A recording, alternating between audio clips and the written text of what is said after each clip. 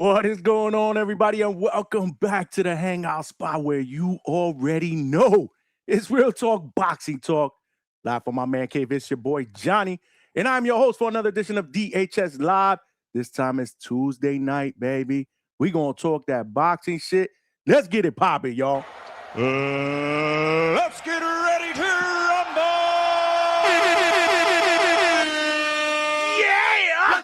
Let's go, DHS, man. Salute. What's going on, DHS family, man?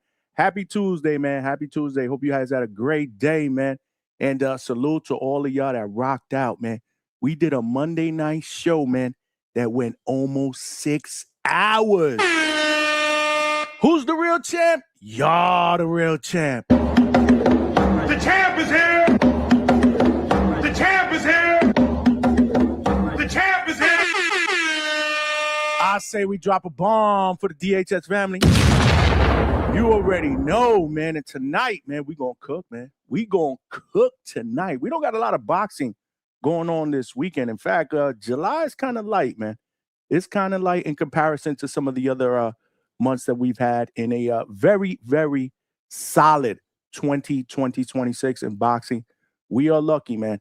We are lucky. We've seen great fights the last couple of weeks, man. So even if we're in for a little bit of a break, it's okay, man. It's all right, man. We got boxing next week, right? And then we got Zuffa boxing at the end of the month. We got Anthony Joshua returning. And then we got fights in August. One of them being the one we're going to talk about tonight, September. I'm telling you, man, 2026 has been amazing, and I think it's only going to get better and better, man. Salute to all of y'all. Yeah! Yeah, man. Yeah, man. So, yeah, man, tonight we're going to rock out, man. Tonight we're going to rock out. We're going to talk about a fight that has been officially announced, man. We've been talking about it for the past few weeks. In fact, we did a show about it, and we played hypotheticals. But now, man, we can talk about this fight in reality. It is here. It is signed, sealed, delivered for the WBA Welterweight Championship. It is going down August 22nd at the T-Mobile Arena in Las Vegas. WBA champion Rolando Rolly Romero will defend against the Takeover Teofimo Lopez. I have so much love for Gervonta. It's unbelievable the amount of love I have for him. Yeah, man, and I got an unbelievable amount of love, believe it or not, for this fight, man. I think it's a good fight, man. I think it's a good fight, man. Salute to Teo, man, for coming off a one-sided loss to Shakur Stevenson, getting right back into the saddle and getting a title shot at a new weight class. You gotta love boxing, baby. It smelled like a toilet full of nasty ass shit, okay? You gotta love boxing, man. Listen, man, this is happening very, very often now. We speak about it all the time. I'm not happy about it. I've never been happy about a guy losing and automatically getting a title shot. That's not the way it was done when I was growing up. In my opinion, the golden era of boxing. But this is what it is today, man. And reality is a lot of these fighters that have come off losses and have gotten title shots have actually been successful. So will T.O. be able to get a title now in a third weight class? Quite possible, man. Even though both guys are familiar with each other, I think this is going to be a really, really solid fight stylistically. And tonight, we're going to do a full preview and breakdown. So I hope you guys are ready. We're going to cook. You know the deal. We're not afraid to put in the work here at DHS, man. It could be 4 hours. Yeah! It could be 5 hours. Yeah! I hate when it goes 6 hours. But again, just like yesterday, we have had the tendency to go 6 hours, especially when the show is cooking after midnight. Yeah! That's when the crazies come out. And y'all know what I'm talking about, man. But yesterday was an entertaining show, man. We broke down Abdullah Mason's big win over Albert Bell.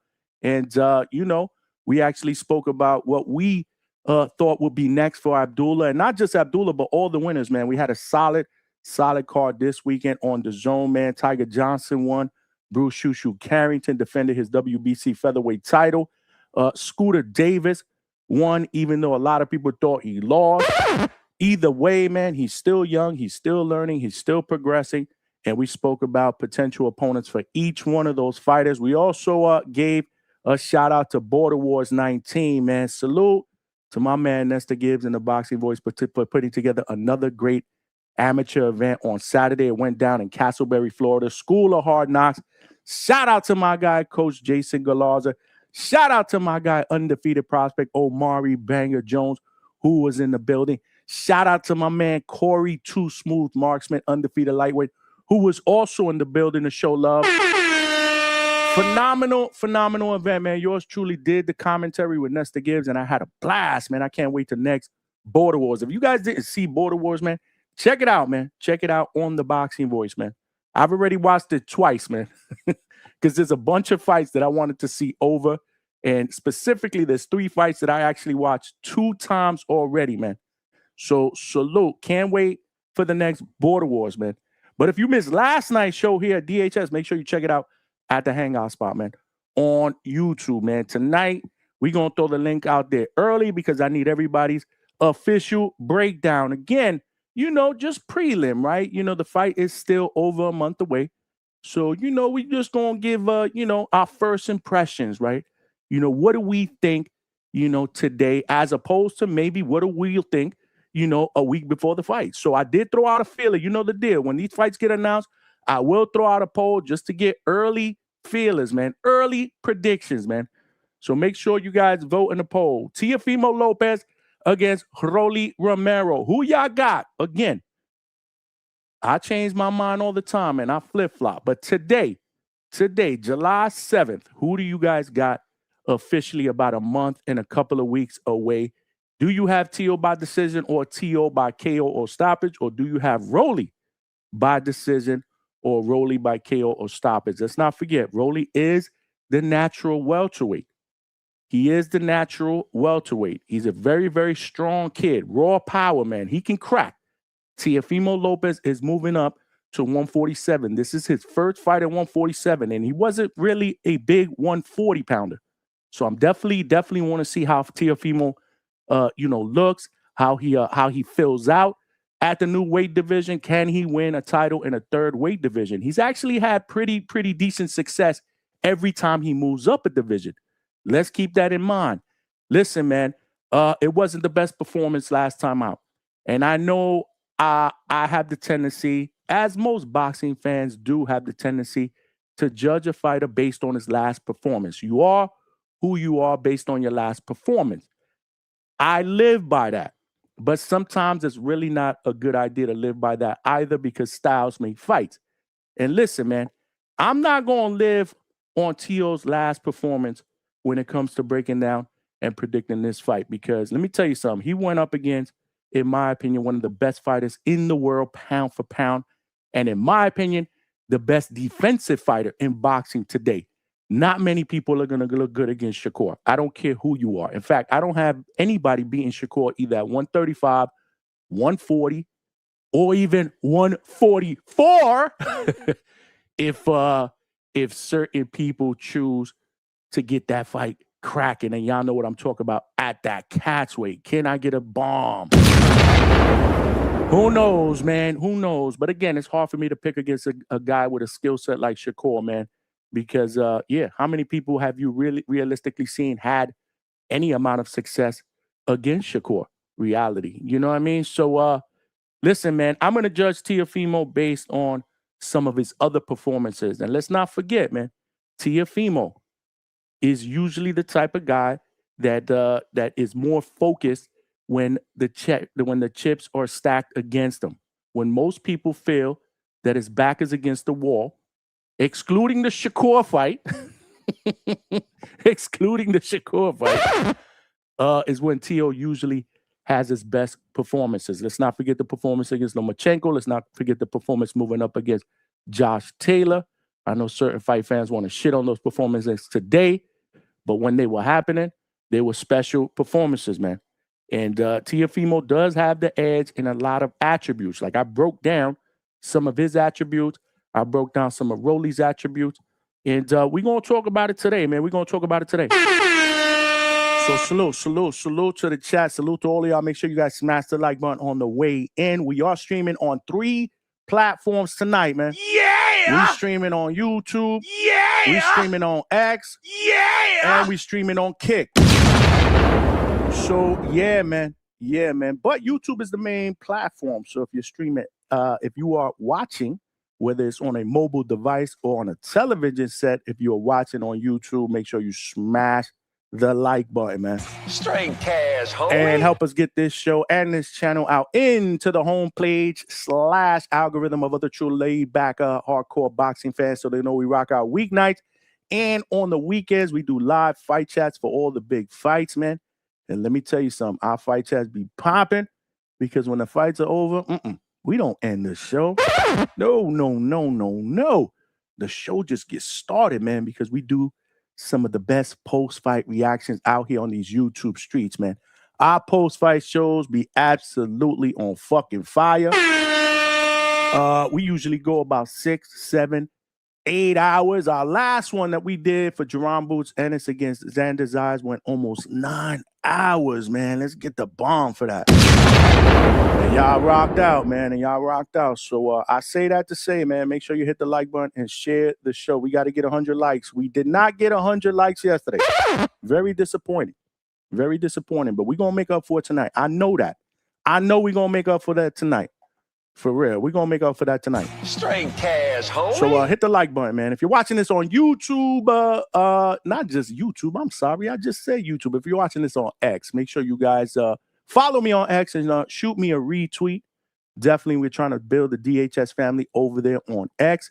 But come on over here to YouTube, man, and join the chat, man. Vote in the poll, hit the like button, and subscribe to the channel. Same thing on Kick, man. Same thing on Kick. If you're watching over there, come on over here to YouTube. We got the best boxing podcast chat out here on these YouTube streets, man. So kick it. Come kick it with the DHS family. And while you're here, subscribe. And if you've already subscribed, tell a friend to subscribe. There are power in numbers, man. Last but not least, cook in the chat tonight, please, man. Please, man. Y'all got to bring that energy, man. Tim Boski style, man. Chad will jack your dog. Junkyard dog, G dog. Chad. Hell yeah, man. Ain't nobody doing it like us, man. Kill it, man. We killing it, man.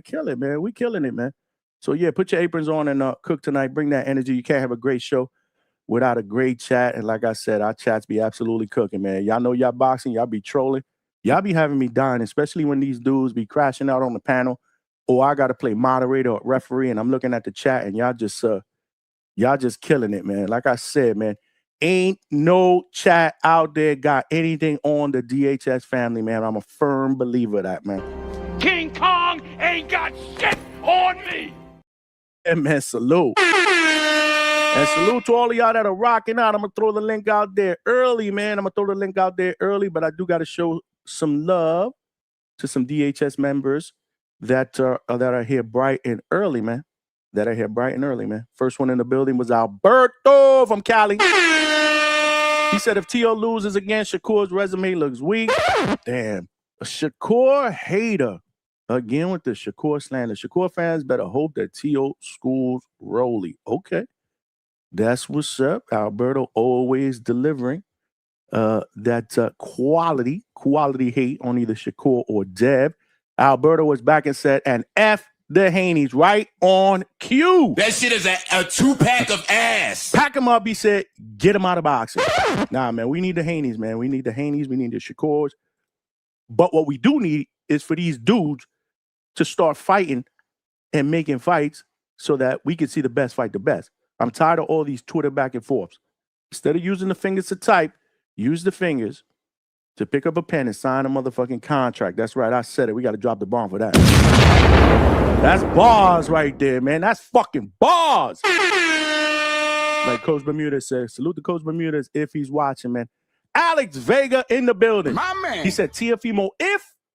So something tells me that Alex Vega is going to come on the panel and say he believes Teofimo wins if. And then he will break it down. Let's see. Oh, shit, my man all the way from the UK getting us started early with the super chats. The man himself, Leonard Sterling, with the 5-pounder. Cash rules everything around me. Green, get the money. Dollar bill, yo. And since it's the first one, Boom. We got to drop the Leonard Sterling with the 5-pounder, always bringing up-to-date information. Love the fact that even if he's not watching live, he always watches every single playback, and I look forward to his comments because not only does he watch the playbacks, but he also provides great comments and feedback and updated information. We're not always right here at DHS.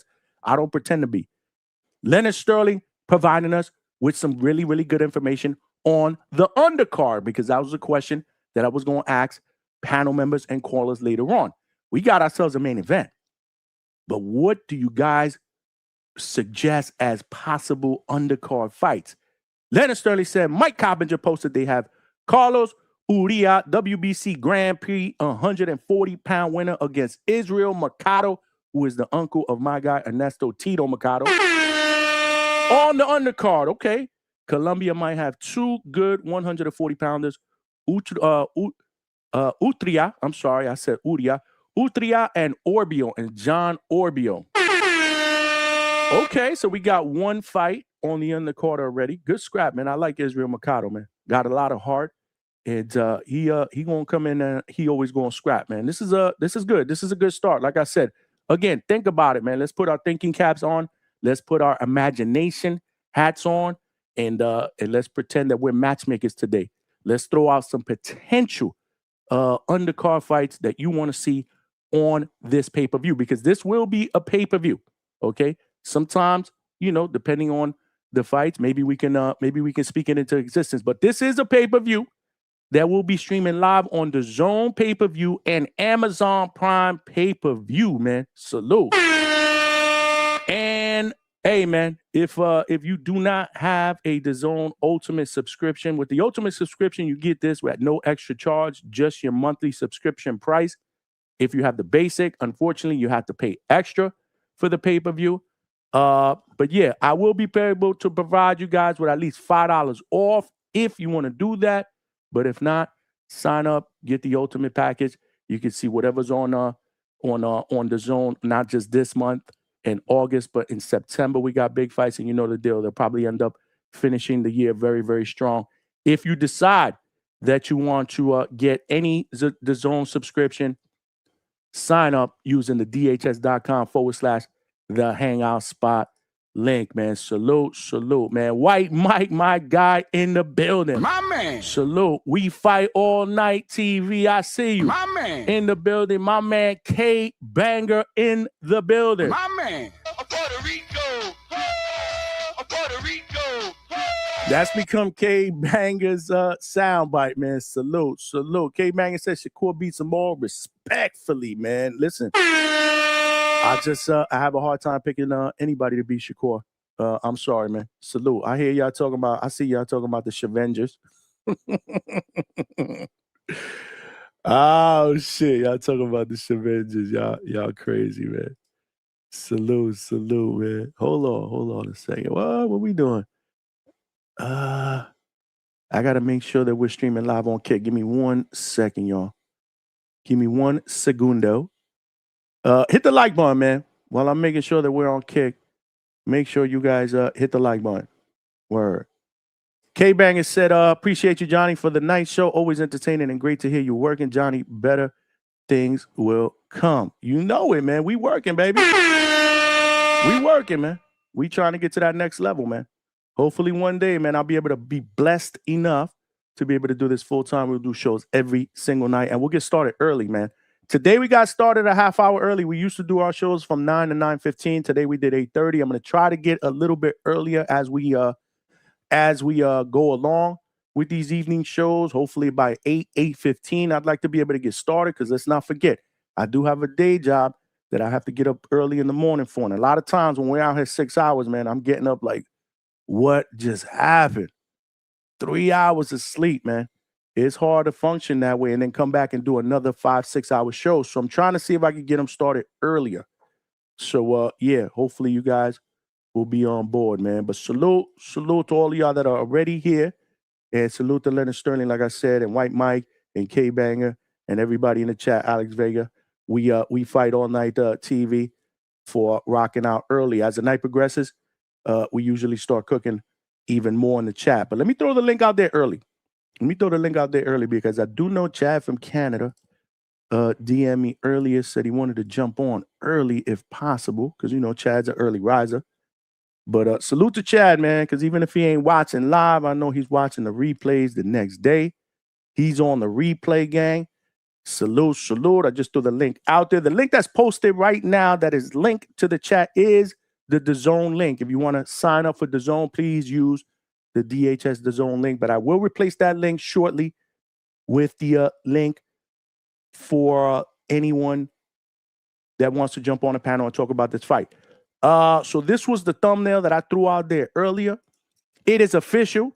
It is going down August 22nd for the WBA welterweight championship between champion Rolando Rolly Romero, who comes into this fight with a record of 17-2 with 13 big wins via knockout. Yeah! Against the takeover Teofimo Lopez, making his debut at 147 pounds, getting a title shot, comes into this fight with a record of 22-2 with 13 big wins via knockout. Yeah! He's a former two-division lineal champion, man. His last fight, like I said, he lost to Shakur Stevenson by unanimous decision.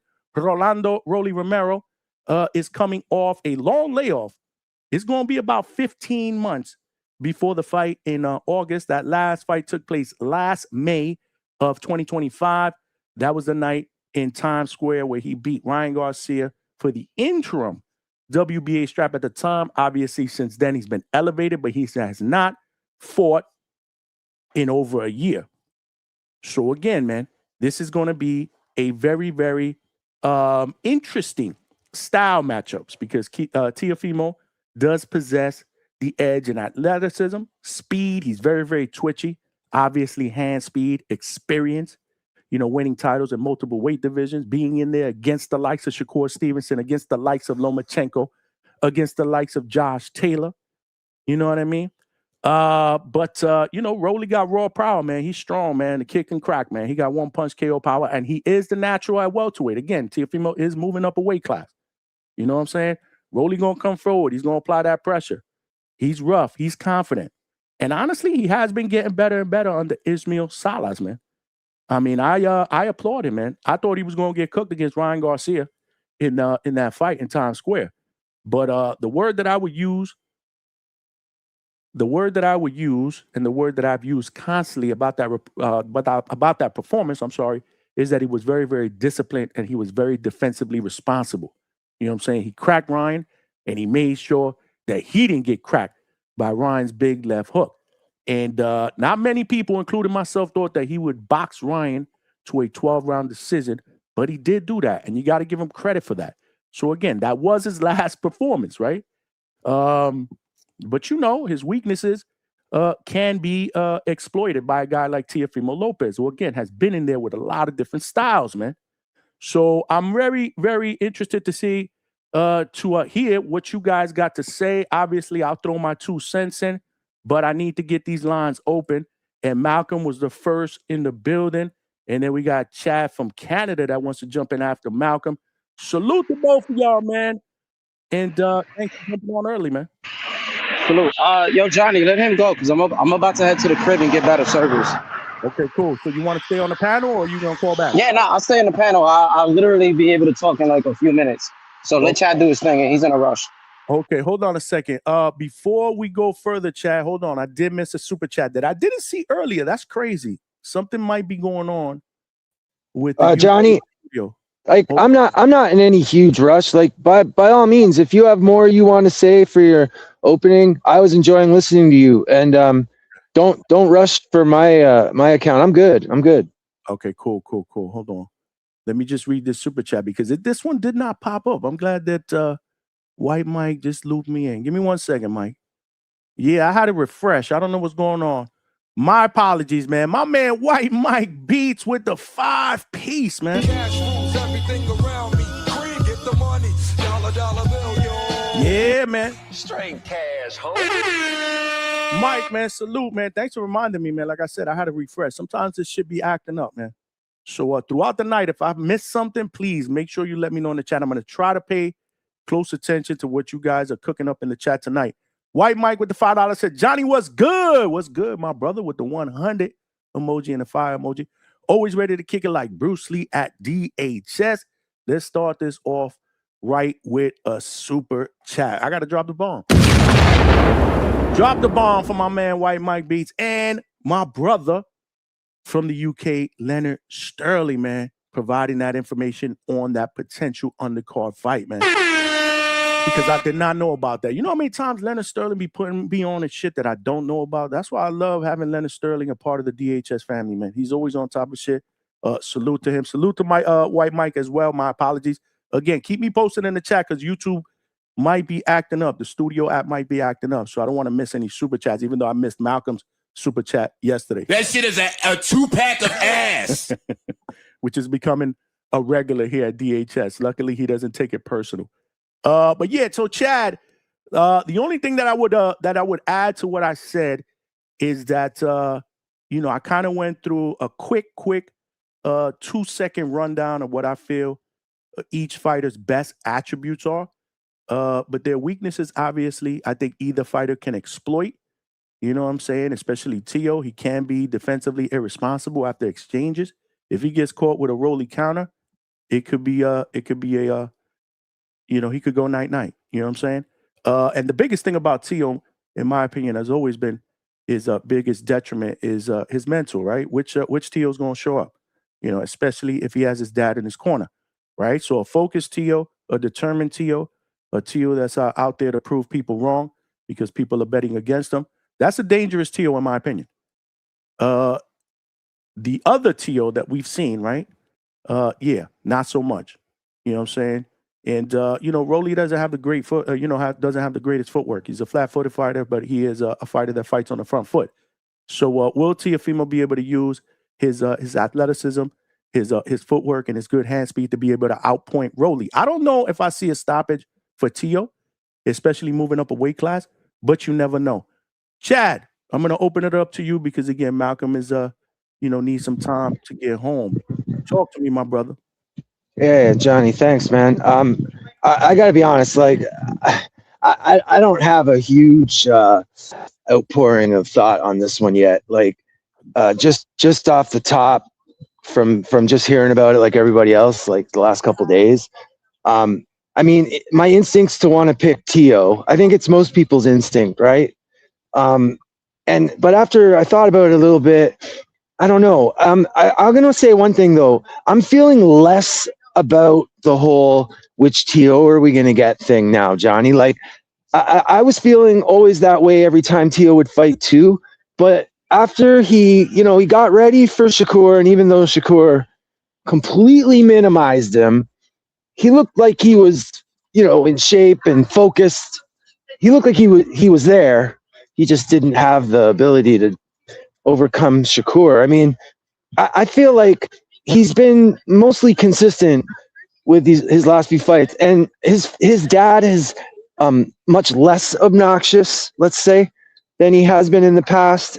So I'm going to expect that they're going to do what they need to and show up the way they need to. But one thing I'd like to see is what the face-off will look like in terms of size. Like, what's your thoughts on that? Because Teo is generally a smaller frame type of guy, right? So he's not a big guy. I think a lot of people get surprised when they see him in person after seeing him on TV and how short he is. But compared to Rolly, like, I want to think that Rolly will have a size advantage, if nothing else, just from being in the division longer. He's kind of ahead of Teo in that way a little bit. So I'm thinking, yeah, man, like, I agree with you. In the exchanges and stuff, like, if Rolly can land on him, we might be seeing what Teo's chin's made of. And I do think Rolly will. I could see, I don't know, the last fight with Garcia, you're totally right, man. He looked poised, disciplined. It was like someone we had not seen in the past. Like, I think back to like when Rolly fought Yijit, like, man, like, he was still doing that judo, like practically throwing guys over his hip in the ring, man. Like, he was kind of wild. And I agree, like, Salas is working with him. I don't know. I think I like this fight a lot. A lot of people are saying, oh, I don't care about this fight. But first of all, it's Rolly's first defense. So I like it for that right there. And it's a great opponent for his first defense, I think. And Teo's moving up. So there's all kinds of questions to be answered with this fight. I think it's a really interesting matchup. I like it. And I think it's a mistake to underrate Rolly because that's what everyone did last time. I mean, indeed, the Ryan that showed up was, whatever the issues were. But regardless, he did what he had to do. I think he could do it again. I mean, if Teo doesn't come in taking him fully serious, if Teo doesn't come in with some kind of disciplined strategy, if Teo just goes in there headhunting, and you know how he's done in the past in some fights, man, he just kind of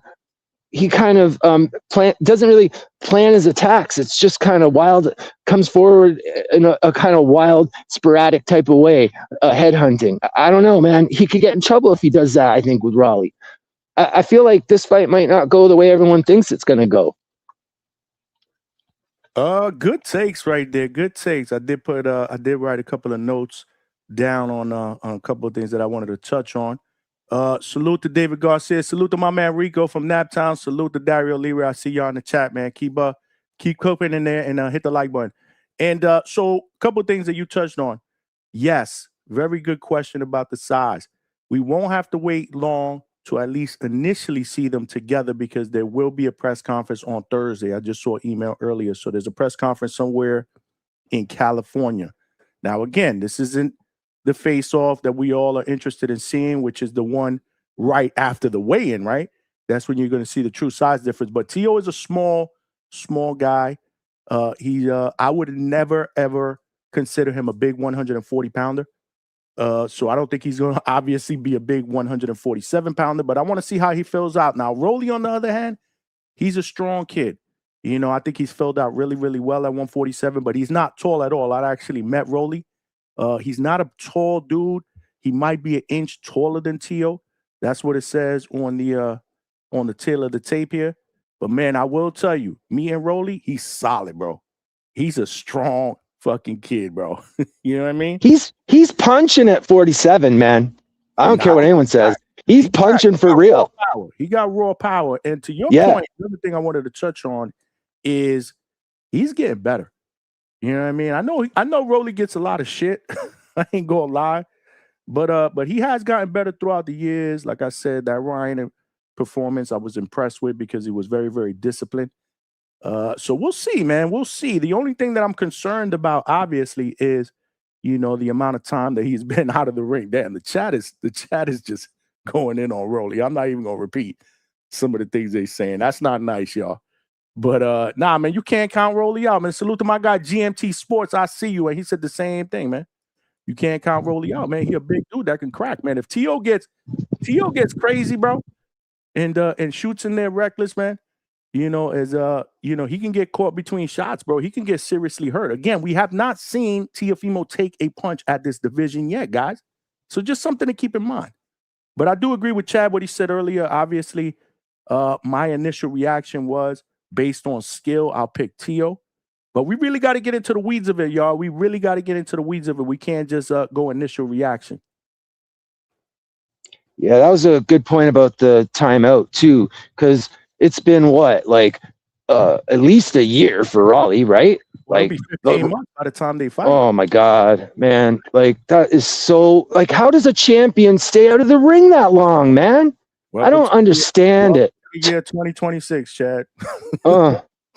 Man. Oh, man. And even Teo, though, so when was the Shakur fight? Because I can't even think about when that was now.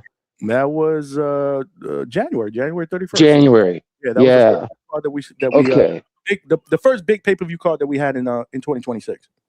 Yeah, I mean, Teo's been definitely, I'd say, if we had to compare the last 3 years between the two of them, I would expect that Teo's more regularly active. But I don't know how much. I don't know. I just like you say, Johnny, and that everything I said is just my initial, just thinking about it. I was at work thinking about it a bit, but my opinion could change as we see things, as time as things move closer to the fight. Because I feel like I could be convinced either way. Really, it just depends. But everyone goofing on Rolly, other than just having some fun. I mean, after what he showed us against Ryan, yeah, that's a huge mistake to just write him off and just assume Tio's going to steamroll him or whatever. I think that's a mistake. And if Tio does that, I think he'll pay for it. So yeah, I'm curious to see what Malcolm thinks or whatever. Johnny, if you want to go to Malcolm or someone else, I'll fall back. Is he ready? Malcolm, you there? Or you still need some time? I don't got nothing to say, John. Nah, I'm fucking with you. Shout out to Lance Meyer, man. Okay, Lance. Yeah, salute to that man. Salute to Chad. Where he been? I ain't seen him in the chat forever. I scared him away. I think so, because I seen him in I think he was in Tone's chat before. Or Ryan's. It was one of the two. But Lance, come back, man. Come back, man. You were the face of the community. This was a while ago, but I think he was in Tone's chat. And I commented because I was watching, and he actually gave me a shout out, like, "What up, Johnny?" So I don't think there's any hard feelings, but I haven't seen him in the chat. But he'll be back. He'll be back. What's good, man? Malcolm? Talk to me, man. Chilling, man. My bad. I just came from the gym and shit. Dude, it's hot as hell, man. We're getting hit. There's a heat wave. I think it was like 112 today. So, quick question, because obviously out here in Florida, the humidity is that shit is a 2-pack of ass. But we're in hurricane season, so at some point every day, and today was the first day in about a week that we did not have a thunderstorm at some point in the afternoon. When it's hot out there in the summer and it's 114, do you guys get a lot of rain or not? Rain doesn't exist in Arizona, man. Damn, we'll be lucky. And it's monsoon season. That's the funny thing. Like, legit, the amount of times it's rained, we'll get less than, I say, a week and a half an entire year, like in total days of rain. That's how bad it is where I'm at. And yeah, it's monsoon season. So I think next week they're projecting that it's going to rain, quote unquote. I look forward to it. I just don't we don't have we don't have good drainage over here. So the flooding gets disgusting. But yeah, just straight dry heat, man. It's just brutal. You can fry an egg on the sidewalk if you felt like it. Your sweat just evaporates. It's disgusting. But I'd rather that than humidity, man. Because that feeling of taking a shower and then coming back out and feeling like you need to shower again. The dogs don't even want to go out when it's hot and humid like this. Like it's like when you open a door, it's like walking into an oven. It's disgusting. I love Florida. I don't love the summers, though. I ain't gonna lie. Yeah, let me want, man. Move to Arizona. Probably come over to Texas. Dude, San Diego's beautiful. Oh, shit. San Diego is beautiful. It's beautiful. I heard it's expensive. See, where I live at is nice. Man, you rich. This guy, man. I wish I was. He came into existence, man. Oh, man. But yeah, let me go to these this little boxing take. Salute to both of these guys. This is finally not a rumor that we're discussing. We're actually talking about a fight that's going to happen. Amen. Go ahead. Sorry. Yeah, and this is because I don't like to call them the Kings. I don't know what you would want to call them, but there's this. I don't call anybody these five guys. I don't call anybody a king that don't deserve to be called a king. I'm sorry. We throw the word out king. We throw the word out great. We throw the word out legend way too often in this era. You got to earn that shit. Fuck that. But go ahead. Yeah, so I don't know what. It's like those 6 names that they're kind of intertwined together. You know, it's Tank, it's Shakur, it's Devin, it's Ryan, Tio's in the mix, and then Rolly found his way to just slither in there. It's these 6 guys. They all, if I'm right, well, they didn't all start at 135, but they were somewhat prominent figures around that weight class. You know what I'm saying? So I like this fight. I'll be honest. I'm not too crazy about somebody getting a title shot off of a loss. But at this point, like I said yesterday, something about conditioning. It's just not surprising anymore. I'm just like, oh, okay, title shot off a loss. It's the new norm. Yep. Now, in terms of how I think the fight is going to go, listen, I've never been too big on Rolly. I'm still not too big on Rolly. I don't think so here's the thing, right? I don't know where to start. I'm all over the place with this. With Rolly, as he's went up, and I like to call it weight bully syndrome. I don't believe in weight bullies first and foremost. But what I mean by that is every time you have somebody who is big for their weight class, once they move up one or two, mainly the second weight class, when they jump up to that second weight class, or I guess that third, whatever, they look amazing because it's less, they're draining their body less. They have more water retention. You're able to eat a little more, and they always, you come out in your fights, you look fuller, you're faster, you're stronger. You can think better if you have better water retention. And Rolly, he proved in his last fight at 147. He looking stocky as fuck. He looked strong. Yeah, he looked fast too. He still got like them weird little cement legs. I don't think he's the best fundamentally, but he made Ryan Garcia look like a D-level fighter. He did him bad, man. He dropped him. And then also we gotta remember he beat a Ryan Garcia that wasn't on the juice. He's back on it now. I don't give a fuck. But I'm Oh still not Lord. too. Yeah, I'm still not because Sure, right? you got guys like Alberto that's in the chat and they be doing the Freaks most, come man. out at night. The Yeah, freaks come out at night. what? But no, but the thing is, look, when he fought Ryan, Ryan wasn't utilizing the right hand that he was using against Barrios. And he did what we always say, take away the left hook. Tank, even though he fought a drained Ryan Garcia, he took away the left hook. He ducked under it. He was countering with the right uppercut or the right hand, left hand, whatever the fuck hand it was. I can't even remember. But he took that hand away and made sure to roll under it. Brody took away the hand. And I think his corner kept telling him, phone booth, phone booth, phone booth. He kept his hand up there. He just neutralized the hook. It took one hard shot. Ryan felt the power. He doubled back. I don't want to hear that he wasn't focused and none of that. Well, maybe he needed the steroids to be focused. But ultimately, all bullshit aside, he stuck to a game plan. I said the same shit with Liam Botto. I don't think he's the greatest fighter, right? We all thought he was going to lose to Matias. He had a certain game plan. He neutralized Matias' style. Matias would come in, he would smother him, and he would push him off. Matias is never in position all the time. I think people don't fucking realize shit. They don't know what they're watching. I'm not trying to act like I'm Hector Bermudez, but there's just certain things you see, and you got to pick up on certain patterns. So if Rolly can stick to a game plan and somehow say, hey, I'm going to make Teo come forward and I'm going to somehow outbox him, I think he'll have a better shot of doing that than to get a knockout. Because Teo thrives on somebody who's going to come forward and give him a lot of action. The thing is with Rolly, he is a little more on the athletic side. When he fought somebody like Steve Claggett, I ain't gonna lie, he didn't look the best. I think we've all said it, like it wasn't the best performance, but it was a clear dominant win. He just got hit a little too much often. Kambosos, he fought his kind of style. And with everybody else, it was more of a style issue. I don't like the narrative of Teo's not focused. He was focused for Shakur, he got cooked. Sandor Martin is a tricky fighter. Jermaine Ortiz is a tricky fighter. So those are three styles that just really gave him problems. And then the other tricky fighter he fought was Lomachenko. He had the size difference. So I don't like to say, oh, he's not focused. I just think that there's certain styles that give him issues. And when we seen him against somebody like Barbosa, who was notably bigger, and he was coming forward, he looked amazing. We thought, oh shit, Teo's gonna be the best thing. You know what I'm saying? But I think, I have Teo winning though. I have Teo boxing him. He might get hit with some shit.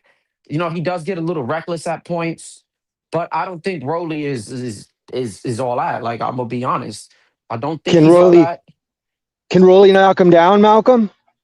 Oh, it's possible. Just gonna definitely. Ask. Great question, Chad. It's definitely possible that he knocks him down, but I mean, a knockdown doesn't always guarantee a win. What's to say that he knocks him down, but then he just gets outboxed the entire fight? No, absolutely. I just wondered, where your head was at with that, like if you could see it or not, Yeah, because I could definitely see a world that he does that, but yeah, I think that's it. I could have swore I had a little more talking points on it, but yeah, unless Rolly comes up with some crazy ass game plan, I don't see him beating Teo. And if this is going to what Alberto was saying in the chat earlier. if Teo wins, we're gonna have to talk shit about Ryan Garcia's resume because he lost to Rolly Romero, who went life and death with some old ass Barroso, right? What else? 'Cause I really want to shit on this guy, right? He beat an email champ who was coming off of 2 draws, right? That's what Ryan Garcia did. I can't think of what else, but Yeah, it's fuck Ryan Garcia, man. The guys on PEDs, you guys just want to hate on people all the time. But that's really it. Yeah, I'm gonna just tune in. I'll get off the live. You feel me? Shout out to Johnny skipping my super chat yesterday. It's becoming personal now. Yeah, it's becoming personal now, bro. You're absolutely right. I apologize like 3 times today, man. What was the super chat? Can you read it for me, or can you remember it? Oh no, it's because you see, I need no. All I know is I need stock chasers up here because I wanted him to talk about that 70-30, that whole situation with the that's what it was? 70-30 with Tank. Yeah, because he never holds his guy accountable. Like it's okay to say that Devin did some, you know what I'm saying? Like I said with Shakur, man, call the bluff. You know, when it came to 75-25, I said call the bluff. Devin should have did the same shit. But it aged a little better now. Just because it came out that I think Bill was saying that Al said he's not gonna fight until next year. And I wouldn't even advise for somebody to fucking do that, to agree to a 70-30, and then if your stock rises up, let's just say somehow he gets a big fight and somehow he fights Ryan Garcia this year, even though it wasn't gonna happen, but your stock rises up and then you're gonna want a different split, and then we'll be like, no, but you said you were gonna do 70-30. But yeah, it's just stock chasers, man. He doesn't hold his guys accountable. That's what kind of weeds the boxing fans from the regular fans of the sport. And he just doesn't like anybody who's against Dev. I want you to take note of this, Johnny. Boots, Tiger Johnson, Keyshawn, Shakur, Ryan Garcia, anybody who calls out Devin, the stock chasers will have an issue with them, and he'll never say anything positive about them. Just keep note of that. Yeah, that's still my guy, though, man. Fuck the Knicks, but I'll holla at y'all, man. Salute to DHS. Malcolm, you know what you do before you split? I was just thinking about it. You know why I accidentally always skip your super chats? Because you always sending them when these guys are fucking yelling and screaming over each other. And it's like hard to get a fucking word in. I'm playing moderator. I got to put the bell on. I don't know if you guys watched yesterday's show, but I had to hit the bell. Amazing. So I see it. And then all of a sudden, I'm doing all these different things. I'm arguing with them because even yesterday I got into an argument a little bit. I got a little passionate over some shit that was said. And it just slips my mind. Like, you never send it when it's calm. You always send it when it's fucking crazy. Yeah, because I mean, it's usually I'm not making excuses. I'm not making excuses. It's still my bad. I'm just maybe. Well, you know what? Maybe I am making an excuse. It is, man. That's why we have Big Money. I hope he's good. I don't know what's up with Big Money, but I don't know. I reached out to him today because I was like, "Yo, you good?" He said, "Yeah." He said he was good, so he's probably just busy. Maybe we'll see him later on or tomorrow or whatnot. But he around. All right, that's what's up, man. But like, yeah, man. When it comes to that whole shit. Like, when it's calm, it's like there's not too much going on for me to chime into. But then once it gets into a whole, when everybody starts arguing and shit, I'm like, I got to send a chat. Malcolm likes that shit, though. He likes all that toxic shit, Malcolm. Yeah, but I would never jump into it. I'd never jump into it. But that's not going to be. See, this is where I'm going to throw a challenge at you. What you just said. About stock. You need to do that shit when stock is on here. Do you know why? All right, I'm gonna ask you a question, right? Now, check this out. Like, hear me out. Would you ever debate with Ness over Devin Haney? No. That's Would you ever debate with Two-Tone over Alicia Baumgartner? No. Would you ever debate with Brown One over Inoue? You get where I'm going? Yeah, I get what you're Yeah, so shout out to them. But it doesn't even have to be a debate. You spoke your piece about what you feel is his not his strong point, right? Not his love for Devin Haney. Like you could just speak your piece. Sometimes people need to hear the truth. You know what I mean? You can't handle the truth, John. That's just me throwing that out there. It's just saying, yo, you need to hear a couple of things, Stock. Blah, blah, blah, blah, blah. And if he comes back at you, then you just split. Go ahead. Guys, I'm just saying it takes energy. That's to Malcolm's point. You got to have the energy to be able to go toe to toe with these guys because they always have it. They're 24/7 ready to go. So I feel you, Malcolm, on that, man. I feel you. And to Chad's point, that energy always comes at 1:00 in the morning, 1:30. Like when I'm ready when I'm winding down, like right now, I got a lot of energy, bro. It's 9:26 Eastern. But they want to do this shit at 1 o'clock in the morning when I'm like, damn, I'm trying to end the show at least by 2 because I gotta get. It's just crazy. They always, like I said, this is why I say the crazies come out after midnight over here. The stock chasers, and I mean this as a compliment. I love all of them. Y'all know the deal. The G-Vons, the A-Sounds, they all come on late to do this shit. That's why sometimes I just get crazy and I start crashing out. That keeps it interesting, Johnny. It does. Listen, the chat. Stock my guy though, man. I'll tell you, Yeah. stock my guy, man. Stock my dude too, but he biased. I mean, oh, of course. I mean, I don't even think he can deny it. Stock can't deny he's biased. If he does, Lord have mercy, that man has to get checked. He loves it.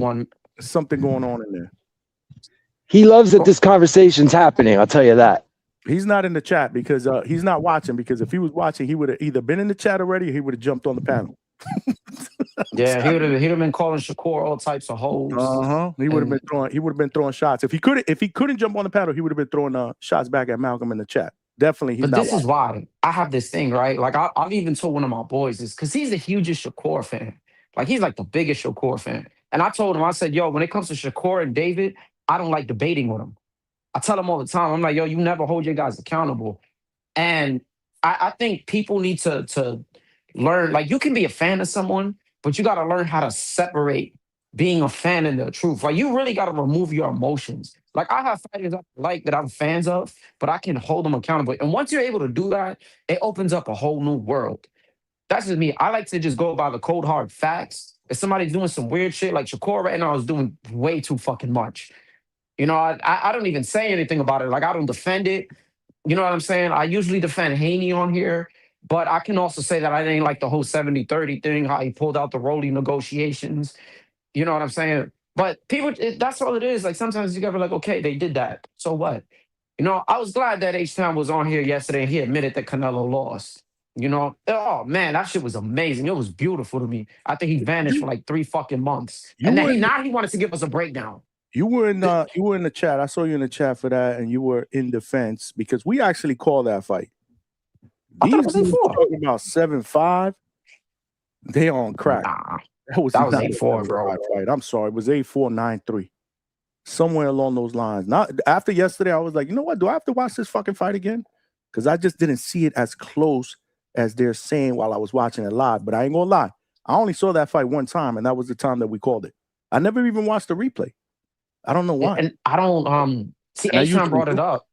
I have this thing. I don't like to rewatch fights to score them over. I'm highly against it because I start paying attention. Like if you were to tell me to rewatch that, I'm gonna focus so much more on Canelo. I'm not gonna see what Bud's doing at all. And nobody can sit here and tell me that I was swayed by the commentary because I had the shit on mute the entire time and I wasn't listening. So. Yeah, I don't really know what to tell people, but it is what it is. If he got his ass whooped like that, he got his ass whooped. No, H-Town. It is what it is. H-Town is right. H-Town is right. That's what I meant. I mean, you called it 7-5 for Bud, but and that's what Malcolm said. Malcolm gave you credit for at least saying 7-5. I just didn't see it 7-5. 7-5 is a really, really close fight, meaning a swing round would have made it a draw. I didn't see that fight nowhere near a draw. I saw a clear-cut winner in Bud Crawford, 8-4, maybe even 9-3. I think did we score at 9-3 at the time? 9-3, 8-4. Because there was some. I don't remember what round was the swing round. Yeah, I think we scored at 9-3. But again, I respect 8-4. Listen, I'll meet y'all in the middle, but 7-5 now. That's too close of a fight to me. I just didn't see Canelo winning 5 rounds in that fight. I just didn't. I got him beating him, Billy.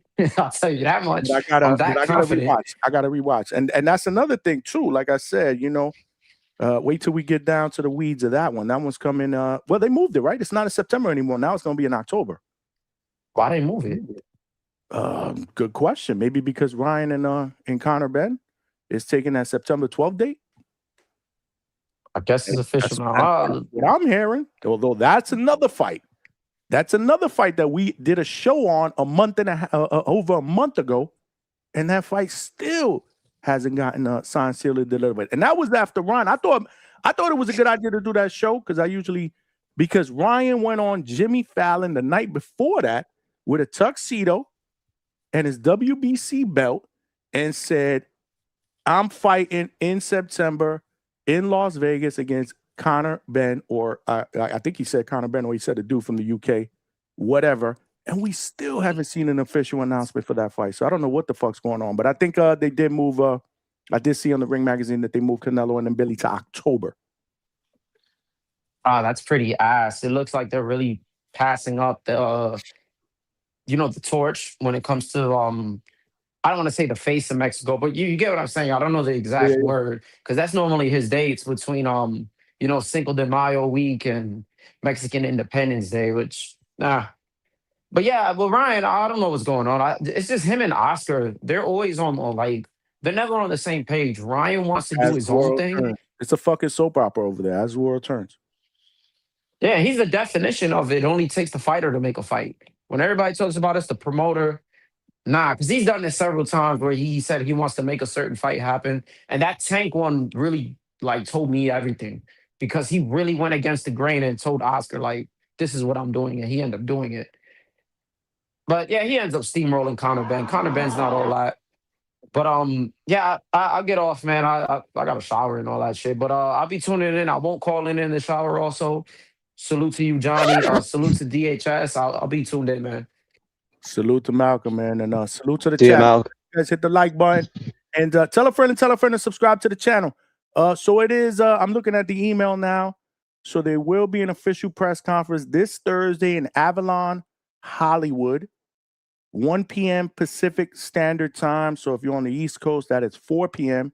Eastern Standard Time. WBA welterweight champion Rolly Romero and Teofimo Lopez will do their initial presser, or the introductory. I always jack up that word. Press conference. That's in Los Angeles, California. So we got ourselves a fight, y'all. So at least now we're not talking about a potential fight. We're actually talking about a fight that has been announced. And reality is, I like this fight. I really do. I like this fight. And dare I say, I forgot to mention something to Malcolm when he was on the panel, but Chad, I'll throw this at you. Dare I say, there's familiarity with them too. It makes it interesting because they go way back. I think they sparred against each other. They go way back. They're actually friends, or were friends, or are friends that are not Call of Duty friends. I don't know. But they are cool with each other. So maybe that could play a part as well. Obviously, the comfort factor, right? I mean, I don't know. What you think, Chad? I don't know. I like, man, there's a lot of traffic here, Johnny, so bear with me. But I like the idea. I was just talking about this with Ryan from the Six.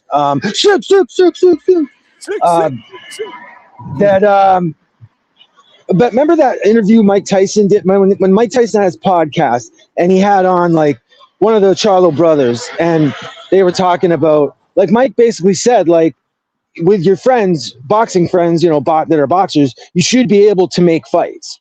You should be able to make money together, was his kind of idea, And that stuck with me. You would think so. Yeah. I mean, some guys, say Bud Crawford, for example, some guys are really competitive and probably would be problematic just based on that, right? It might interfere with the friendship. I don't know. But I think a lot of people probably can. So yeah, I feel like it shouldn't get in the way. Remember with Mason and Bell, there was a crazy history there. Did you see that photo that Bell had of when they were kids? Mason looked like he was 7 years old in it or something. It's crazy. They go way back, man. Yeah. I'm assuming Bell was a teenager and Mason looked like he was I don't know, maybe he was 10 years old or something. It's hard to say, but very young, very young. So yeah, does that? He's told me. He's told me, and he's even said it on this panel. That's his little bro. That's why when that fight was announced, and I knew about it before it was announced, I was like, holy shit, okay, damn, that's what's up. I gave him. It's cool. Yeah, Yeah, just the fact that they both pushed and made it is amazing, really. The odds are so bad and unlikely. So I find it interesting, and yeah, I think I don't know, man. I don't know what to say about that angle. But I want to ask something, Johnny, not to change the topic, but since Ryan got mentioned now, I've been wondering, like, so what the Barrios fight, like, I'm not sure how much time has passed now. Sorry, I'm really bad at like the recent fights. I'm having trouble like sorting out, remembering what dates they are, but recent enough anyway, his last fight.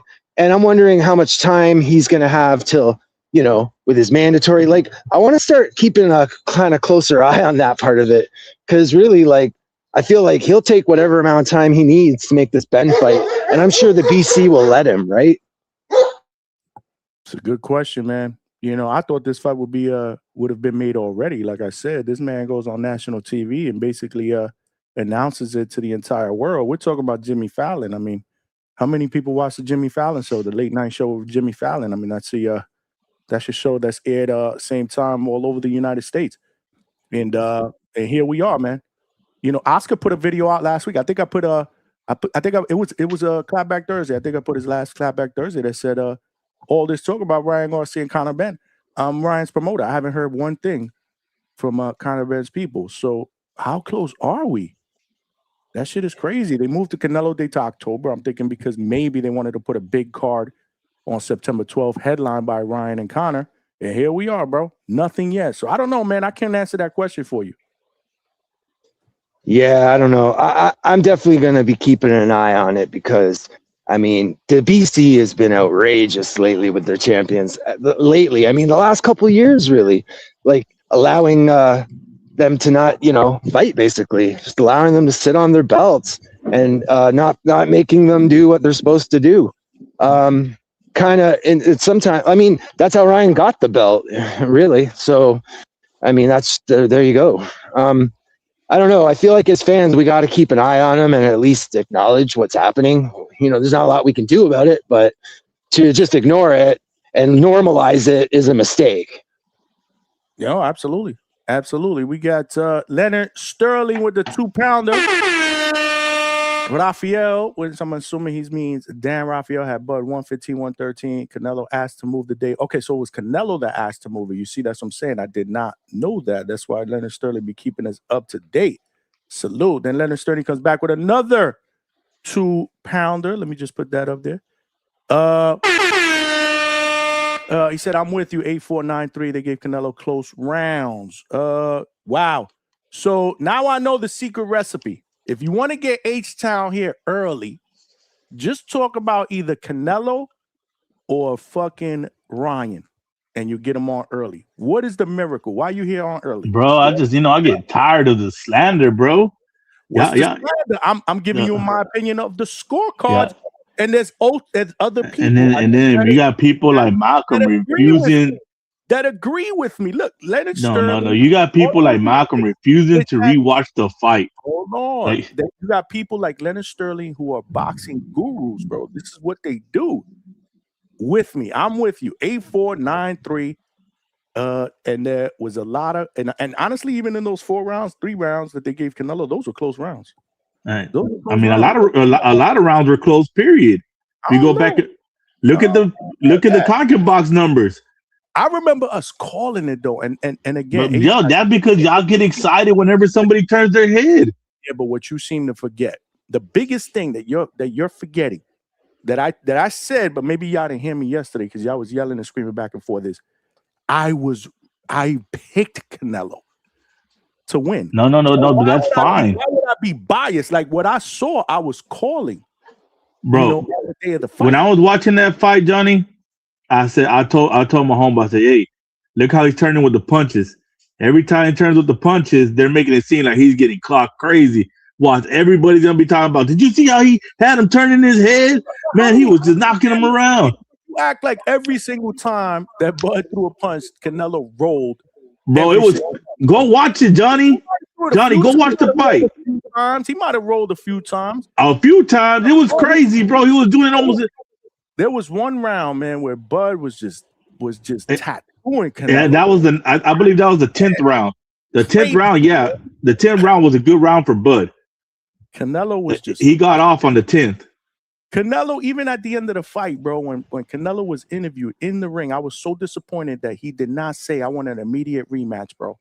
Never said it in the ring, never said it in the locker room. He said it later on, after the smoke settled, after a few days or after a week or so. But I think Canelo knew that night, like, yo, damn, this motherfucker good. I don't even know if I could beat him if I fight him again. I'm serious, man. I mean, what are you talking about? He said he wanted the rematch. Yeah, but not immediately after the fight. Well, I mean, he had to have surgery first. You don't know how you come out of surgery, Johnny. A lot of other fighters, a lot of other great fighters, prideful fighters that believe it was a close fight that could have went in either direction would have immediately in the ring demanded a rematch. How many fighters do that, H-Town? Come on. Even Bivol dropped belts because he had a surgery. He didn't know if he was going to be able to defend or not. So now Canelo was injured. And he was. What do you want me to do? All right, man. Hey, listen, man. Listen, you can say what you say. But until we see a rematch, we saw what we saw. Y'all don't want to dismiss what y'all saw with Ryan and Dev, right? So why? Dude, I've always said Devin won the rounds that Ryan took off. Why should we dismiss what we saw that night? But see, this is where I'm honest, and I'm telling you the truth. Devin won the rounds. Ryan took off. Ryan was in a horrible shape that fight. Hey, so Johnny, I just want to come and spin some facts because H-Town brought up, look at the CompuBox numbers. So I have looked at the CompuBox numbers, and Bud outlanded Canelo 129 to 99. He also outlanded Canelo in the jab 45 to 16. He outlanded him in power punches 64 to 32. So if we're looking at CompuBox numbers, Bud clearly won the fight. And I give Canelo the third round, the fifth round, and the ninth round. That's it. So I'll say it's 9-3. I really believe it's 10-2 because I kind of believe that the ninth round was a swing round for Bud, right? But I'll say 9-3, just like everybody who was watching the panel as we're watching the fight was saying 9-3. Now we're getting, it was a close fight. It was 7-5. It was 8-4. It was 7-6. Canelo really won the fight. Like I never said Canelo won the fight. Whoa. So you were just throwing shit around. I never said Canelo won the fight. That's just me exaggerating like you with the CompuBox number. But you over here saying something I didn't say. The thing about CompuBox numbers is they total them for the whole fight. It doesn't give you a round by round round breakdown. So it's like 32 landed, but maybe 20 of them was in one round and 13 or 12. That was a round, fucking like round 10 and shit when fucking Bud. Trust me, I picked Canelo during that fight. I wanted to give him the benefit of the doubt. I did. You know how it is. You pick somebody and like, fuck, man, I don't want to be wrong. And the other thing I love is about all these Bud fans. So where the fuck were you when he fought Spence?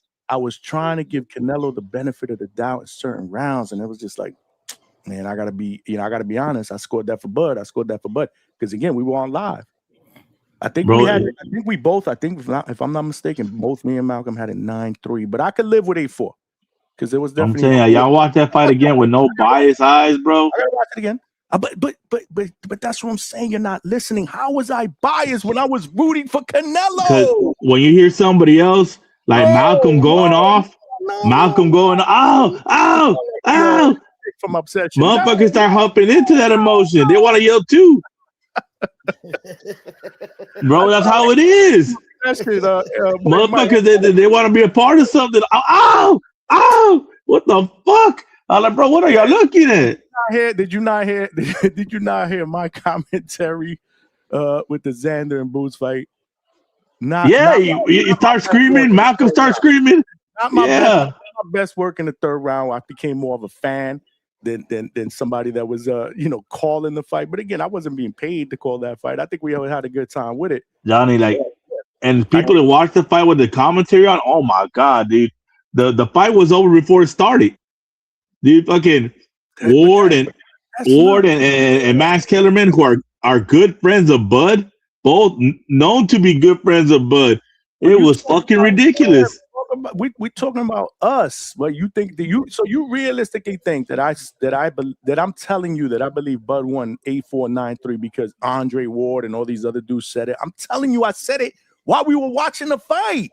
And then we opened up the freaking panel and we fucking spent another. So you said you had it 9-3 that night. That's what you said. I believe on the night of the fight. I don't remember. I got to watch the playback, but I believe both of us. I believe both of us had a 9-3. If I'm not mistaken. Yeah, this is why I started questioning people. I question Ness when Ness watched this fight. I'm like, bro, what are you looking at? Like, yeah.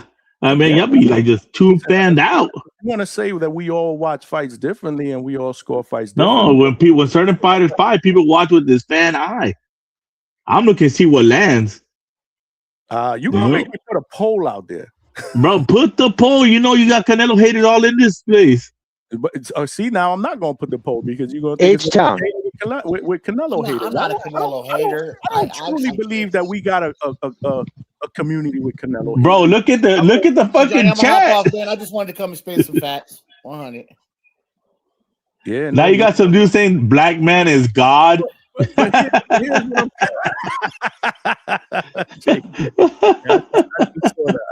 that is bias. We got to keep it a buck. But I'm just saying, like, but that's another word. That's like my boy Hamza told me. The black man is the original man. Everybody comes from the black man. I said, then we all got the N-word pass. If we all the same people, then why are you crying about the N-word? But like I said, my thing is, you know, the words that get thrown out far too often in today's world, hater and bias. Just because I'm telling you that I believe that Canelo lost 9-3 or 8-4 doesn't make me biased, bro. Again, I was rooting for Canelo. I got that shit wrong. I took it on the chin. I opened up the panel after the fight, and people were like, Johnny, you got 8 crow. Johnny, you got it wrong. You know how many times they've done that to me? They did it when Norman lost. They did it this time when fucking Xander lost. That's what I'm saying, Ron Jackson. We all black. So what's the problem? Why y'all mad at your light-skinned brothers? We all black. What are you talking about? Yeah, man. But listen, man. Hey, we all family, bro. Why don't we just say we all fucking family? Like I'm just regurgitating what is being told to me in the chat. You know, I'm not even disagreeing. I'm saying, yeah, cool. We all black then. You, Javon, everybody else, y'all experts at being on the panel and reading the hate in the chat. You know they're gonna come after y'all. No, man. I mean, just saying. By now. If I agree with you, then what are you talking about? I just don't agree with how close you believe it was. That's where we're going to agree to disagree, and it's okay. It's okay. I thought it was a lot more one-sided than you had it. That's all. That's all. But at the end of the day, the result is the result. So right. You know another thing I love, Johnny? Guy winning. That's all. And another thing I love is when people be like, "That little guy beat Canelo." I said, "Bro, Canelo comes from 140." Actually, he's that he's guy 5'6". He actually Bud was bigger than him. I was shocked. Like, stepped into the ring and this was not really that small at all. Bud looks like he's been fighting in this. Bro, division. Bud's back looked crazy, bro. That night, I mean, you seen Earl Spence out of camp? That fool looked like a wrestler. He filled out well. He definitely filled out well. You know, I was amazed. Right in the beginning. That's that years of weight bullying. Cut him 30-40 pounds to be the bigger guy against little men. Trini said he got shitty Wi-Fi. I put you on the panel, bro. You got kicked off. I ain't kick you off, bro. You come right. But that's the American way of boxing is cutting a lot of weight to be having an advantage against a little guy. You know, that's how it is here, bro. I don't know why people just don't admit that shit and why I call somebody small. You know, bro, that dude is not small. The Charlo brothers are big than a motherfucker, and they fight at 154 or 160. You know, then they walk around 190 pounds, 195 pounds of muscle. It's 100% the state of the game today. 100%. You know, I don't see these Eastern European fighters and the Mexican fighters. You know, actually from Mexico, not the Americans, not Ryan, not David, not the Americans. The actual dude from Mexico cutting 80, 90, pounds or being that big outside of camp, you know. And if they are, they're fat. They're not fucking built, you know. Look at a Pitbull Cruz out of camp. He's a fat little bastard. He's not even in shape, you know. Pitbull. Like, I mean, Bud out of camp is 6-pack, you know, built in a motherfucker, showing you he's fucking deadlifting 500 pounds, and you talking about, yeah, that dude little. Bro, even the big boss Bandalorian was good, my guy. My man. He said at the weigh-in, Johnny, people were around me because he was there, oohing and eyeing because they were surprised and said they didn't expect Bud to be and look that big. I'm the same, bro. I remember I was like, damn, Bud does look like a 168 pounder. Remember, one of the reasons why I foolishly picked Canelo was because, you know, Bud moving up 2 weight classes, bro, against a natural 168.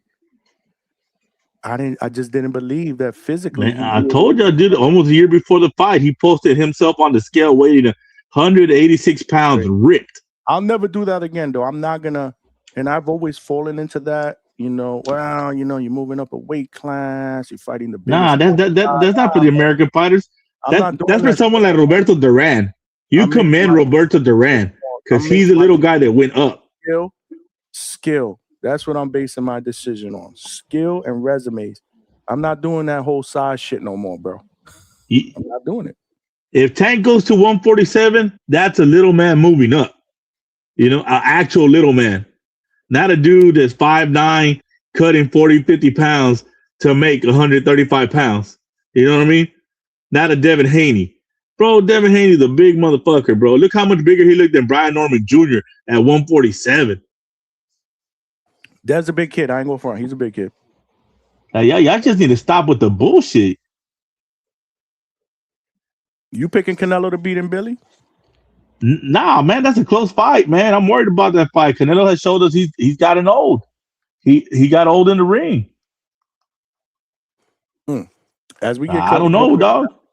As we get closer, we'll break it down. 50-50, Johnny. Like, I mean, bro, there ain't a bias bone in me, bro. I see what I see.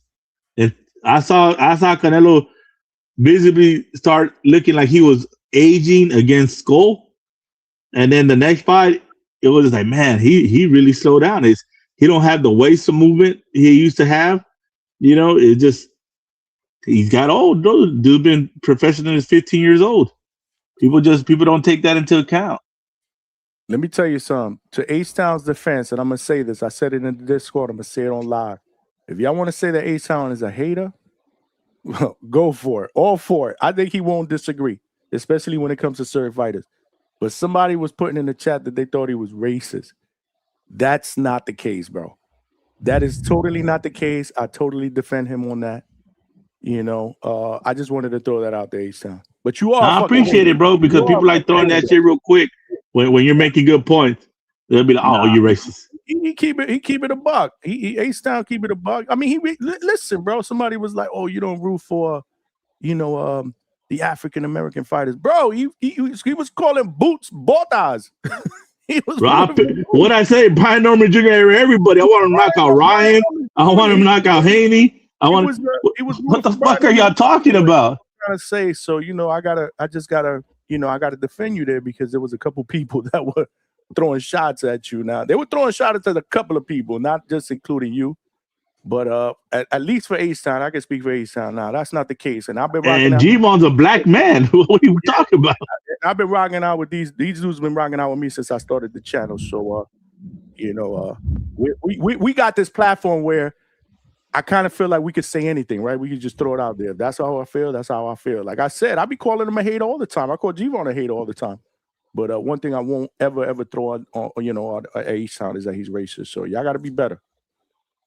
And this fight with Rolly, man, I'm picking Teo just because but I mean, I'm still worried because every time a puncher has faced a boxer that they sparred multiple times, even though the boxer schooled them in the sparring, the puncher has got the best of the boxer. You know, you seen it with Ryan and Devin, who had sparred and fought each other as amateurs.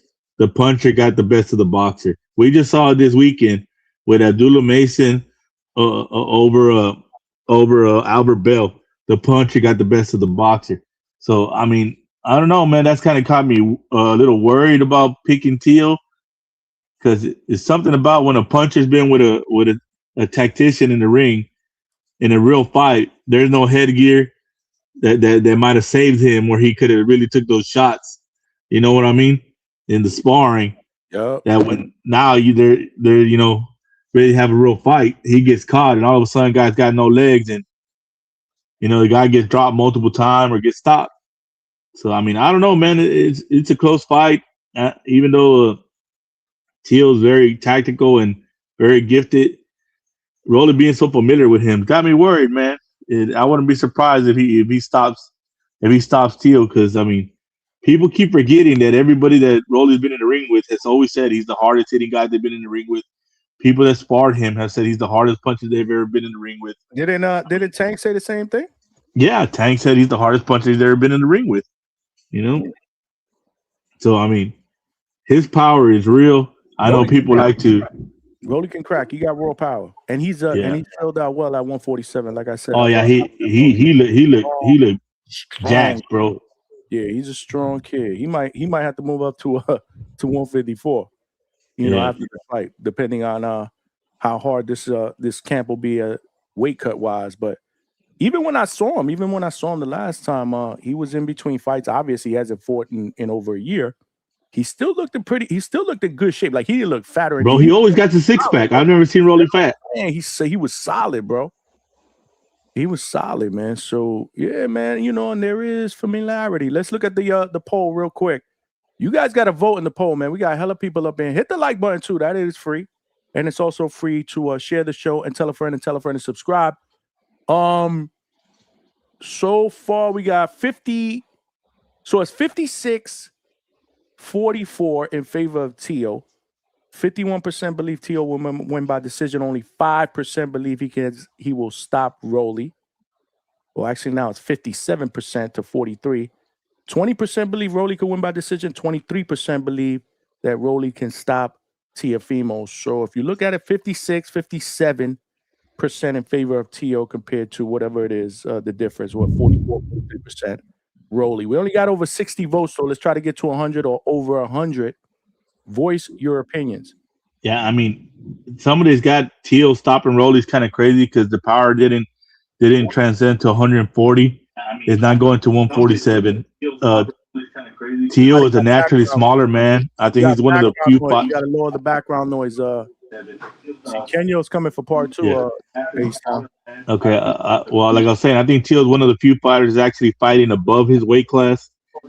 He's a small guy. He has a small frame. Kenyo, you got background noise. You got to lower. I think you're watching it on the TV. He's a small guy. He has a small frame. He may not even be hearing us. Yeah. Mute him, Johnny. He probably stepped away. Yeah, I'm gonna mute him. Hang on. My bad. I have the show playing in the background. I watch it on my phone and I watch it on the TV to get you more views. Let's go. Salute. I heard it. I heard us talking in the background. Yeah, Johnny. But like I was saying, bro, Teo's actually fighting. Bro, we need Rolly to get this win, man. We need Tank's resume to look even better. I know that's what you want. We need Rolly to win for Tank's resume. What an man. Interesting take right off the bat. Kenyo said he need a Rolly win to make Tank's resume look better. Kenyo's a Tankomaniac, bro. He's a proud Tankomaniac. We ain't seen Tank in the ring since God knows when, and we won't see him because I read on social media that Al Heyman said we ain't gonna see Tank until 2027. Yeah, what's going on with that shit, bro? The thing is with Tank, that's nasty work. Tank is whenever he pops back up in the ring, it's gonna be a movie. I swear. I don't deny that. I mean, Tank is a fight party material. I get it, but my thing is, when are we gonna see him in the ring and against who? Kenya, what weight class is he coming back in? Do you think? Can't even defend that shit. Well, since he's been off so long, I think he needs to come back at least 140. He has to come back at least 140. How long has he been out of the ring? When was his last fight? Against Roach. When was that? I don't even remember, bro. I think it was 2025. Right. So if I'm not mistaken, I think it was March of 2025. So let's say hypothetically he comes back in March of 2027. So we ain't seen this dude for 2 years. Absolutely, I think it's got to be at 140. Yeah, and guess what he's gonna do? It's gonna be a sellout.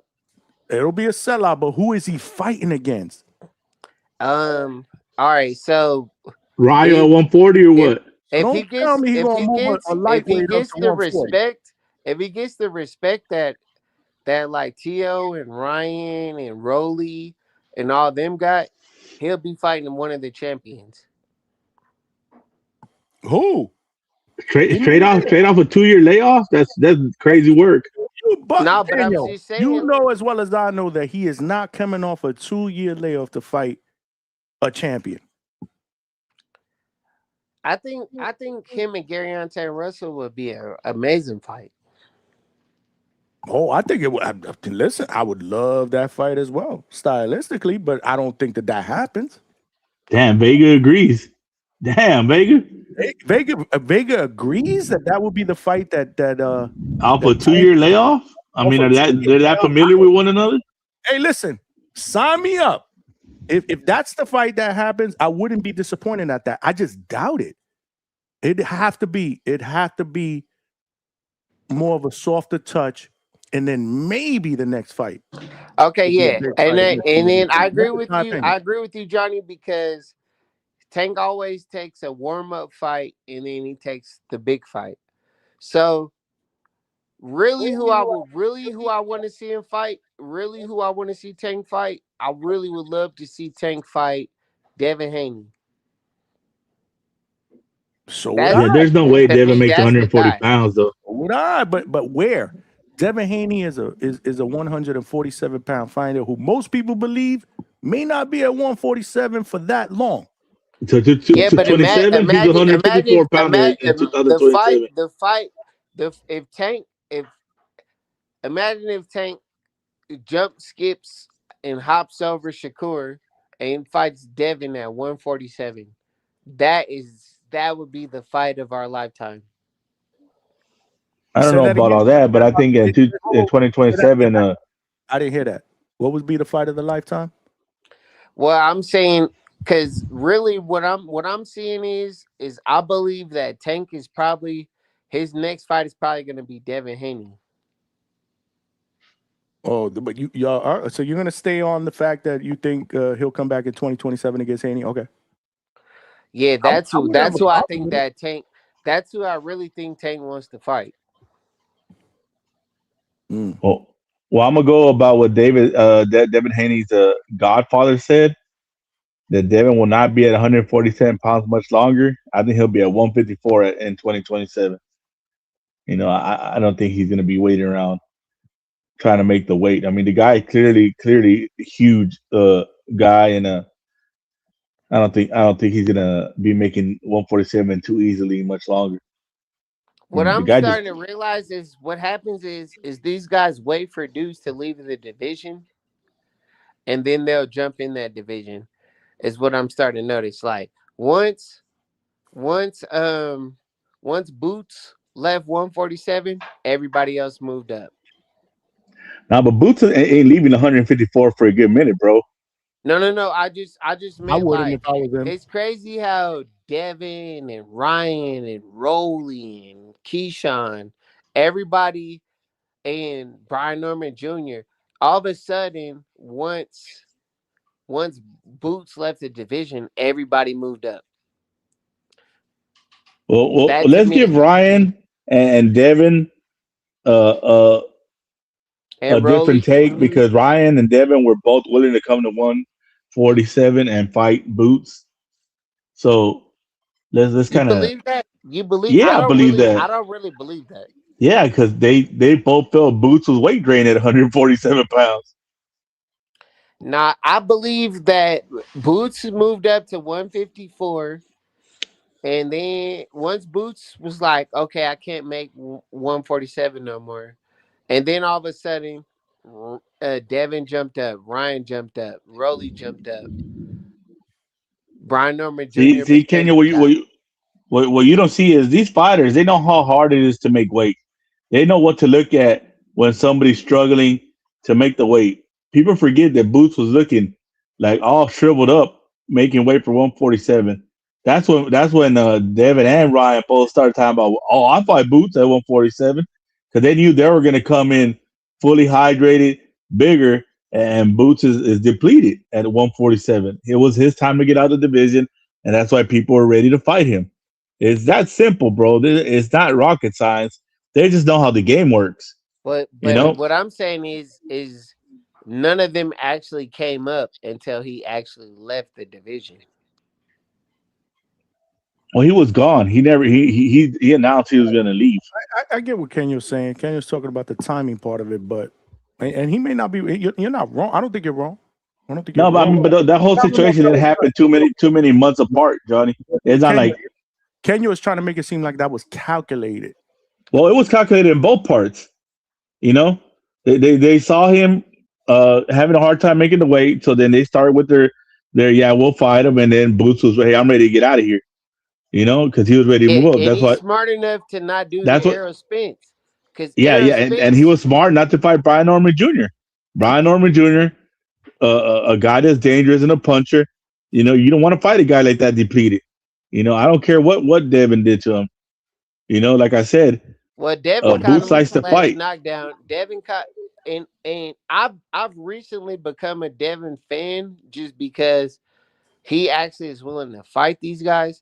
But he caught Brian Norman Jr. when Brian Norman Jr. was green. Like Brian Norman Jr., like when he got clipped, he didn't have the experience that a person like let's say like a Bud or even Boots. Like think about Boots. Boots got clipped where it was like, he's finna get knocked out by Xavier. I mean by Xander, I mean. So he was finna get knocked. He could have if Boots would have been in the ring with a guy that knows how to capitalize off of he stumbled, he probably would have got cooked. But what happened was Xander didn't have the experience or he didn't know how to capitalize off that. And then I'm like, when I watch people at the 147 division, I'm like, I didn't see Ryan didn't know what to do when he was when Tank dropped him the first time, and then when Tank gave him that body shot, it was like he didn't really have no answers for that. But when you fight more seasoned boxers, they know how to respond to that. Unless you're just super overly that good, like, because there's some boxers that you just can't see. But I just get mad because I'm like, even with the last fight we just saw last weekend, I'm like, you watch Albert Bell versus Abdullah Mason. Albert Bell was cooking, but he's a 10-round fighter. So when you get to the 11th and the 12th, you see why he didn't have it anymore. I think he was kind of getting there even before that, though. Again, you know, Mason was breaking him down to the body, man, even before the 11th and 12th. So you're saying that Tank got Ryan too green, right? Because you said he wasn't experienced. That's what Vega just put in the chat. He said, Vega just put Haney got Norman too green with a question mark. Okay, so Tank got Rollies and Ryan too green too. Hold on, that's even crazy because you got him green with a rehydration clause and a weight clause. Damn. I believe that. I believe asterisk. I believe that Tank beats Ryan right now today at 135. Sign that fight. What y'all think in the chat? Do you think today? Sign that fight. If they get it at what weight? At what 140. Weight? Because Ryan's not making 140. Ryan said he could make 140 for Tank as long as there ain't no rehydration clause. Ryan's full of shit. Ryan ain't making 140. You know that, and I know that. H-Town. Hey, H-Town. How good and how filled out here. H-Town. Did you not see the fight? That would be insane for him to even consider that. Tank's blueprint when he fought Ryan was perfect. He laid the blueprint for how to beat Ryan. That's the blueprint. Okay. Well, get him on a rehydration clause and a weight clause. You're right. No, that You're ain't. right. That has That was the nothing to do blueprint. with, I just bro. want to You, give you put Rob a person. Calico some props, man, because he calling me out, man. He said good work at Border Wars, man. I appreciate that, man. It was a dope event, man. Appreciate you watching. Appreciate the compliment. Go So ahead. what I'm saying is did Ryan land the left hook on Tank at all? Oh yeah, he caught him. He caught him. That's when Tank started to grabbing and started to panicking. And was like, I got to get this motherfucker out of here. All right, so okay, we'll take it. So he landed it, right? He landed. Yeah, it. yeah. But did Tank not? Who got knocked down? Who got knocked down twice? When, bro, they're literally. It's crazy that they don't have a picture of it, but I remember it when Ryan was on his knee. He had a drip of blood down his nose, like the drip of blood down I Ryan's feel like you nose. relive this moment every day. Here you go, man. Here you fucking go. Do you wake up to that shit, Kenny? You put it on the fucking TV every morning when you wake up, or what? Nah, He said there was a drip of blood coming out his nose. Clip, so we can put it on the Whoa. meme here. We got to put this shit on a meme, bro. Send me the clip. Bro, I ain't gonna lie, man. When I love watching Tank's 28 knockouts. You think? We know that. You ain't God damn. This man, did you see he had 3 drops of sweat in his left eyebrow. I'm saying that shit no, from my but heart, man. no, I don't but mean when no. he, I'm hey, just- no, I'm but just- you when a Ryan, true Tank fan. That's what's up. hey, You when a Ryan Tank took fan. that knee, that drip of blood down his nose, it was like he knew. He showed up to Tank's when Tank fought when Tank Man, fought Frank Martin. we're gonna get an early crash out tonight. Kenyon was like, he knew. He's dehydrated with a cracked rib from sparring. He knew he was done. Time. Don't try to put it on the crack rib, man. Because Kenyo, J Day Spence said J Day said the Tank have his head done that day. Absolutely. I just got my head 2 days ago. And that wasn't a knockdown, right? He had something in his eye. Nah, what I'm saying is, I gotta get my Tank shirt for Kenyo. Hold on, go ahead. Yeah, cook. Hey, what I'm saying is that every time Tank come out, nigga, wear the braids straight back. No more of the easy E, loose braids. Nigga, braid your hair straight back, my boy. You want that penitentiary straight back, huh? Man, I ain't going to the Where pen. my man I never Kenyo been at? to the pen. Where Kenyo at? Oh shit! Look at my shirt. Look at my Tank shirt, man. I just got my hair done 2 days ago. You know that's a slap. I'm gonna have to wear this shirt on tomorrow's show, man. You know that's a slap. You know that's a slap. You know that's a slap. That's real facts, man. That's real facts. I just got my hair done 2 days ago. I just got my hair done 2 days ago. I got a clip that. I don't know how I don't have that. Two-Tone. Who used to have that? Ness used to have that, right? Hey, where is Two-Tone? He's been hiding ever since this dude was on the cocaine and having problems. Two-Tone been cooking on his own lives, man. That's the Clarissa zone over there. every time I see Two-Tone, it's Clarissa stuff. I was just like, man. Yeah, man. You know, he's trying to appeal. He's trying to appeal to the Clarissa haters. Yeah. That's why I don't be over there. I was trying to feel that Clarissa got him on child support. Don't. If you start vacuuming while I'm on live, man, I'm going to another room. Hold up. She gonna try to start vacuuming while I'm on live. That is crazy. Hey, why, Mike? Unless my man's addicted to whorehouses, and his wife found out, and he's got those kind of problems, it's cocaine, my brother. It's the only thing he's ever had a problem with, and she says he's having problems we all know about. About David now? Yeah. You know, Mike he's trying to protect his guy. If you don't get off David's helmet, bro, you know your fighter ducked. He said David's helmet. Your fighter ducked him. Your fighter ducked him until he had to fight Bud Crawford. Shit. What are you talking about, man? I don't got a fighter, dog. If I had a fighter, then ain't no way. Nah, your fighter ducked You him know? until he had to fight Bud. Who? Hold on. Whoa. Your favorite fight is Inoue? A-Star? Yeah, he's the only guy got T-shirts of. Now it's Inoue. It's been in a way. Fucking Canelo. Nah, I like Canelo too, but that's just Raza, dog. Ryan. I thought it was Canelo and Ryan. Nah, yeah, right, yeah. Those are my Latino brethren, bro. I thought it was all of the Reynoso fighters. And Nah, bro, I'm from Monterrey. And Botas actually trained with the Reynoso clan. Yeah, Botas is from Sinaloa, fool. Like, I gotta rep my Mexican dudes. Hey, Johnny, H-Town is switch up quicker than you do when you take a shower. Hey, and I'm telling you, Abdullah Mesa might be Mexican, bro. I just told you, he might be from Jalisco. He got dog in him, bro. Yeah, he got that dog and that body work. That body work was crazy, bro. You got to that gotta be Mexican, bro. He look like young Chavez. I'm telling you, man.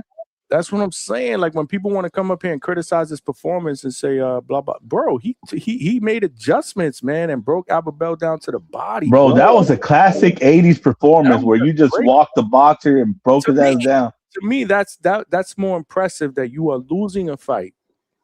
You are losing the fight. You are losing the first half of the fight. And you make those type of adjustments at that age. And you break down a more experienced fighter, a fighter that's very, very familiar with you at that, a hungry fighter, that has never gotten a shot at a world title. So you knew he came to win. That was impressive, man. I was very, very impressed, man. Just like I was impressed with Abdullah's performance when he got dropped twice and came back and stopped John. I was impressed with that as well. Johnny, yeah, but you're not taking into account his corner. No, compliments to his corner. I mean, we spoke about that yesterday, obviously. I mean, his corner obviously was aware, of what was going on. They were honest. They pushed, instructions for him to change, to adjust his plan, and he did. But it's all about the fighter that executed. See, this is what Johnny. That's what made me mad about when Teofimo Sr. was in the corner of Teofimo Lopez.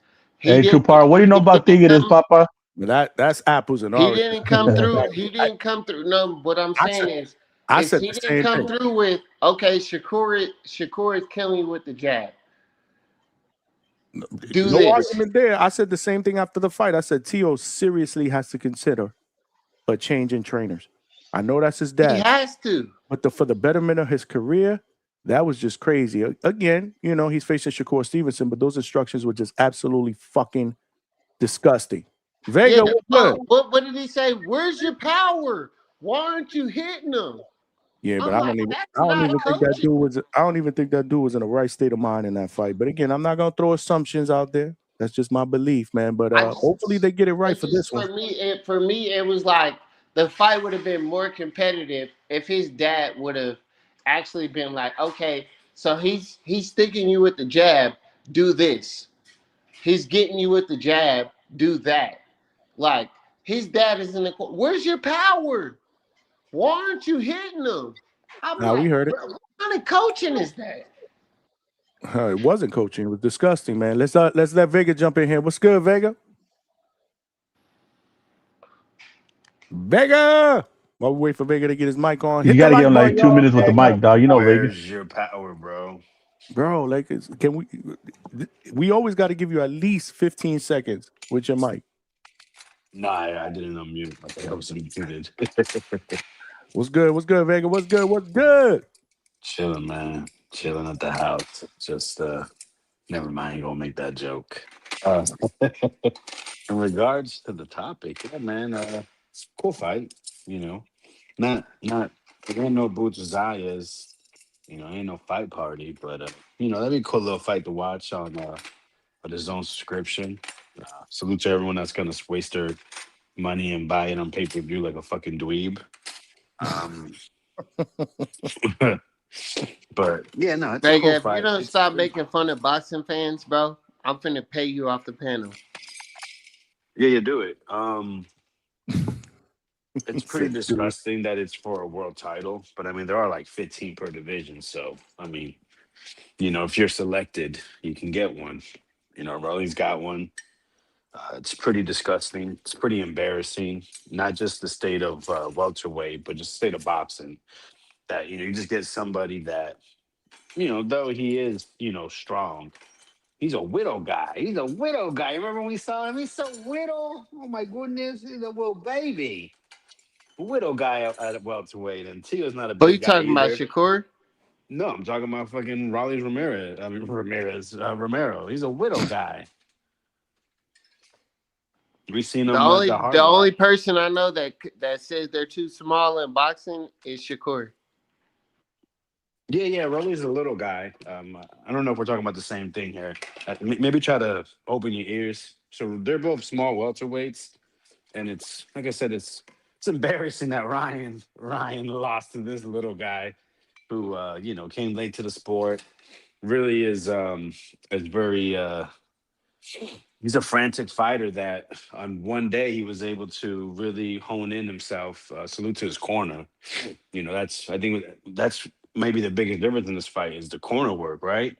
Ismail Salas is definitely one of the better trainers in the boxing game, and then you got Teofimo, White Claw Lopez over there, fucking asking where his power and telling him you got to hit him. Like, yeah, no shit, no shit, you got to hit the other guy. Um, but it's funny, right? Because when he's winning, it's not a big deal. Like, what? His corner got him here. But when he's losing, now the guy got to go.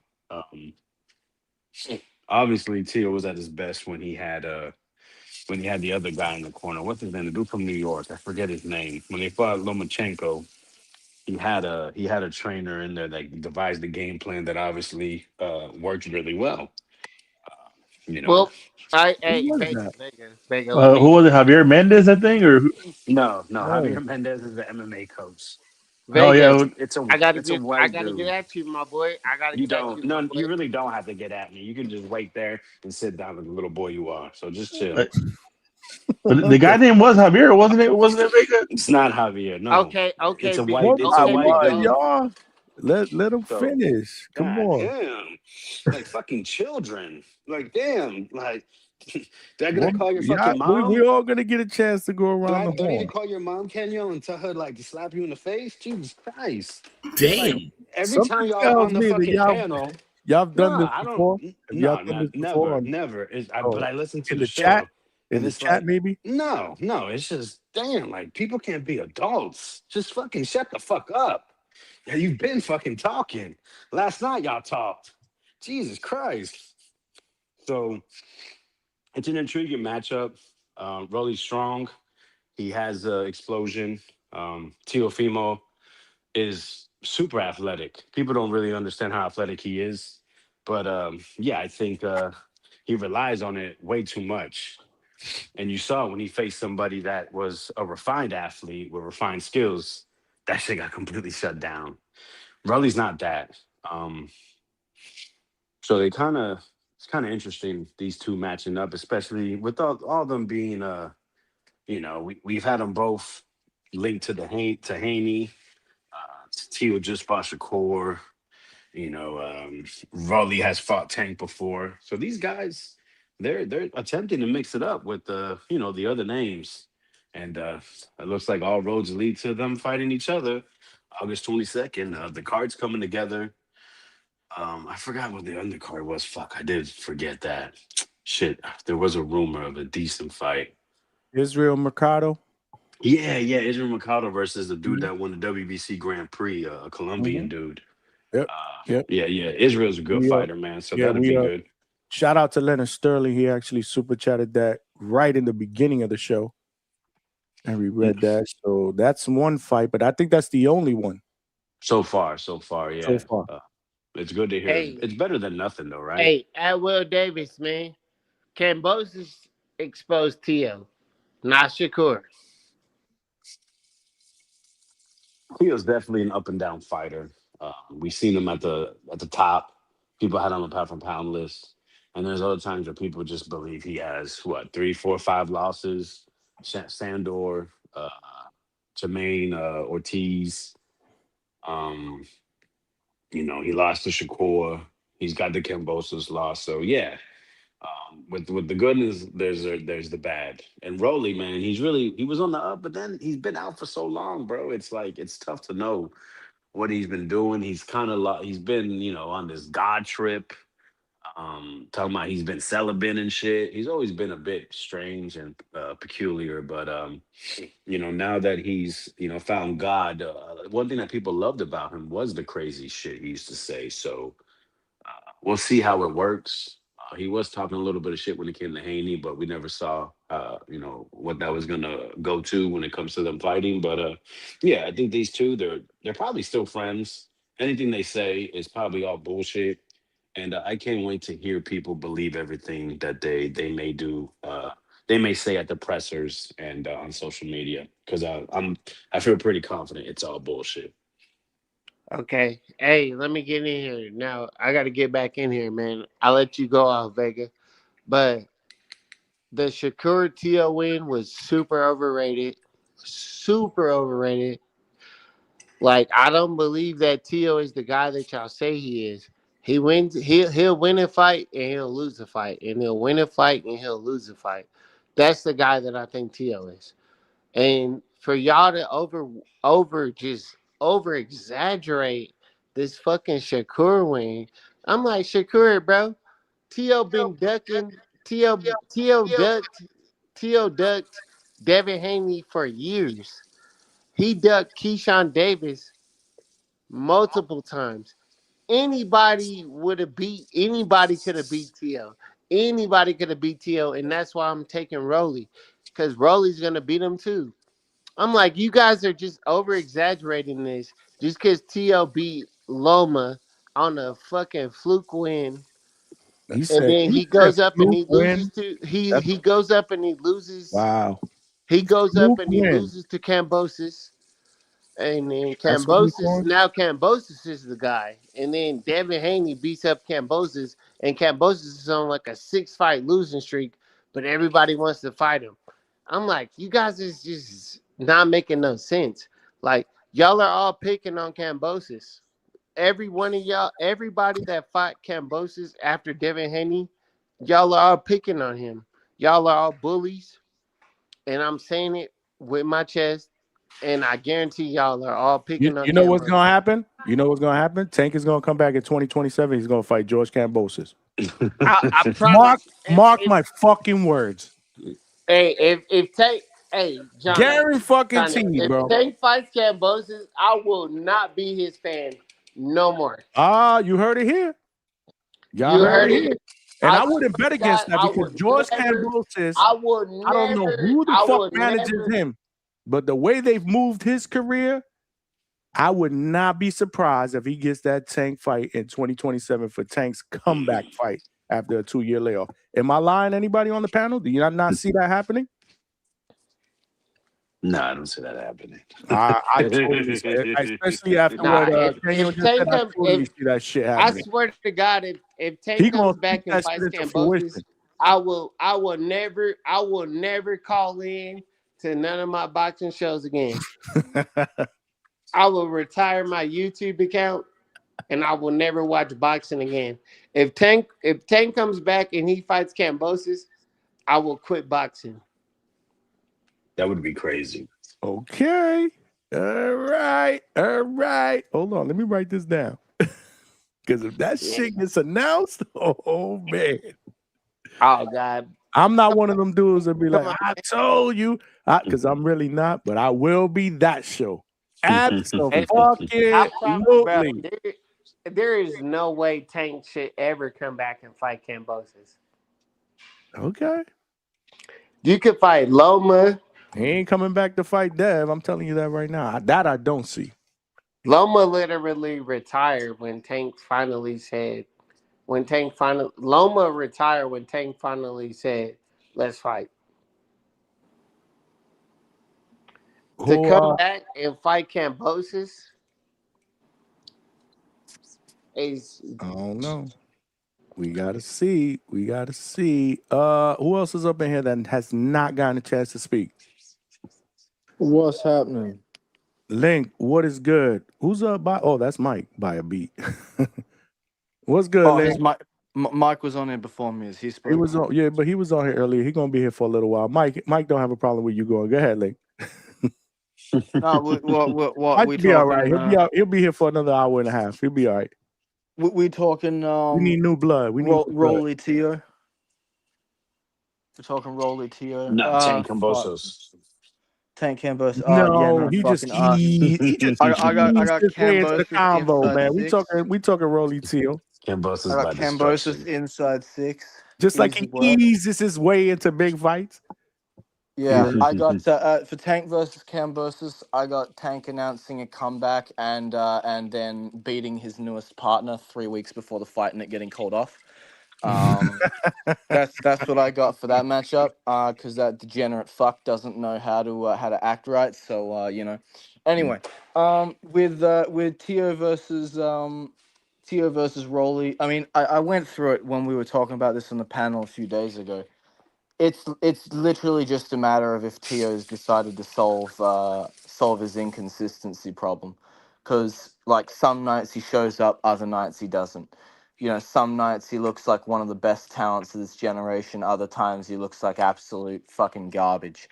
What I'll say about Rolly, from the styles that I've seen Tio have problems with in the past, I think Rolly fits more of the mold of a guy that Tio will have success against. Rolly isn't as much of a back foot fighter as the guys that have made Tio look one-dimensional in the past. He doesn't have as good a footwork as some of those guys. I believe that the likes of Jermaine Ortiz and Sandor Martin are better movers than he is. Rolly doesn't really counter in combination the way that Cambosos on his good nights does. It's more single shots, which I think that Tio can read that a little better. And I don't think he's got as good of a lead hand as Shakur has. That said, we saw a disciplined Rolly last time out, so that'll be a problem for Tio if Rolly doesn't play the kind of games that Tio likes to, where Tio will start moving his hands around, showboating a little bit, trying to rely on his reflexes. Off rip, give me Tio in a competitive decision somewhere in the ballpark of 7-5-8-4. But he could show up like shit and lose. But yeah, I got Tio. Boy, you smoking dope. Hold on, before you answer that, hold on. Anthony Forbes with the $10. Straight cash, homie.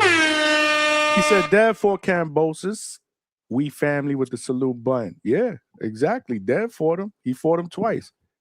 I don't know how y'all don't see a world where Tank comes back and Cambosos slides in as that comeback opponent. Bro, why would Tank fight Cambosos? Listen, I agree with you. I don't know why either, but for some strange reason, to me, you jinxed that shit. I totally it's a name value guy that he put in. Because it's just a good enough name, right? So it's just a good enough name for him to come back again. It's a name, and he'd put him in the mold. I have Jinx before. And what happened? I lost. Oh, you okay? All right. Well, we'll see. I just think it'll be hilarious. I don't want to see Tank versus Cambosos. Like, I'd rather see Tank versus real opponents. We taking the piss, bro. It's probably not going to happen. So y'all think Tank should come back after 2 years and fight a top-notch opponent? I don't think he should fight Cambosos. That's what I'm talking about. Not Cambosos. Not Cambosos. Because I don't think he should fight Cambosos. Like a 6-fight losing streak. But again, it's a good enough name for him to make a few bucks, and I can say that fight's definitely gonna make money. If he fights, I don't see how they're dismissing it. I really don't see how they're dismissing it. If he fights Cambosos in Australia, I will continue. Well, I it will won't be continue. Cambosos. I'll continue to call in. But if he fights Cambosos in Estados Unidos, Cambosos in Estados Unidos, no. I'm just gonna say I want what Kenyo's smoking. Yeah, He'll be higher than motherfucker on this motherfucker. Like, he won't fight. you got that gas over there. Oh shit! That's what I'm Cambosis is talking probably about. going to 147 to fight Liam Paro. There's been Who? rumors go. There's been rumors go around of Liam Paro versus George Cambosis at 147. So the tank fight probably wouldn't happen. I saw this going around this morning a couple hours ago. And it would fit in the whole thing where an Australian wins a fucking belt and decides to have a domestic grudge match. Daniel Geale did it back in the day when he had a mandatory against Gennady Golovkin. Was like, fuck the WBA, I want to fight Anthony Mundine in Australia because that's a payday. And I think Liam Paro might be looking to do the same shit. I'll try and find the post for you, Johnny, and put it in Discord. But I saw it earlier today. Hey, so all right, the fight for Tank coming back off of 2 years is Loma. That's the fight. These are both fighters who are coming off of a layoff. They're both fighters who are, in their latter ages, right? And it's a fight that we definitely would love to see. And I think it does big numbers, something like, on top 10, probably most watched fights. So if I was Tank or I was Tank's promoter or manager, right, that would be the fight that I would be pushing for, is for him to come back and fight Loma. But I don't see nothing wrong with him coming back and fighting Cambosis. Like, Tank's coming off of 2-year layoff, right, with cord, all kinds of shit. We don't know what sort of distractions he's had outside the ring other than what we see in the TV. It could be more. I can only assume it is more because of the fact that he has a lot of distractions. So him coming back after 2 years and jumping in the ring with the Devin Haney or even a Shakur Stevenson or someone in that top-notch form, it's going to be ugly for Tank. And shout out to Tank. I would hope he would prove his greatness. I think Tank has the best resume out of all of those guys. Shakur, Devin Haney. Oh my God! Because he's fought majority of top fighters. I'm not done. Why you cut me off? You would say that. He giving you a compliment. I say you the best caller ever when you say Tank got the best resume. No, I'm a realist. I'm like people call there's some people on here that call me a fanboy. Shout out to G1. They call you a Boots fanboy. Yeah, but still, I'm still a realist, right? Like, I'm still a realist. Even when it comes to Boots, I'm still a realist. But other than that, like I was explaining, right? Tank has the better resume than these guys. And even him coming back and fighting the Devin Haney, with being off of a layoff, I just think that would be, it would be hard for Tank, right? So I don't see him coming back and taking a hard fight first. I believe there could be a buildup. It could be a 3-fight, 3-4 fight, deal with Tank, to try to, get him out of, making his way out of boxing to his retirement. You know what I'm saying? He probably has maybe 3-4 fights left. So we want to see that. But I kind of want to, see the Loma fight. I think it's the better fight for Tank, especially with two guys coming off of the layoff. Guys, hold on. Before anybody goes, I got 3 people in the back that I'm going to bring up. So let's try to keep it like at 2 minutes so that we can keep it flowing. And then obviously when it calms down, then we can kind of circle back. I know usually when I bring you on the panel, I let y'all cook. But when we got 5 or 6 people in here that want to get it out. Bring them up. But let me see what I got to say first. Go ahead, man. Because you've been on here for a while. So let No More Boxing go next. Let me tell you this. Tank at 5'4" is the best fighter that we ever seen. What I'm That's saying what about you this, wanted to say? We already know that. You ain't had to say that. You gonna say that? Go ahead. Go ahead. this is what I will say. This is what I will say. Cause I don't got much time. I got my work. This is what I will say. I'm not the biggest Tank supporter, but I'm an admirer of his skill set.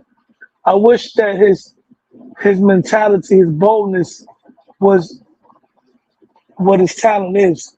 Because if Tank was really built like the guy from back in the days, he would have came back 2 years later and took on his contemporaries like Sugar Ray Leonard did, coming back from a broken eye in a 3-year retirement to beat Marvelous Marvin Hagler, who was a certified serial killer inside that ring. Gervonta Davis, physically, in my opinion, is the most complete fighter physically out of that group of guys.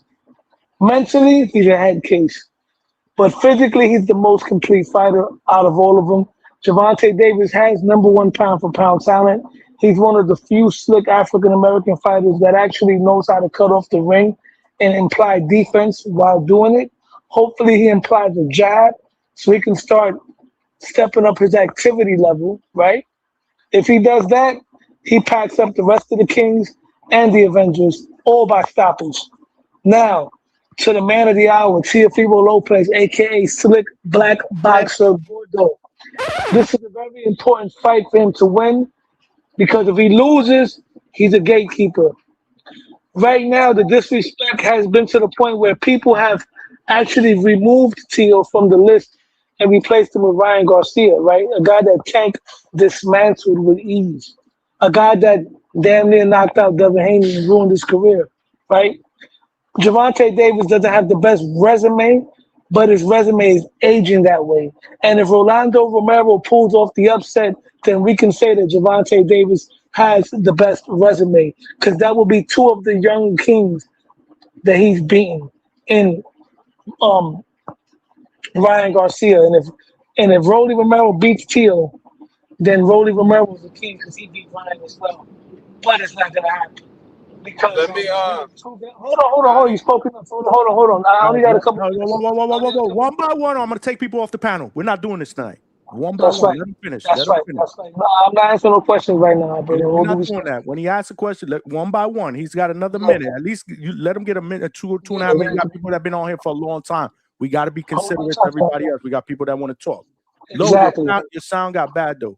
All right, let me take my earphone off, Johnny. Hold on. No, you good now. You good now. Pause my time. Hold on, man. Yeah, my fucking almost lost my train of thought, bro. That's what I'm saying, man. This is why I don't like putting 7 people up here because y'all, it's just, and it's not even y'all just. Exactly, yeah. Now people coming in my job. Now I gotta get off soon. Let me talk fast now because people are fucking coming in here. 1 second, sir. Come in, just 1 second. Give me a minute. If Teofimo Lopez is on his A game, based on his skills, based on his athleticism, based on him knowing Rolly Romero, this could potentially be his Mayweather Gotti performance. And that's what I'm predicting, that Teo's going to blitz this guy and batter him. And it's sad because I kind of like Rolly Romero. He's a good kid. He's a born-again Christian, such as myself.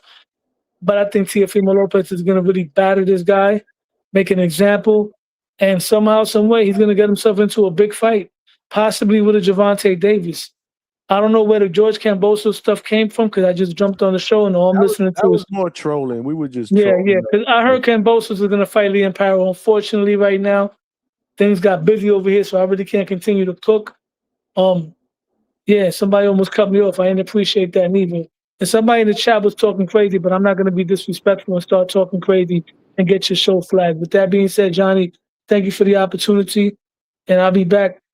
I'll be back later this week, man. You have a blessed day. All right, man. Hey, Lo, I didn't mean to cut you off, Lo. My bad, Lo. Alberto, you next, and then Cam is next. Yeah, can you hear me, Johnny? Yep. Okay, yeah, I was gonna say, Lo, I wasn't trying to cut you off. It's just your audio had cut out. I was just gonna let you know because you were cooking. But with that being said, I'm gonna bring it back to the show topic, Johnny. Teo Rolly. Whoever loses, I think Teo has more to lose in this fight. Just because we have to revise his resume, and he becomes a little bit fraudulent in my opinion because that'll be a bad loss in my opinion because then the Loma win gets watered down. We start to question, was Loma's shoulder really injured? Because we've seen Teo lose, not on paper, but he lost to Jermaine Ortiz and he lost to Sandor Martin, and so then. He got shut out against Shakur. It's like, obviously, you can't cut off the ring. We can't have a lineal champion that can't cut off the ring. That just doesn't make sense, right? And so I think when we macro analyze Teo's resume, the Josh Taylor win also gets watered down because it's like, okay, you beat up an alcoholic Josh Taylor who was shot on the back nine, right? And so to me, if Tio loses this fight, I think we reevaluate how we view Tio. You know, because he was on the ring top 10 pound for pound, if I'm not mistaken. And you just can't lose to a guy like Rolly Romero, who started boxing at the age of 18, who's a kickboxer, MMA guy. You just can't get outclassed by him. And he needs to win, and he needs to win definitively. I don't want it to be it was a close fight, but Tio edged it out. No, Tio to me needs to beat this guy his brains in. He needs to outclass him because if you're a two-time lineal pound for pound top 10, you can't get beat by Rolly. We seen what Rolly's had. What was that? Nobody interrupted you. Go ahead, man. You got another minute. Oh, okay. Okay, yeah. Let me just say this, right, Johnny? Because I am a little. Hey, I love this caller. I love this caller. He's fucking cooking. Let him finish, Kenyo. Go ahead. I appreciate that, Kenyo. But this is Alberto. But let me say this though, right? I don't see the winner of this fight. I don't know if they can leverage it because I'm just going off of what Lowe said now. That was my Lowe pause, but you know, Lowe's kind of saying that this is gonna be a mega fight to fight Tank. I don't think Tank comes back for one of these guys. We seen the tweet, right? Tank said he's coming back in 2027. He got off the phone with Al. I think Tank goes another route. Don't rule out Ryan Garcia. Because they could rob the bank with that fight again. People would love those are the two biggest names. Tio doesn't have a name. He doesn't have a name in Florida. He doesn't have a name in New York. He doesn't sell. Kind of like Edgar Berlanga. If you guys seen the ticket sales, Edgar Berlanga sold like maybe 50 tickets. But with that being said, I could see the winner possibly unifying with like, I know Eddie Hearn has like a 147 pounder, but in terms of getting a Gervonta bag, no, I don't see that. But that was pretty much my call, Johnny. I appreciate you for having me on. Man, hey, Johnny, I love that last caller, man. He's telling nothing but the truth. Nothing but the truth. I'm gonna mute so the other callers can get on. But bro, you cooked. You cooked, bro. Cam, what's good, Cam? Salute to the panel, y'all boys. Salute. What's good? What's good, champ? Shit, man. Not much. Same old, different day. You kind of low though. You can still hear me? Check your Bluetooth. Yeah, you kind of low. It sounds like you're far away. Hit the like button, y'all. What about now? It's bad. Yeah, we hear you better. Still low? Yeah, we hear you better now. Oh, what's good? Nah, I was gonna say, I think Tio, I could really see that fight going probably. I think Tio gonna win by decision. I could probably see it like an 8-4, maybe 9-3 type of fight. I just think I think Tio, a lot of the rounds that he's gonna be trying to implement his game plan, I think he's gonna be doing a lot of stuff like cautiously using his feet and jab to try to gauge Rolly's timing. You're gay. But anyway, Tio and fucking Tio and Rolly, I want to see the best out of both of these guys. Like, I'm trying to see Tio. I think a few other callers have hit it on the head. I'm trying to see Tio show everyone who he is. I'm trying to see the Tio that beat Loma. I'm trying to see the Tio that beat Taylor. I'm trying to see the guy that was an elite talent and that did belong at that top level. And my question to you guys is, how do you think the 147 weight is going to impact him? How do you think it's going to change how he fights? I just don't think that his power is going to transition to 147. Taylor is a small fighter. Like looking at him, you can tell he's pretty small. So I don't see him going in there and knocking out a Rolly who, has been acclimated to a 147, who was a champion at 147. So I kind of see it as like I was saying before, like when we had this conversation about this fight before, right? I see it as a 60-40 tail. So, like, I really see it like Rolly does have a chance, especially if Rolly could go in there and start landing shots. right? I don't think Teo's going to be able to handle too many shots from Rolly. So he's really going to have to use his footwork. He's going to have to outbox Rolly. And with the Ryan fight, we saw a more composed Rolly, more of a natural boxing Rolly. So I would love to see that carry on in this fight and make it a great show. On top of that, how do you think that that Rolly's going to adjust what he's doing? Do you think that Rolly's going to become really lead hand heavy, try and replicate the Shakur game plan of baiting Teo to charge forward and then catch him as he's coming in, or do you think that he's going to try and fight like a Sandor Martin and move a little bit and be a little bit more slippery? How do we think that if Rolly does win, how does he win? I don't think Rolly can do to Teo what Shakur did to Teo. He's not as skilled as Shakur when it comes to the art of technical boxing. Yeah, I agree. I think. So I think it's more of him going in there using more head movement and punching from different angles to confuse Teo. I would hope that because like Johnny said before, like Rolly is a very he's an unorthodox fighter, right? Like he has like weird angles, right? Same thing with Teo, though. So it's just going to be a clash of two fighters who have the ability to put, one out and then one who has the ability to outbox the other. So it's going to basically be a pressure versus a boxer. And I know Teo is going to have to fight on the back foot. So let's see if that can work out. I think the game plan for Rolly is to impose his will on the smaller man. So I feel like if he has a similar game plan to like what Lewis Crocker did, but not starting so slow, like starting how Crocker finished the fight, I think Rolly gonna have a lot of success. So you think that by Rolly coming forward? I don't know if I can see that, to be honest. I think that a lot of Teo's best performances have come when his opponent's coming at him. I think the key to beating Teo, like it's similar to what you said. It's about Rolly, being the bigger man, imposing his size a little bit. But I think it's through power boxing. I think it's through doing a similar thing that he did to Ryan Garcia. Try and make those single shot counters impactful and keep him behind the lead hand because Teo can't deal with a fucking jab.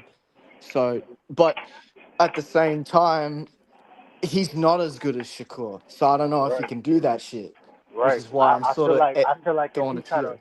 was to fight off the jab and try to jab Teo, that's gonna leave Teo to open for counters.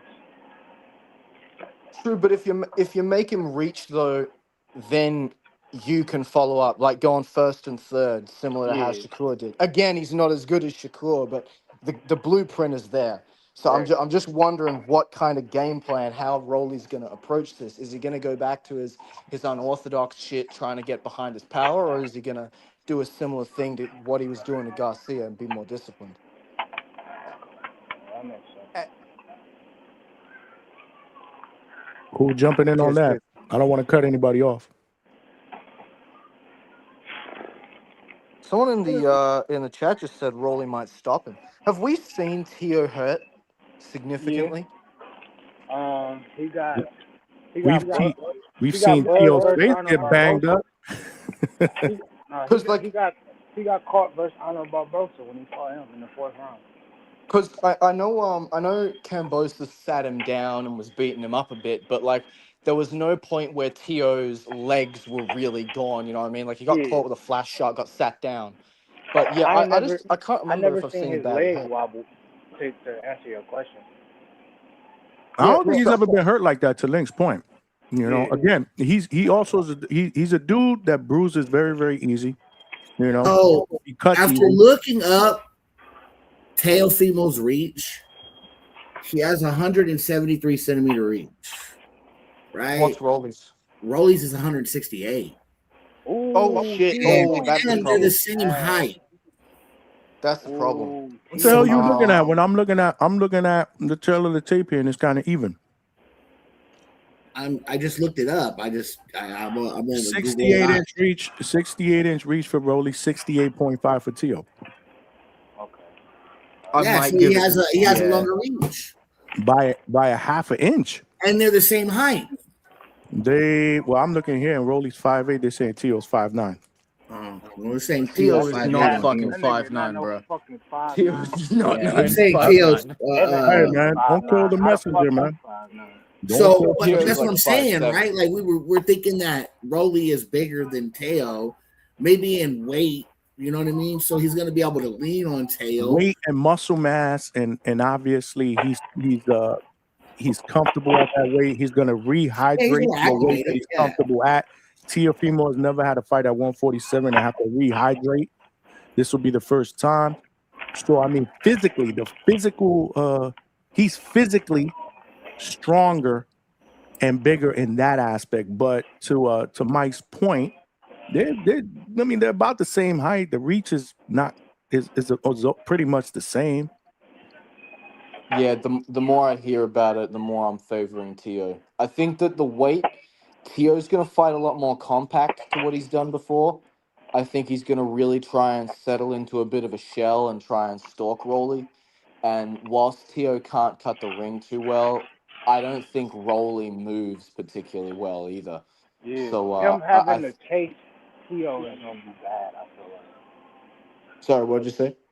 him having to chase Tio the whole He's fight. low. Y'all can hear him. I could barely hear him. No, y'all can hear me. Yeah, just Now we just can. barely, No, I barely. was You low. I was saying him having to chase Tio the whole fight. I don't think that's gonna end well for Rolly. Yeah, so I think that yeah, now that we've talked about the tail of the tape, yeah, I'm pretty sure on a Tio win. I was sort of skeptical on it at first, but yeah, give me Tio like 7-5, 8-4. I think Rolly will have moments, might even hurt him because it is a new division and a big puncher, but I think Tio is going to show us a lot of what he's shown us in the past. He's going to be baiting exchanges, getting clipped, but also landing heavily back and showboating in between because it's fucking Tio. That's what he did to Taylor. Just showboat at the end of an exchange, and everyone's like, "Oh my god, he won the exchange." Um, yeah, give me Tio. Give me Tio on Impact. 8-4. I'm just thinking like with the power difference, like I don't see Teo going in there and banging it out with Rolly, right? So he's gonna have to be a more boxing. He's gonna have to be the Teofimo we saw against Barbosa. That's the Teofimo we're gonna have to see. I think against the one that Yeah, we saw yeah. against Taylor, like not because against Taylor he wasn't like just staying in the pocket and banging it out with him, but he was mixing up the range in a way where Taylor didn't know what kind of fight he should be having. Like Taylor didn't know if he should be boxing, if he should be infighting, and Tio was able to more seamlessly go between those kind of fights. And I think he's got to do that with Rolly. He's got to fuck with how Rolly perceives the fight to be going. Like, oh, we're on the inside, work him a little bit, get up back on the outside, start boxing again. Do that same Mhm. sort of game plan, and I think he's gonna fuck. He's gonna fuck Rolly up a little bit. I agree with Mike too. I think that type of style that he had against Barbosa is going to suit him well. Rolly doesn't have good footwork. You know, let's just keep it a buck. You know, he's gonna walk you down. You know, he's gonna be selective with his power shots. He's gonna look to counter. Tio has to be defensively responsible once he gets on the inside with them combinations. Like he's got to be careful not to get caught coming out. Malcolm, I did not forget your super chat this time with the $2. Straight cash, homie. He said Link be having good breakdowns. LOL with the 100 emoji. Hell yeah. All the way from Australia. My guy be breaking shit down, man. I like Yeah, breaking down Tio fight. Low key, there's a little part of me that wants to see Rolly chin him out cold because I'm not the biggest of Tio fans. I remember being Team Cambosis. I was at work and I was like, yeah, Cambosis, you know, he's talked shit, he's made his moment, but he's gonna get fucked up. And so I just went about my day at work, and then I picked up my phone and it was like round 7. And I hadn't bought the pay-per-view, and I looked at the live updates, and it said Tio goes down in the first fucking round. I was like, holy shit, what the fuck? And bought the pay-per-view as the fight was happening, watched the last 5 rounds, lost my shit at work, pissed off a lot of customers. but I didn't care at the time. Fuck that job. I don't work there anymore. And so Cambo's just gave me that great memory, and I've been a little bit of a Teo hater, just on the down low a little bit since. But yeah, he gets it done on this one. With that said, I'm catch us later. If I got some time, I might come back on later in the show. But Salute. yes, to the hangout spot. I'll catch us later. Salute to Link, man. Like I said, man, kicking it all the way from Australia, man. Salute to all of y'all. Hit the like button, man. Hit the like button and share the show. Tell a friend and tell a friend. You heard me, Johnny? Nah, I was what up? No, I said I got a question for the panel. What do y'all think each fighter's best punch is gonna be in that fight? Each fighter's best punch. Yeah. Yep. Mike, you want to take a stab at it first? I got to think about it. I think Rolly's gonna have to come out and throw straight shots. Like, you know, I know Rolly, he likes to throw a lot of looping shots. So for him to be able to go in there and even be effective, he's gonna have to throw some straight shots. He's gonna have to utilize his straights, his jab, to set up shots. I just, you know, we just know that Teofimo has a larger output than Rolly Romero does. Like, you know, so Rolly's gonna have to go in there and he's gonna have to throw punches. He's not gonna we know Teofimo's gonna be on the back foot because he's going against a larger weight fighter, right? They're the same height, they have a similar reach, right? Teofimo has a slightly longer reach, right? So he's gonna be effective with his jab. Yes. But him being effective with his jab, sometimes when he throws his jab, he likes to stand still. He's not really moving after he throws the jab. So he's more succumbed to straight shots. We saw that in the Kambosos fight, right? He was getting caught with straights all night fucking long. So he likes to do a lot of, you know, head movement side to side. He doesn't really go back. He's not using angles with his head movement. He's not rolling. So he likes to move his head side to side. So he's, you know, succumbs to straight shots if your timing is right. So I just think Rolly's gonna have to go in there and throw straights, man, and utilize, you know, setting up looping shots by working behind the jab. Okay. Yeah, I don't think Mike is wrong. I think Teo's got to work that jab. You know, he's got a quick jab that he can also shoot to the that stab to the body. He's gonna have to be obviously his hand speed is much more superior. For Rolly, I agree. It's gonna have to be something straight instead of something looping. I think Teofimo's probably going to be prepared for that. But yeah, I don't disagree with Mike. I don't disagree with Mike at all. What y'all think in the chat? Will Davis said Teo jab, Rolly hook. That looping hook? I don't know. I just think Teo's going to be prepared for that, but you never know. Yeah, but Teo's going to have to be he's going to have to, like you said, John, he's going to have to be defensively sound because... Especially in exchanges. You don't want to get caught in between shots. If Rolly starts landing shots, those shots become overwhelming because of the power behind them. So, that could definitely, put a factor in Teo being able to move.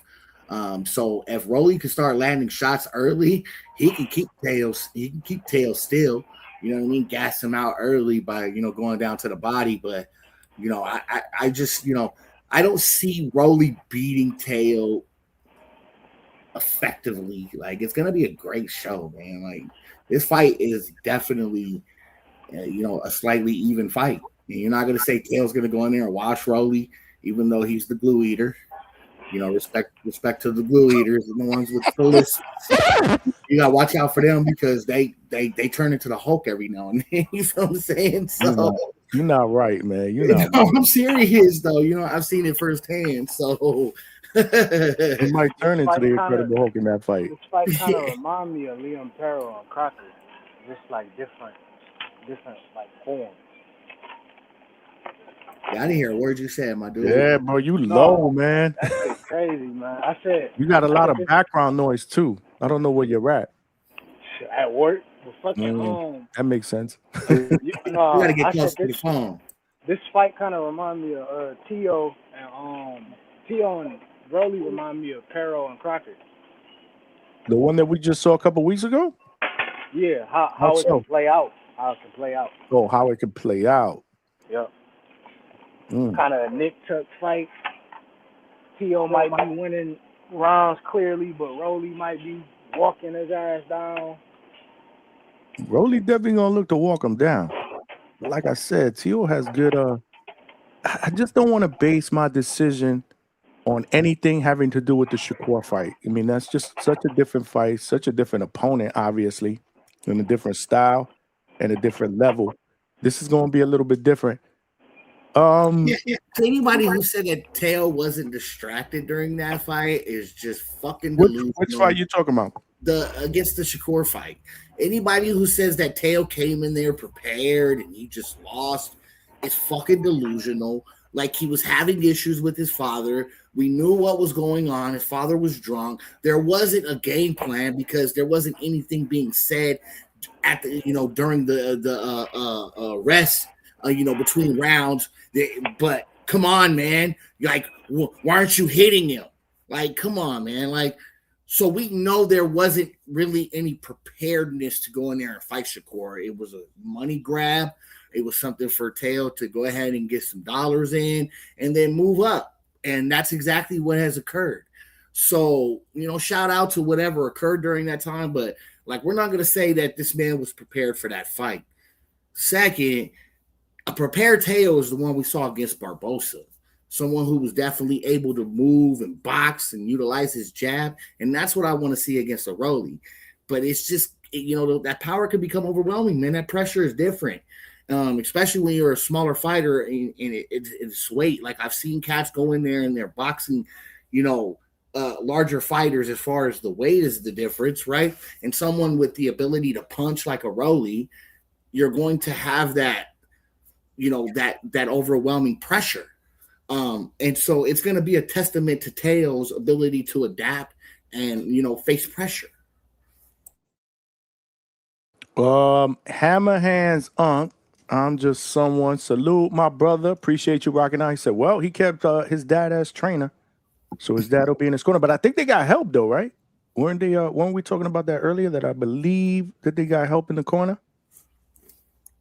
Well, or somebody brought it up, or they were saying that they hope he got help in the corner. I don't know.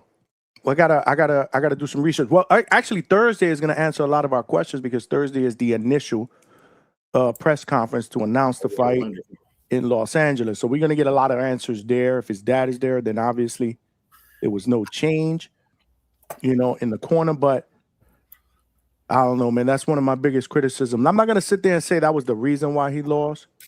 I'm not going to sit there and say he wasn't focused. I know Mike did. And you know what? Mike could possibly be right. But how could you not? Like, how could you be focused in a situation like that? Well, his father didn't even make the final press conference or the weigh-in, right? But it's not like he's dealing with a Joe Goosen or a Bomac, someone that he really doesn't have a personal relationship with. This is his dad.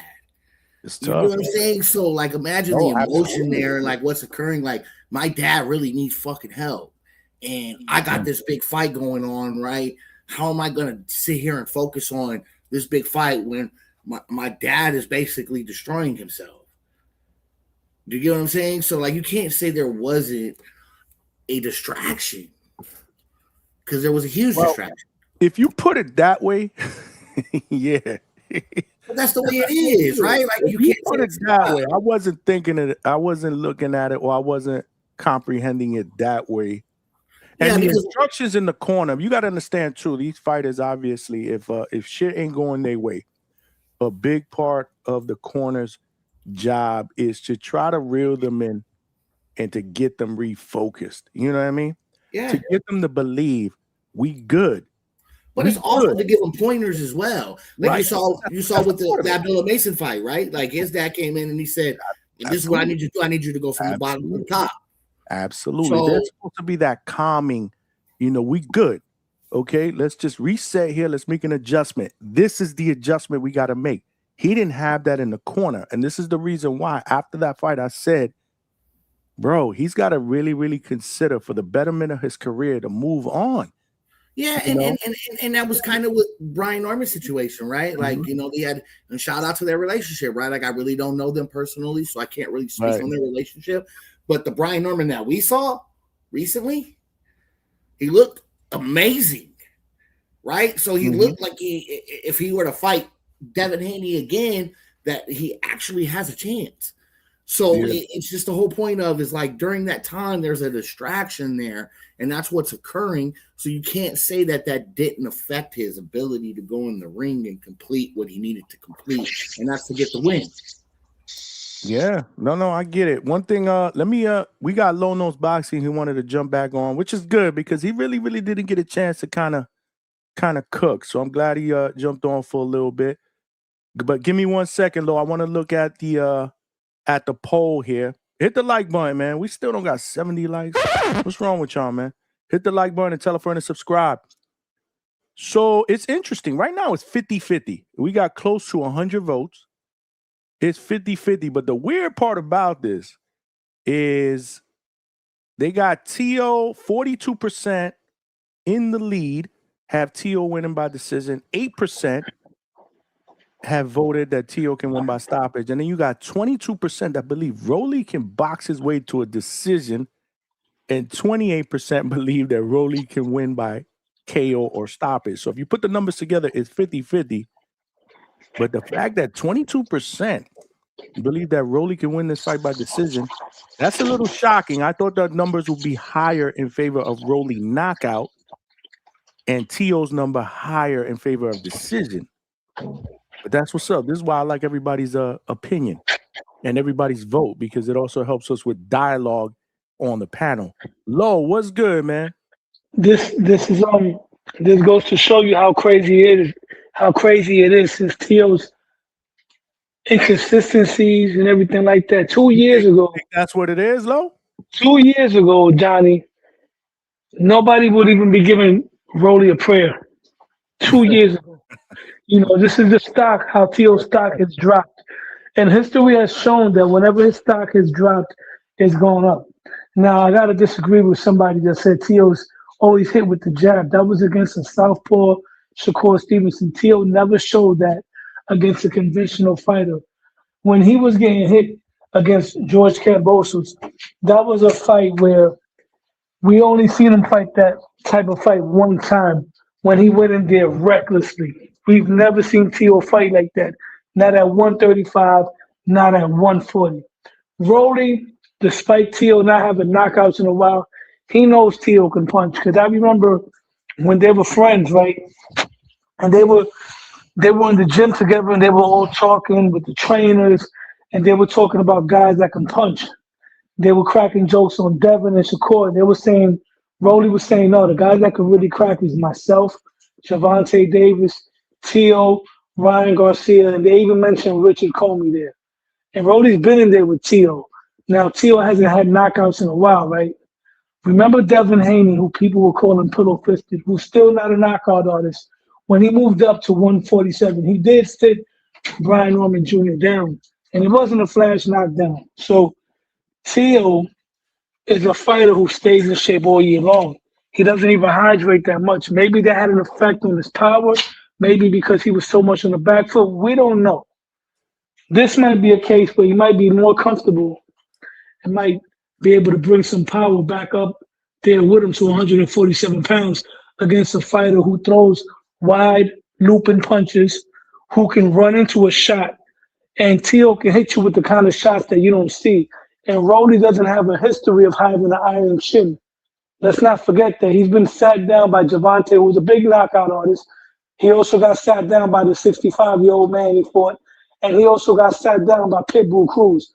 I've never heard anybody say Pitbull Cruz is a bigger puncher than Teofimo Lopez. I forgot about the old dude. Yeah. I've never heard anybody say Pitbull is a bigger puncher than Teofimo Lopez. We're not going to throw that narrative out there. So Rolly can get clipped. So, with that being said, I wouldn't be surprised if Teofimo Lopez scores a knockout or a stoppage. Now, for Rolly Romero, he does have a shot. He has a puncher's chance. Teo has shown that at times he can let people get inside his head. If Rolly talks some crazy stuff, and these guys know each other, he might be able to get Teofimo Lopez a little flustered. But we haven't seen that version of Rolly since he became a Christian. He's been more laid back. He's not as reckless as far as talking crazy. So this might be a boring build-up in terms of lack of trash talking. It could be very respectful, but we shouldn't throw the fight away because of the lack of promotion. Because at the end of the day, it's what happens inside the ring that's more important. And I believe inside the ring, we're going to see fireworks. That's what's going to happen August 22nd. We're going to see fireworks. And, like I said, I'm tired of the people doubting Teo. And Teo's back is to the wall right now. He got to show out. He got to go in there and show out. He got to go out there and put everything out there, come in great shape, come in there with a great game plan, and execute. Get his name back up there so people can start mentioning him in potential big fights with his contemporaries. Because right now, this is a blessing in disguise that he got this Rolly fight. Rolly got momentum even though he hasn't fought in over a year. Rolly beat Ryan Garcia, whitewashed him, put his hands in his pocket, sat him down. Teo's coming off of a loss. It's time to restore order in boxing, As much as people don't like Teo, this generation doesn't deserve Teo because Teo and a couple of other guys like Devin Haney are fighters who have the mentality of throwback fighters, the kind of guys that fight everybody, the kind of guys that don't duck no smoke.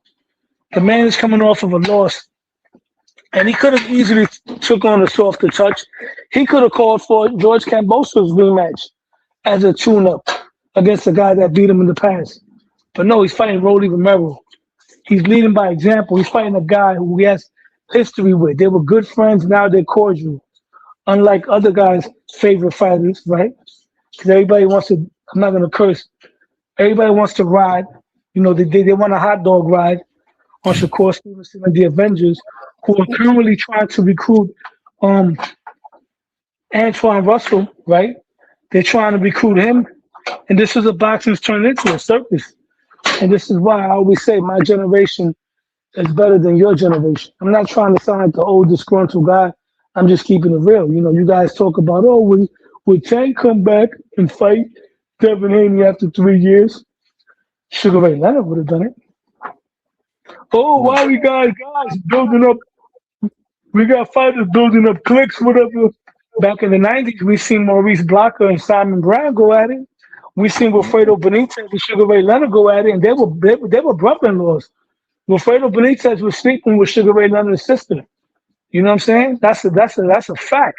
And they fought each other, and they let it all out in the ring. And I want to say shout out to the young lion who I ain't get a chance to speak about by the name of Abdullah Mason. I was calling for Treese's head in Ohio, and I'm not gonna do that because Albert Bell had a very good showing. So Treese doesn't have to retire. Albert Bell, I believe Shakur Stevenson ducked Albert Bell because Albert Bell was a tall, slick boxer, and that's a nightmare of a style for any young champion to face. And that young man, Abdullah Mason, went in there and solved that puzzle. This kind of reminded me of James Tony Michael Nunn when he was getting whitewashed for the first 9 rounds. Tony made the adjustment and knocked him out in the 12th round. That's what Abdullah Mason did. How is Shakur Stevenson going to beat Albert Bell? Anybody here with any type of boxing knowledge and technicality, tell me how. He's going to walk him down, okay, and he's going to hit him with what? Tell me what? He ain't beating him, brother. A lot of guys ain't beating Albert Bell. But guess who did? Abdullah Mason. That's the type of fighter that we have to get behind in his first professional fight. You might look at his first title defense. I'm not drunk, Johnny. I just got twisted with my words. In his first title defense. I didn't say you was. I'm just saying, I know people in the chat is talking shit right now. We got 5 more talk, so you gotta let's let him get some stuff too when you finish. He called all the way from New Zealand, baby. I'm on my long-winded shit right now, Johnny. But yeah, like I said, you went all the way from where you were from Tio and Rolly. Yo, I haven't been on your show. To Shakur Can't Albert Bell. That's what we heard. What's up, man? Hold on a second. Fight Sport. Hold on. Let me just show love to my man Taylor Walker, Javon with the 2-piece. Yeah, man.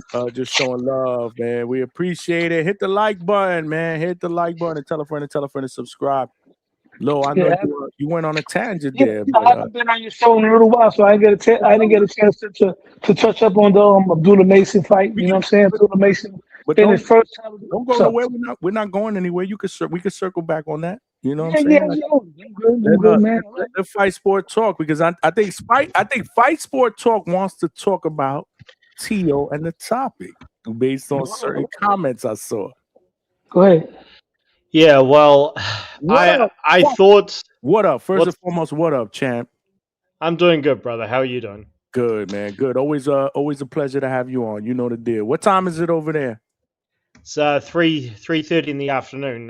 Good day. Good day. My apartment's been getting cleaned the whole time, so you have to plan when you leave the building because you're like, okay, when can I avoid the guys hosing down that the floor that I'm on? But anyway, this is where I come in because look, you can have opposing views on your show, Johnny, because this fight is let's start again. This is the biggest load of bullshit I've ever seen in my life. Teofimo Lopez getting a title shot. I mean, does anybody honestly think Teofimo Lopez deserves it? Like, Low knows. Look, we have our back and forth, nothing but respect. But Teofimo Lopez, first of all, is not a throwback fighter. He's proven that. He's an absolute joke. I thought he was going to be a throwback fighter after he beat Lomachenko, but this guy shouldn't be anywhere near a fucking title anywhere. And I'm surprised I seem to be the only one talking about this, not to sound too arrogant, but only in boxing can you lose 12 rounds, not land a single punch, get embarrassed afterwards, get embarrassed by your own father afterwards, and get a title shot. Like, does anybody honestly think Teofimo Lopez deserves this? He's not who we thought he was. He hasn't done anything for... Well, okay, the win over Barboza Jr., very credible. Can't take that away from him. But after that, he ducked Devin Haney blatantly, and it was such a bad duck, he managed to price himself out of the Saudis. Like, that takes a real doing. Only Tank Davis has done that. So, anyway, I'm not trying to start shit anywhere, but if you can get opposing views on your show, Johnny, I'm sure everybody will like it. This is the biggest load of bullshit I've ever seen in my life. Tio shouldn't be anywhere near a title. And am I the only one who thinks this? I've always been critical, and I'm not just saying this because of Tio. Y'all know the deal. I've been consistent with it. But I've also learned to realize that this is the world that we live in today. I remember when I started doing the lives about a year and a half ago, or whenever it was, I always said, how the fuck is dudes coming off of laws getting title shots? That's not how it worked, especially during the era that I fucking enjoyed watching when I was growing up. But fight, I gotta be honest, this is becoming the norm. So it doesn't surprise me, and it really, really doesn't even upset me that much anymore because what can we do about it? You know what I mean? I hear what you're saying. It doesn't surprise me. Fight. I'm really not looking. I guess in this fight, though, I got to be honest with you. I'm looking more of the matchup than the fact that it's a title fight, because I do think it's a good matchup. So maybe I'm kind of ignoring, the fact that Rolly's a champion and Tio's trying to become a 3-division champion. Maybe I am. Maybe I'm falling guilty to that. Well, my thing is this, real quick, to answer the fight. What I was saying about guys getting fights off title fights, I'm not the biggest fan of it neither, because I remember back. I'm not either. I'm totally not. When guys took a loss, like when Shane Mosley took his first loss, he had to really get about 2 or 3 tune-ups. But in this generation, people look and they frown upon tune-ups. But I'm not against it all the way, because once again, if Ryan Garcia got a title fight after being whitewashed by Wilfredo Benitez 2.0 and Rolly Romero for that one night, right? And then Rolly Romero, after getting slept and stumbling all over that ring by Gervonta Davis, gets the title fight against a 65-year-old man. He wins the belt, whatever. However that happened, he became a champion. That wasn't against him though. Did he win a belt there, or did he win the interim title? He was elevated to a champion, bro. He was elevated to a champion for some guy, Alberto Puello, got popped, whatever the case may be. So Tio, on the other hand, who's more credible, more proven than both Rolly Romero and Ryan Garcia, who had a nice little run, right? Why not? Don't get it twisted. He did come off of a loss where he was whitewashed. He didn't get knocked out. You know, we had Zab Judah, even though he still had a belt because he was undisputed. Zab Judah lost 2 of those belts, if I'm not correct, or 1 of those belts or whatever, prior to the Floyd Mayweather against the tune-up title defense against Carlos Baldomir. And that didn't stop the mega fight between him and his friend Floyd Mayweather, another example of guys that put it on the line, right? So why not, Tio? I ain't got nothing against that at all, you know? Because then you look at the rankings, right? Who would, as a boxing fan, let's forget about hold on. Well, actually, instead of saying, oh, what's good for the sport, what's good for the consumer? Because we're the ones spending our money at the end of the day. Do you want to see? No, that's not a fair. That's not a good argument. That's not a good argument. I can tell you why.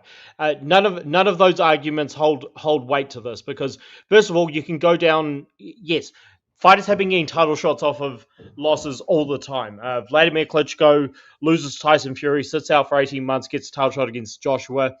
He was champion for 10 years. Shane Mosley loses twice to Vernon Forrest. Has the no contest with Marquez and gets a title shot against De La Hoya. Evander Holyfield loses twice, really. Once officially, should have been twice to Lennox Lewis, gets a title shot afterwards. But these are legends who built their way up years and years and years. Tio is none of that. Now, Ryan Garcia getting a title shot against Barrio. Who was it? Barrio, sorry. Mind blank. Yeah. That should have never happened. So it's not, first of all, we can't defend one load of bullshit by saying, well, here's another load of bullshit. Secondly, I said this multiple times after the fight, that Barrios is such a disgraceful champion to, first of all, even try to fight an ancient... I'm serious. That. To try to you did say that before that. Go ahead. Exactly. To the fact that this guy even accepted a fight against an ancient Manny Pacquiao after being out of the ring for more than half a decade is disgraceful beyond belief.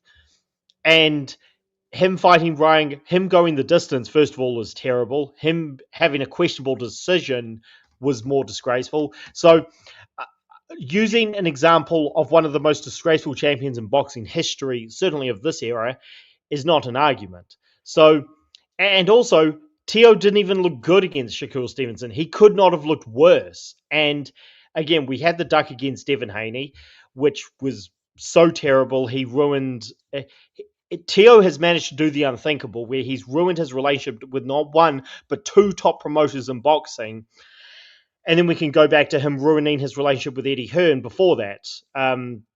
So this guy, it's just further evidence that boxing is a joke. Now, to answer Lono's second point about, well, what are we going to pay for, etc., that's not a valid argument because you have a perfect second champion. You know how the WBA does this bullshit, who just had one of the biggest wins of his career against Shakram Gasov, Jack Catterall. He beat Gasov clearly, who was unproven in the pros, but still an Olympian, undefeated, and he beat him handily. That fully cemented him as the rightful contender to Romero's title. And another reason why this pisses me off so much is because we don't even know if Romero's the best guy in the WBA. He certainly didn't prove it. Garcia has proven to be a joke off of the drugs. So, and that fight wasn't even good to watch. So the fact that he's not fighting his perfectly credible real champion, but okay, he's technically a second champion because of the WBA. The fact he's not fighting him and he's just fighting a guy who got washed for 12 rounds, who didn't land a single punch. I mean, what are we doing here? This is the reason why this is one of the worst cases in boxing is because Tio and his resume and his legacy has not remotely earned this. And on top of that, you've got a perfectly, I'm just repeating myself, you've got a perfectly credible contender right there, and he's getting ignored for a guy who's not even a throwback fighter. He's a throwback court jester.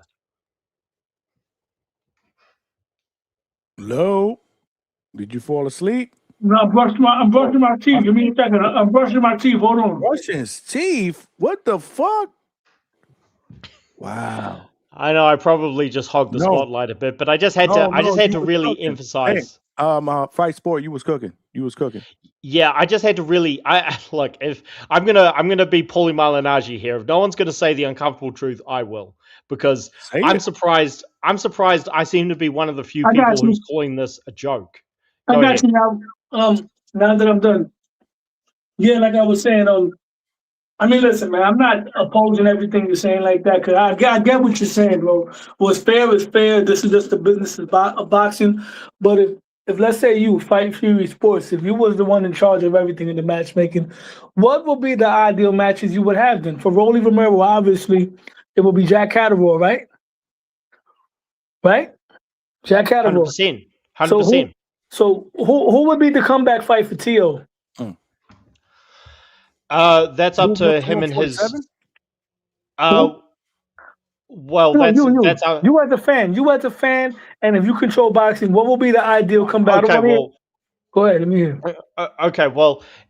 If I was to match it up, I would say, given the nature of that loss to Stevenson, I would say either. Okay, here's just three names. This is just off the top of my head. You match a guy with a win and a loss, etc. I would either go.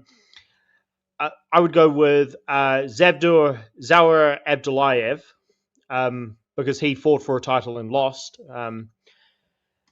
And I would then go Gabriel Valenzuela. And if he wants to jump in the deeper end, I would say you go with Mercado or Adam Azim, because undefeated guys, yes, but these are guys who Teo could possibly, given his talent, beat. No, those guys. You just mentioned 140 pounder. You just mentioned Tito Mercado. He's moving up to 147. Those are no-name guys that you mentioned for Teo. What I would have had for Teo would have been, I would have said Brian Norman Jr., but Brian Norman Jr. already just came off of a win, so that wouldn't be fair for him to have the rust off, and Teo got to go into that like that. I would say Subriel Matias, being that Subriel Matias is a former 140-pounder who was saying that officially move up to welterweight. No? I don't know, but they were saying that he was going to 147. I heard Caesar say that on one of his shows. Caesar say that. I heard him say something like that. That would be a good idea, 147. But at the same token, he's coming off of a knockout loss. Maybe he should take on a softer opponent, because he got knocked out by a guy that he was supposed to step on. And shout out to Dalton Smith, because he proved everybody wrong. But yeah, I get what you're saying, man. You know what I'm saying? Boxing, it is what it is. We can't cry about it. We just got to go by what we got. And what we have is a championship fight. We have a former champion from 135, a former champion at 140, taking on a 2-division, 3-division champion, whatever you want to say. And I'm interested in seeing what kind of undercard we're going to get. When I first heard about this fight being rumored, I was thinking this was going to be on the Gervonta Davis card, because there were rumblings of Gervonta Davis actually coming back and fighting Lamont Roach in a rematch. And you actually believe that? I mean, I'm gonna be real with you, man. I really want Gervonta Davis to come back to boxing. I think it gives boxing a shot in the arm that they need. That's not the question I asked, because I agree. I think What I want that, yeah, man. That would be a great card. Come on, man. We all knew we weren't seeing this dude this year. Now Heyman confirmed we're not seeing this dude in 2027. This is why when Kenyo comes on here talking about Tank Davis, why are we having this conversation in July of 2026? This dude's not even planning on fighting this year. Yeah, why if he does come back, makes no sense. If he does come back, I don't think it's going to be against either Tio, if Tio wins, or Devin. I don't think he's going to fight anybody of those guys. It's going to be a first fight back. That's why. Yeah. In terms of who's relevant right now, or why it's so pointless talking about Tank Davis. I mean, we might as well talk about Evander Holyfield or Mike Tyson. Or Lennox Lewis. Talk about Tank Davis, bro. I don't know, but all I got to say, this is a soundbite which I'm definitely going to use on my channel, Johnny. I'm surprised you haven't used it. Which one? I mean, what more needs to be said? Like, I need that. That shit is dope. I'll send you. Really, I'll send you the link, man. Send it to me. That shit is actually dope. I like Yeah, that. that was Paulie after the Adrian Broner fight. Oh, that was No, that was okay. I remember. no, that was Lonos. That was after the Juan Diaz fight. The Juan first Diaz fight. Yes. I was. He beat Juan Diaz though. He didn't lose that fight. No. No, he lost the first one. Lost the first one. Oh, they one. fought twice. All right. Or he might have won the first one. So he said that after that. Yeah, I remember that. No, man, Paulie didn't fight that dude twice. He fought him once, bro. Well, he lost. Juan Diaz. He fought twice. Yeah, I know that. Yeah. Because of course the first one was controversial. He thought he won the first fight, but and that's why Johnny, said, before I get off, could I just say why not to be so all Debbie Downer, but you want. Fight okay. Sports Talk. Because this is like, if people accuse me of being too negative, okay, this is where I come in. This is why I'm so disappointed this fight is happening, because welterweight, we've been talking about this since Spence sort of half retired. He's basically been retired since the Crawford fight. Crawford moved up, and Thurman retired, etc. We've been talking about how welterweight hasn't really got back on its feet. How it's been one of the more forgettable divisions since those guys, and certainly since Boots moved up and Ortiz moved up. Now we had a chance here for things to get exciting again, because Croker, he was a new champion, so he loses to Paro, is what it is. Paro's definitely a credible fighter. Haney, he beat the unproven number one by default, but he has wanted to fight the other champions, and now Keyshawn Davis is mandatory. That fight could still happen, and I don't want to go off any rumors or anything, but I'm just wondering, why has that fight not been announced yet? In fact, you can let me know what may be going on with that fight. But that's still a really good fight. Garcia versus Conor Ben is just absolute garbage on top of garbage on top of garbage. But with the I'm serious. Conor Ben is a freaking joke. Ryan Garcia is a freaking joke. Why do I want to see two? I mean, maybe I can watch a double knockout. Maybe I can see two jokers kill each other. I mean, that's the only reason I would tune in for that fight. The WBA, like I said, we had a Rolly upset Garcia, but he's not proven at this weight class because of his shallow resume and his losses. He had a chance to prove it because Catterall is now a really good contender, and now we don't get that. So that's that. I mean, again, this Teo fight, I've just gone into time and time again of how it's garbage. Paro, I mean, who's he going to fight? Paddy Donovan? Are they going to try and pull a UK case with that? I mean, maybe Hitchens gets a fight. I don't know, but there's not many contenders in this division that are relevant. So and to sum it up, Johnny, this takes away a very credible fight in a division that needs credibility. I agree with it, and I disagree with it. I agree with that. This division does need a marquee fight to really solidify who's the top guy. But what I disagree with about the division being weak now, the division was weak after the era of Bud Crawford, Errol Spence, Thurman, Porter, Danny Garcia, and then you had Boots and you had Virgil, and then you had a graveyard, and then you had an influx of smaller fighters that were moving up, such as Devin Haney, such as Ryan Garcia. Now, of course, Rolly Romero, who's a champion, who's a recognized name in boxing. Then we got Teo. We got Richardson Hitchens. We got Keyshawn Davis. And then we have a couple of other guys from 140, such as Liam Paru, who's a belt holder right now. Jack Catterall, another good fighter. Arnold Barboza, solid fighter, tremendous fighter. We still got Brian Norman Jr. up there. You got young guys like Tiger Johnson. You got the other guy that Coach Bermudez guy. What's his name? Polanco. Yeah. Polanco. So with that being said, we can say that we have a pretty good, we got a pretty good talented 147-pound division, and it's a pretty deep division at that. We just got to see these fights happen. And I agree with what he said. It shouldn't just be the big names getting the fights. Jack Catterall should get a title fight. He beat. I do agree with that. I do agree, man. Jack's that dude, man. Yeah, he beat Josh Taylor, arguably twice. You know what I'm saying? He took the loss to Arnold Barboza, who's another tremendous fighter himself, and he bounced back and got with Bozy Anderson and destroyed the guy that beat Josh Taylor. Man, he's been looking very good. The white son of Bozy Anderson, aka Jack Catterall, man. And you know, doing it again, Lo. maybe we could see a rematch between Jack Catterall and I can't forget Conor Ben, who's a big name. Speaking of Conor Ben, right? If Oscar De La Hoya is saying that we're not going to get that fight between Conor and Ryan Garcia, then who's going to fight Ryan Garcia? Is it going to be Arnold Barboza? This is where I need the Fight Sport. This is where I need the soundbite from Jeopardy. Ryan Garcia is always fucking rumored to fight everybody. His resume is incredible. If he actually fought the guys that he was rumored to fight. I need that Jeopardy soundbite. I have no fucking clue. I'm banking on the Ryan Conor Ben fight, even though Fight Sport just shitted on it. I was dying.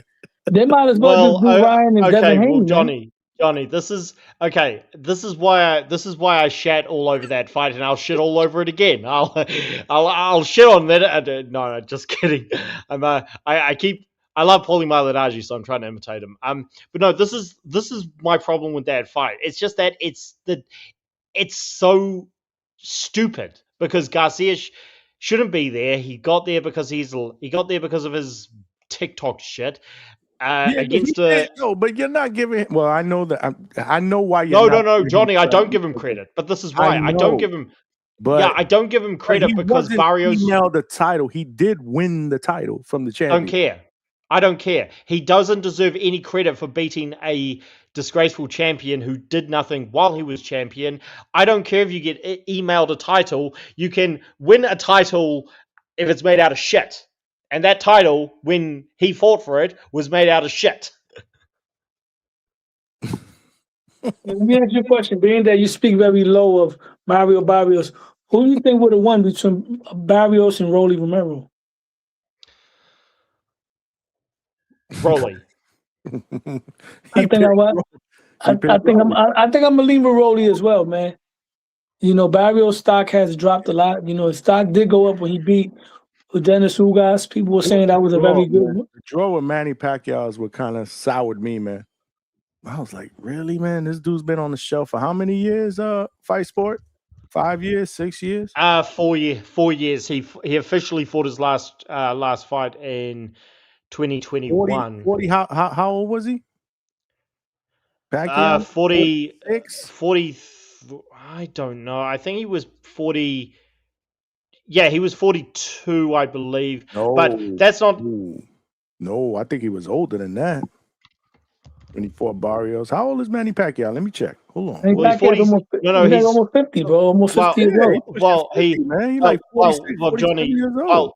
Yeah, he's 47 now. The fight happened last year when he was 46. So he was 42 when he last fought. No, Manny's about 48, 49 now, bro. What are you talking about? He's the same age as Floyd. I'm looking at the ages. He's 47. Nah, he's not as old as Floyd. He's a couple of years. Hold on, I'll tell you. I didn't know that. He looks older than Floyd. He's 47. Floyd's about 49. So that fight happened when Manny Pacquiao was 46. I remember us talking about it. I'm like, man, this dude is facing a 46-year-old that's been on the shelf for 5 years. There's no way. But it's not just that. It's that you're talking about a 46-year-old who really should be aged to the point where he's like 56. Because of how many wars he. If Ryan is not fighting Conor Ben and Devin, they're not sure what's going on with him, they might as well try to make that fight. I feel like that's going to be a fight that I know is always going to be there. And I know we spoke about this in the show a few times. We talked about fights that we never seen that we could have seen. This is going to be a generation where years down the road, when we talk about fights that we could have seen but we didn't see, this generation, this era, and I'm hoping I'm wrong, is going to have quite a few of those that we're going to be talking about years from now. For sure. You know what I'm saying? Like the Keyshawn versus Shakur Stevenson, Ryan Garcia, Devin Haney rematch. I don't want that to happen. I don't want that to happen, but I get what you're saying, Lo. Javante fighting anybody. You dig what I'm saying? Like, it's crazy, man. This is why I say that this is one of the weakest eras in boxing. We have a lot of talent, but the mentality's not there. There's too much childish. You know, Ness crashed out on Devin Haney the other day in the show and called him a kid. You know, like with the nonsense. Salute. Who said that? For being honest. He crashed out about Devin Haney tweeting about Javante. Oh, they offered me 730, and that's what like, yo, what the fuck you talking about that? Renegotiate. You know what I'm saying? But that's Counter another offer. thing. Exactly. Like why are they putting that shit out on fucking X and on Twitter? And he should have took it if that's the case, bro. Everybody shitted on Shakur for not taking. What's the point of putting that shit out there on Yeah, social media? like Get into a room or an office and A counter negotiate. offer. Like my thing is, I said this a long time ago. I think it was a year ago. I think it was damn, I forget what fight it was, but I'm like, yo, what happened to the counter offer? That was Like, you talking about Shakur and Devin when they offered him 25. Shakur did the same shit. Oh, they offered me 25. It was a while ago. Because I'm like, bro, it's an offer. So you know what you do in an offer? You look at it. You just don't say no, fights off. Counter offer. Negotiate. See if you can meet in the middle. It's part of business negotiation. Like these dudes have forgotten the lost. It's like a lost art. You know what? 70-30. Nope, I don't want to fight. You disrespected me. No negotiations. Counter offer. But as Low Nose, I agree. But as to me. but as Low Nose is saying, that's an era. That's the era we're in where guys get offered certain getting a title shot. I'm coming off a loss. Like I said, immaturity, man. Not It's just the immaturity. You know, they acting like kids, man. And another thing I want to talk about, I caught some flack on the short that I did on TBV. They edited, but I was talking about the Puerto Rican fighters. How back in the days they didn't take the Puerto Rican knee, and they were like, "Yo, you want Xander to die in the ring?" It's not about that I want to see anybody die in the ring. It's just that recent years there's been like a bad stigma on Puerto Rican fighters, calling them quitters. They went on their knees, and even though Xander did go on his knees, can't really call him a quitter, man. Because not for nothing, that fight should have been stopped in the 5th round. Xander really did take his pound of flesh like a man. He had the fight beaten out of him. But I was bringing up fights from the past where Puerto Rican guys really took the beatings. Like when Rosario fought Chavez, he had both eyes closed, his ribs broken. I saw that. Yeah, same thing with Camacho. These guys didn't quit. Trinidad, they had to save him from himself. Nah, I got the short. It was cool. Puerto Ricans ain't quitters, man. It's just, we just ran into a couple of Puerto Ricans that went down on their knees, but don't call the whole, race of fighters quitters, man. That's what that video was about. I wasn't trying to, trying to shit on the Puerto Rican fighters. I was just bringing up the past. Like, listen, we got some guys that really went out on their shield. Nah, for sure. Hit the like button, y'all. Hit the like button. I think we got a new caller up in here. The Real Boxing. What's good? Hey, yo, what's up? What up? I had a question for y'all. So, I guess that belt organizations don't mean anything like whatsoever because we're sitting here talking about Rolly and everything. Like, not to backtrack or anything, but Rolly's the super champion of the WBA, and then you have a champion under him in Jack Catterall. Why is Jack Catterall not getting a shot at the super championship? As stupid as I think that the super championship stuff is, super champion and champion. Why is he not getting a shot at Rolly? That's a great question. I think Fight, you brought that up earlier, right? Yeah, I mean, man, you just asked the same question that I Well, I didn't ask the question because I know why, because boxing is full of shit. Yeah. Nothing makes exactly sense. The more that happens in boxing, the less sense it makes. I mean, I could come up with more metaphors and ways to describe it, but nothing makes sense. It's not a sport, bro. It's a business at the end of the day, and like they're just gonna make money fights. But I mean, is this Teo and Rolly fight really a money fight? Like, I mean, is this gonna bring in numbers? I think it'll do well. I think it'll do well. First and foremost, like I said, you a new caller, right? This is the first time. Yeah. I just found you. I was looking for boxing podcasts and everything, and I just seen y'all get on here. I try to talk on all of them that I can because I just like talking boxing. Nah, man, salute. We do this every night, man. So salute. Welcome to the family, man. I appreciate you. I'll be back around for sure. Yeah. Come back. You know the deal. Subscribe. Come back. We do this shit every night, man. We talk that boxing shit. We open up the panel. This is what we do. But listen, to your point, this is there's a lot of things that we don't agree with what's going on in the sport of boxing. Another one being, again, guys coming up losses, getting title shots. So, I'll just throw that into the mix as well, man. We've been talking about this for a while now. Right. But I still think financially, I think this fight will do well. I'm not going to sit there and tell you it's going to be a Now, the only time I think I agree with it is like if you were already holding a belt and then you're coming off of a loss of losing a belt, then I think you could possibly get another shot. I could see that a little bit, especially if it's a close fight, Well, I don't think really this is an argument. Not that you're making it, but for the sanctioning bodies to make, because is this fight going to do marginally better than a fight with a fight with Jack Catterall would make? Possibly, but Jack Catterall is also promoted by Eddie Hearn, and we all know how Eddie Hearn's got a lot of flaws when it comes to America, but when it comes to the UK, he knows exactly how to build guys up. Like, he was able to get the boogeyman at 154, Bakram Murtazaliev, Josh Kelly, and he made that fight lucrative to where Murtazaliev came over to the UK despite being the champion. So Right. if he was to make that, if he was to win the purse bid, should there be one with Romero, I'm pretty sure he could easily get it in the UK. Catterall would sell pretty well because everybody also saw his fight with Josh Taylor and saw him win that fight. And so the idea that Teo's also not a money fight. He can talk, no matter what he and his dumbass fathers say, he's not a money fight. I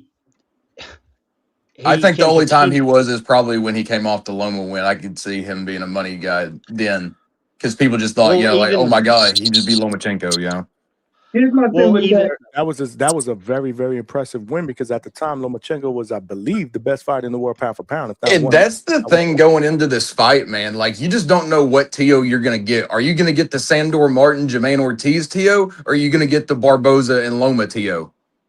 Well, if I could just comment on that, because that is the argument people are making. They're saying, well, you don't know what Teos you're going to get. Well, I don't give a shit what version of Teo we get. He's not going to deserve this fight, even if under no circumstances. Now, I agree.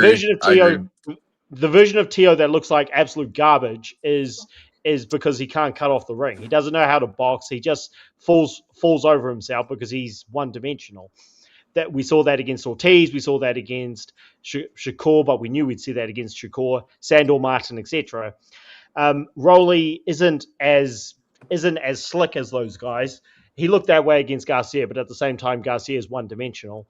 But again, as I said, that you probably weren't listening at this time, you may not have tuned in. I said to Johnny, it's not just that he lost and couldn't cut off the ring, because again, we've seen that for years. It's that he couldn't land a single punch, and his own dad threw him under the bus. And his you gotta hit him, bro.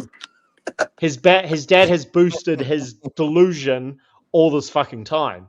So, like, Johnny knows I'm the biggest fan of Lomachenko, and I still am.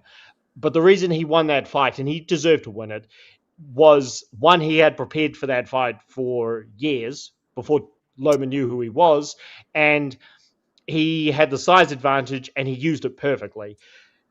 When he's the same size as his opponents, if they don't stand in front of him, if they give him angles, he looks useless. But this is where I'll throw something at you.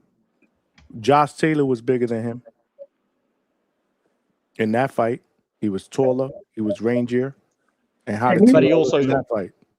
But Josh Taylor also stood in front of him. I said somebody who gives him angles. Josh Taylor didn't give him angles. And shout out to Josh Taylor. He had one of the best undisputed runs of this era, but he did seem to be a flash in the pan, because, he loses to Catterall. He gets a robbery, loses to Teo. And he just fell off a cliff after that. But the way Teo won is because he was more naturally gifted, and he used it because Josh Taylor, as big as he is, doesn't have good punch defense. I always heard that Josh had a lot of problems outside of the ring with drinking and everything. I don't know about that. Possibly did. But also every fight has I limitations. don't know, man. I think we're kind of discrediting that window. Exactly. We can't be doing that. At the end of the day, the guy was the favorite going into that fight. There was a lot of people that was And he saying was a that Tio was going to get unified champion at retired. the time. He was the lineal champion at 140. Yeah, he was the one. It was undisputed at 140. And let me tell you something, Josh. I'm going to sit back on the Jack. I'm sorry, Lo. I'll let you go. I know you're going to sit back at the Jack Catterall performance that people thought he lost, but let's not forget what he did before that. You know, he beat a Prime Ramirez. He had the best. He had the best run at 140. He in a long time. His run at 140 was better than Tio's run. His run was better than Bud Crawford's run because he did it against better guys. He had a better run than Danny Garcia. We can argue that Josh Taylor's probably in the top 10, top 15 greatest 140 pounders of all time. He had a good run at 140, and he did all this in less than 20 fights. So we got to put some respect. Remember, Teofimo at the time was going through so much mental shit. Everybody thought he was going to end up in a padded room in a straitjacket leading into that fight. So for him to overcome all those mental odds that he had, having that mental breakdown with his father on ESPN, he went in there and put an absolute boxing clinic and looked at like a combination of Floyd Mayweather Jr. and Roy Jones, the way he took Josh Taylor apart. And that was the first. That was his first fight. Was that his first fight at 140? Or no, that was his third fight at 140. Third. Okay. No, I was just asking. No, he cooked, man. He came in as the underdog in that fight. Everybody thought he was going to get I don't retired. want anybody to like this. I get what you're saying, fight, and I know that you're really not a Tio guy or whatnot. I get it. But I don't know, man. I'm not about discrediting that loss. I think that was a really, really good win, man, for Tio. Yeah, for sure. Well, I'm not. I'm honestly, and I've already got people cooking me in the chat. Which, look, Johnny, I've been coming on your show for a while. I always seem to get about that though. You go right back at them. Look, I see you multitasking. You even type it in the chat. Look at you. Well, I'm starting to learn that I've just got to embrace the people who don't like me for whatever reason. I go through it all the time, man. All a part of the game. Anyway, everybody gets it on this panel, man. I'm the biggest villain. I'm the biggest villain on this panel. Every time I go on the panel, since Lo jumped on to talk about Tio, I got to tell you, there's been a lot of hate in the chat. Somebody told me to back him up. Somebody told me to back him up in the chat. Back me up, but we don't do that. No, we don't do that. You know what I'm saying? Yeah. We don't do that because we talk boxing. See, we don't hide behind a keyboard. You know, a lot of you people that just, and I'm talking about the people in the chat that never call in, that just want to troll, right? Y'all just probably sit there. Y'all probably overweight, sipping on beers, eating on donuts, cheeseburgers at 5 o'clock in the morning, laying down, just having an opinion, bro. Just trolling. You know what I mean? It is what it is, bro. But shout out to y'all anyway, because at one point I used to just listen to the chat also. But guess what I wasn't doing in the chat? I wasn't talking gibberish to people that was on the panel, because I respected their courage for being on the panel and putting themselves out there despite criticism. But see, once again, that's a reflection of this generation. This generation is soft. They can't take constructive criticism. So all they do is hide behind a keyboard. But then when you see them in real life, they're teeth and palms. Well, you also have all these people, all these people that do have the opinions. They don't know how to articulate them. They may just have an opinion and can't say anything else about it. Exactly. Can't go deeper into it. I'm just gonna have to head off because it's getting to the afternoon here, so I've got stuff to do. But I'll just say, Johnny, to answer the point, it's not that I'm discrediting that win, saying it doesn't mean anything, because my argument is not that Teofimo isn't talented. He is. That's where my disappointment comes in. What I'm saying is it was a point that Real Boxing made about you don't know what version of Tio you're going to get. And I said, well, the versions of Tio is the guy who can beat people when they don't give him angles, when he has an advantage over them or he's faster than them, as he was with Taylor. But when he's up against somebody who gives him angles, he's proven to be one-dimensional. That's what I meant. The Josh Taylor win didn't prove that he had worked on his limitations, because he hadn't. Because what happened afterwards, he fought Jermaine Ortiz and he looked like shit. Now, Ortiz, I also blame Ortiz for letting that fight go. But anyway, that's a separate story. So anyway, yeah, the official leader of the Teofimo Lopez hate channel, you can call me. I'm just going to have to... Anyway, I guess I made my points clear. But dude, man, you my dude, man. And by the way, I wasn't just saying it based off what you said. There's a lot of other people that have jumped on the panel or have said the same type of shit about the Josh Taylor fight. So I'm speaking generally. So it's not just directed towards you, chap. I just want to let you know that. Yeah. Absolutely, man, for sure. It's never like that. When you get your channel up and running, you better send me an invite. Oh, absolutely. I'm just working on it, making sure that I don't go in and then slack off. But always good chatting, guys. Take care. Peace from New Zealand. Salute, man. Salute to Fight Sport Talk, man, who calls in all the way from New Zealand. We got family members on we got DHS family members from all over the globe, man. Salute. Hit the like button, man, and subscribe to the channel. We got new panel member, The Real Boxing, man. We appreciate you on the panel at Low Nose Boxing. I got a question, though. And I want to ask Low first, and obviously The Real Boxing, you could jump on after that, because Low, you said something earlier that caught my attention, and I took note of that. You said if Teo loses, you can consider him what? A gatekeeper. Why? And I want you to explain that. I ain't gonna how he loses because Rolly's a fighter who that was a little extreme, especially coming from you. That's what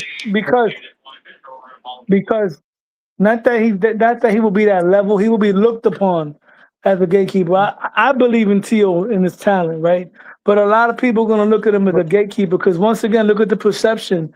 People are looking at this fight, and I'm not trying, and I don't want to diminish it and say that Rolly's a no hope, because Rolly is not a no hope at all. But 2 years ago, nobody would be saying Rolly could beat Teo, right? After Times Square, even when Rolly had that performance in dominating Ryan Garcia, and Teo had his performance, right? Nobody came out of this saying Teo versus Rolly. They was talking Teo versus Devin, right? Even back then, nobody was talking Teo versus Ryan. Fast forward now, you got people saying that Ryan beats Teo. Now you got people saying that Rolly beats Teo. So imagine the perception of Teo if he were to lose to Rolly Romero. I'm not calling him a gatekeeper if he loses, but that's what the perception of him would be. If he were to lose to Rolly Romero, who got knocked out with one shot by Gervonta Davis, who got battered all over the ring by Pitbull Cruz, who got battered all over the ring by a 65-year-old uncle. You dig what I'm saying?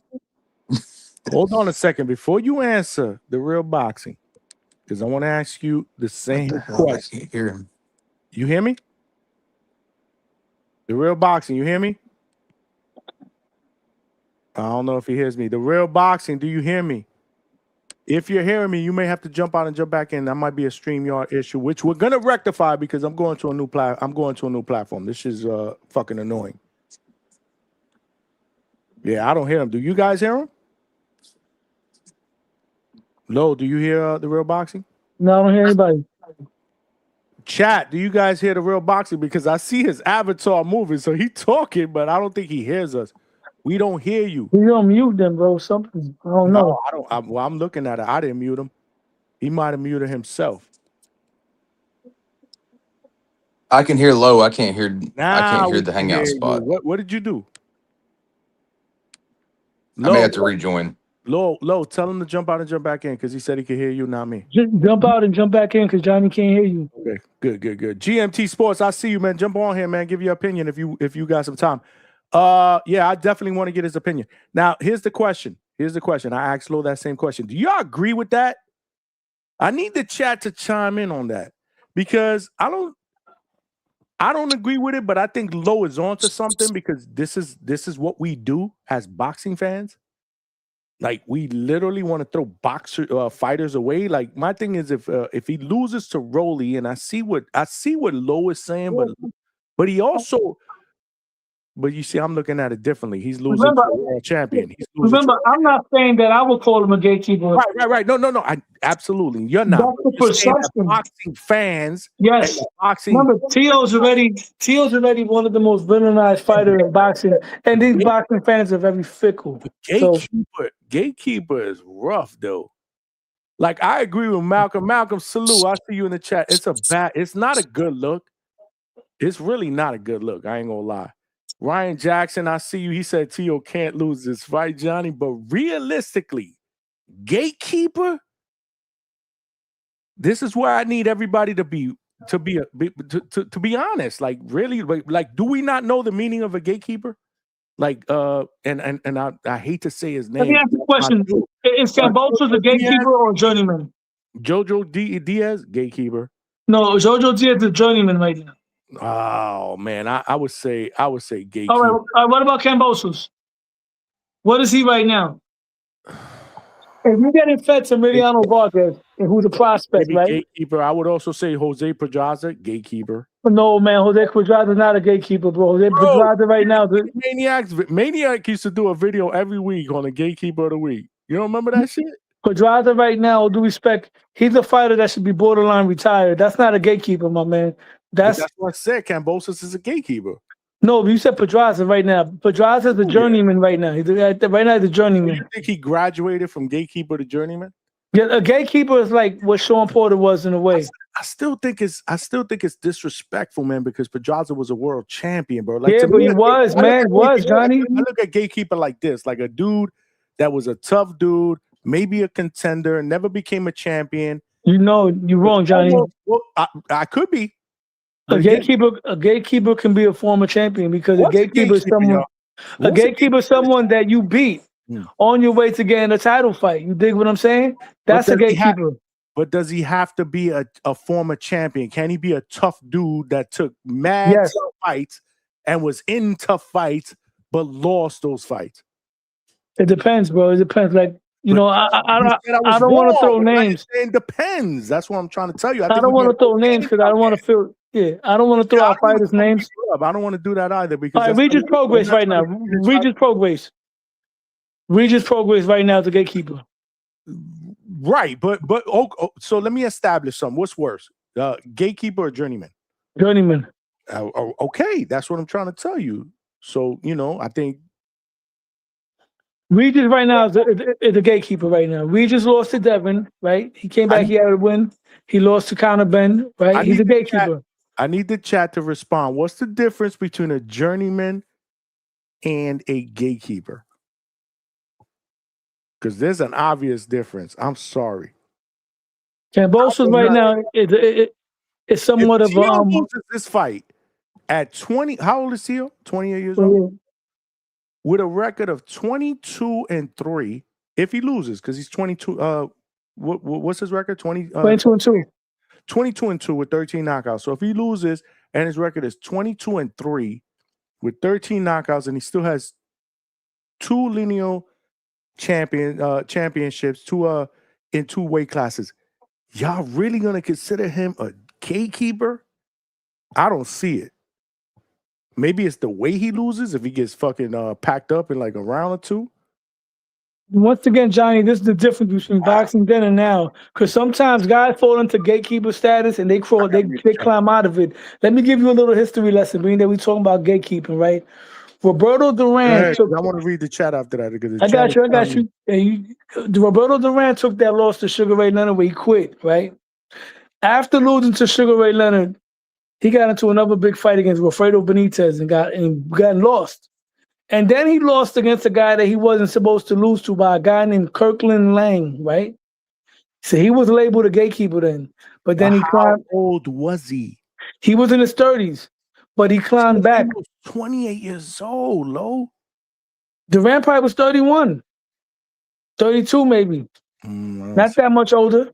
And then he came back and knocked out a former champion in Pipino Cuevas, and then got a title fight against a super junior middleweight champion who was undefeated, Davey Moore, who everybody thought the 24-year-old guy was going to pack Durant up, and Durant packed him up, and he was back. That's a great fight, by the way. Great fight. No, that was a great beatdown. That was not a great fight. That was Durant's Gotti Mayweather Gotti performance. If you watch that fight, beat the shit out of fucking Davey Moore. Yeah, that was anyway. But like I said, even if I don't like writing people off, man. Once again, I'm not saying me. This is what public perception would say. This is what the trolls, the boxing media, this is what his contemporaries might say as well. Because, you know, they all crucify somebody for losing. Right. Right. I need to see the chat. Hold on, Lo. I need to see the chat. They getting involved, man. Hold on. Where do I start? Holy smoke. They even throwing names out there. Damn, the chat cooking right now. Hit the like button, y'all. Tell a friend and subscribe. Johnny, what was Gabe Rosado? Man, that's my bro. I can't comment. See what I'm saying, though? That's my bro, man. You know what I mean? That's man right there. That's bro, man. Was Edgar Belanga, right? No, not Edgar Belanga. Edgar Belanga's not a gatekeeper. Come on, no, he's not. Even though the chat's gonna say If he that. gets packed up, he's a gatekeeper. He's a nice name to fight. If he gets packed up, then yeah, we might have to discuss that. But hopefully we don't have to discuss that. We will be live for that, y'all. July 26th, man. 4 days before your boy's birthday. We going live. We doing a live fight chat for that. If Tio loses, he's going to be somebody's cashier. But see how bad boxing is. Devin Haney was almost a gatekeeper. If he would have lost to Brian Norman Jr., if Devin Haney, the way Devin Haney gets hate, if Devin Haney would have gotten packed up by your mans, I'm saying, if Devin would have gotten packed up by your mans, I've heard even Tone say. But we gotta be better than that, bro. I'm not saying that. I'm just telling you what they were saying. Combat that bullshit. I've heard people say that Devin will be a gatekeeper. Remember, he lost to Ryan, right? And then he had that performance against Ramirez. Bullshit, bro. And then he got.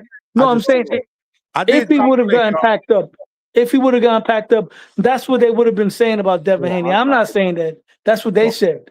I know, but this is where we got to be better, man.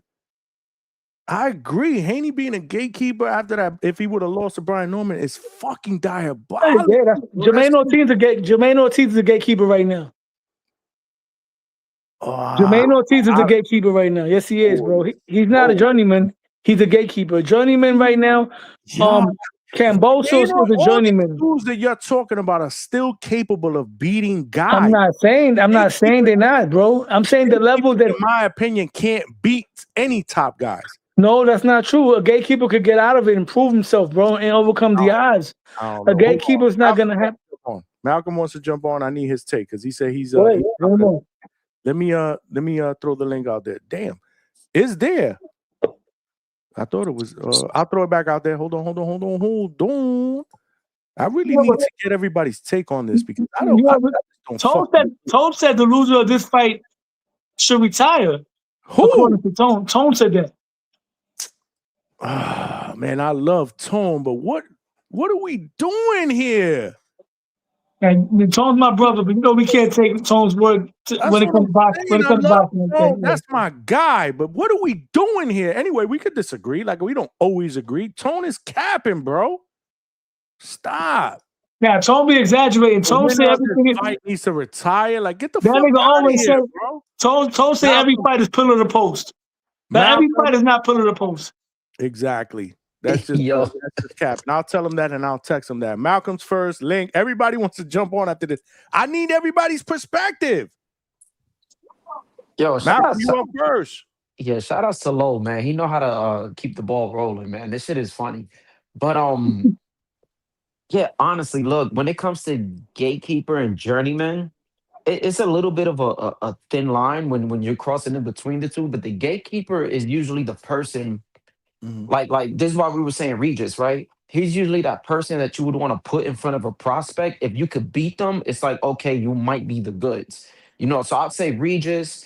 Cambosis is still kind of there. I mean, he's retiring. I think he's retired. Gabe Rosado was kind of in that field too. He's one. I would say, because I think people are saying Bubu Andrade. I think he's a good one also, but they're usually skilled. You gotta have some kind of goods. Is Boo Boo actually fighting this weekend or the weekend after this? He is. I kind of feel like I saw something when he's fighting recently, right?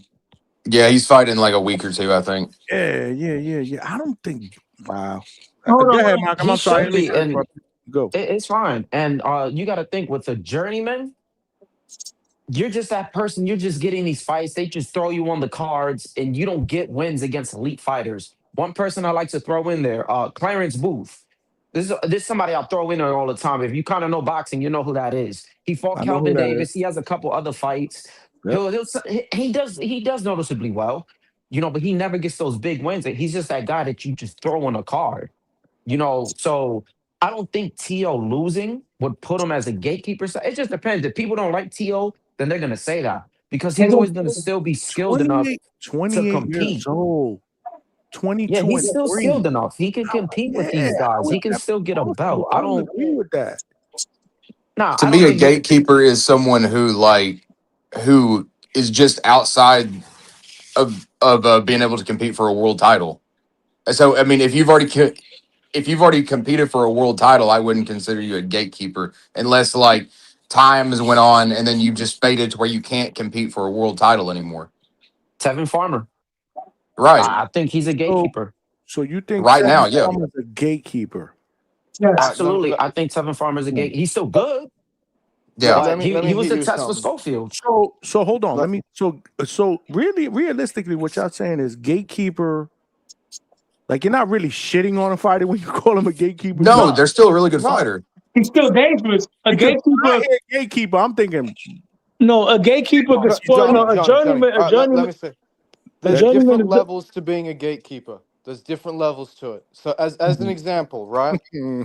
And I default to the heavyweight division because it's the easiest to track. People might know who Kamil Sokolowski is. He's a Polish guy.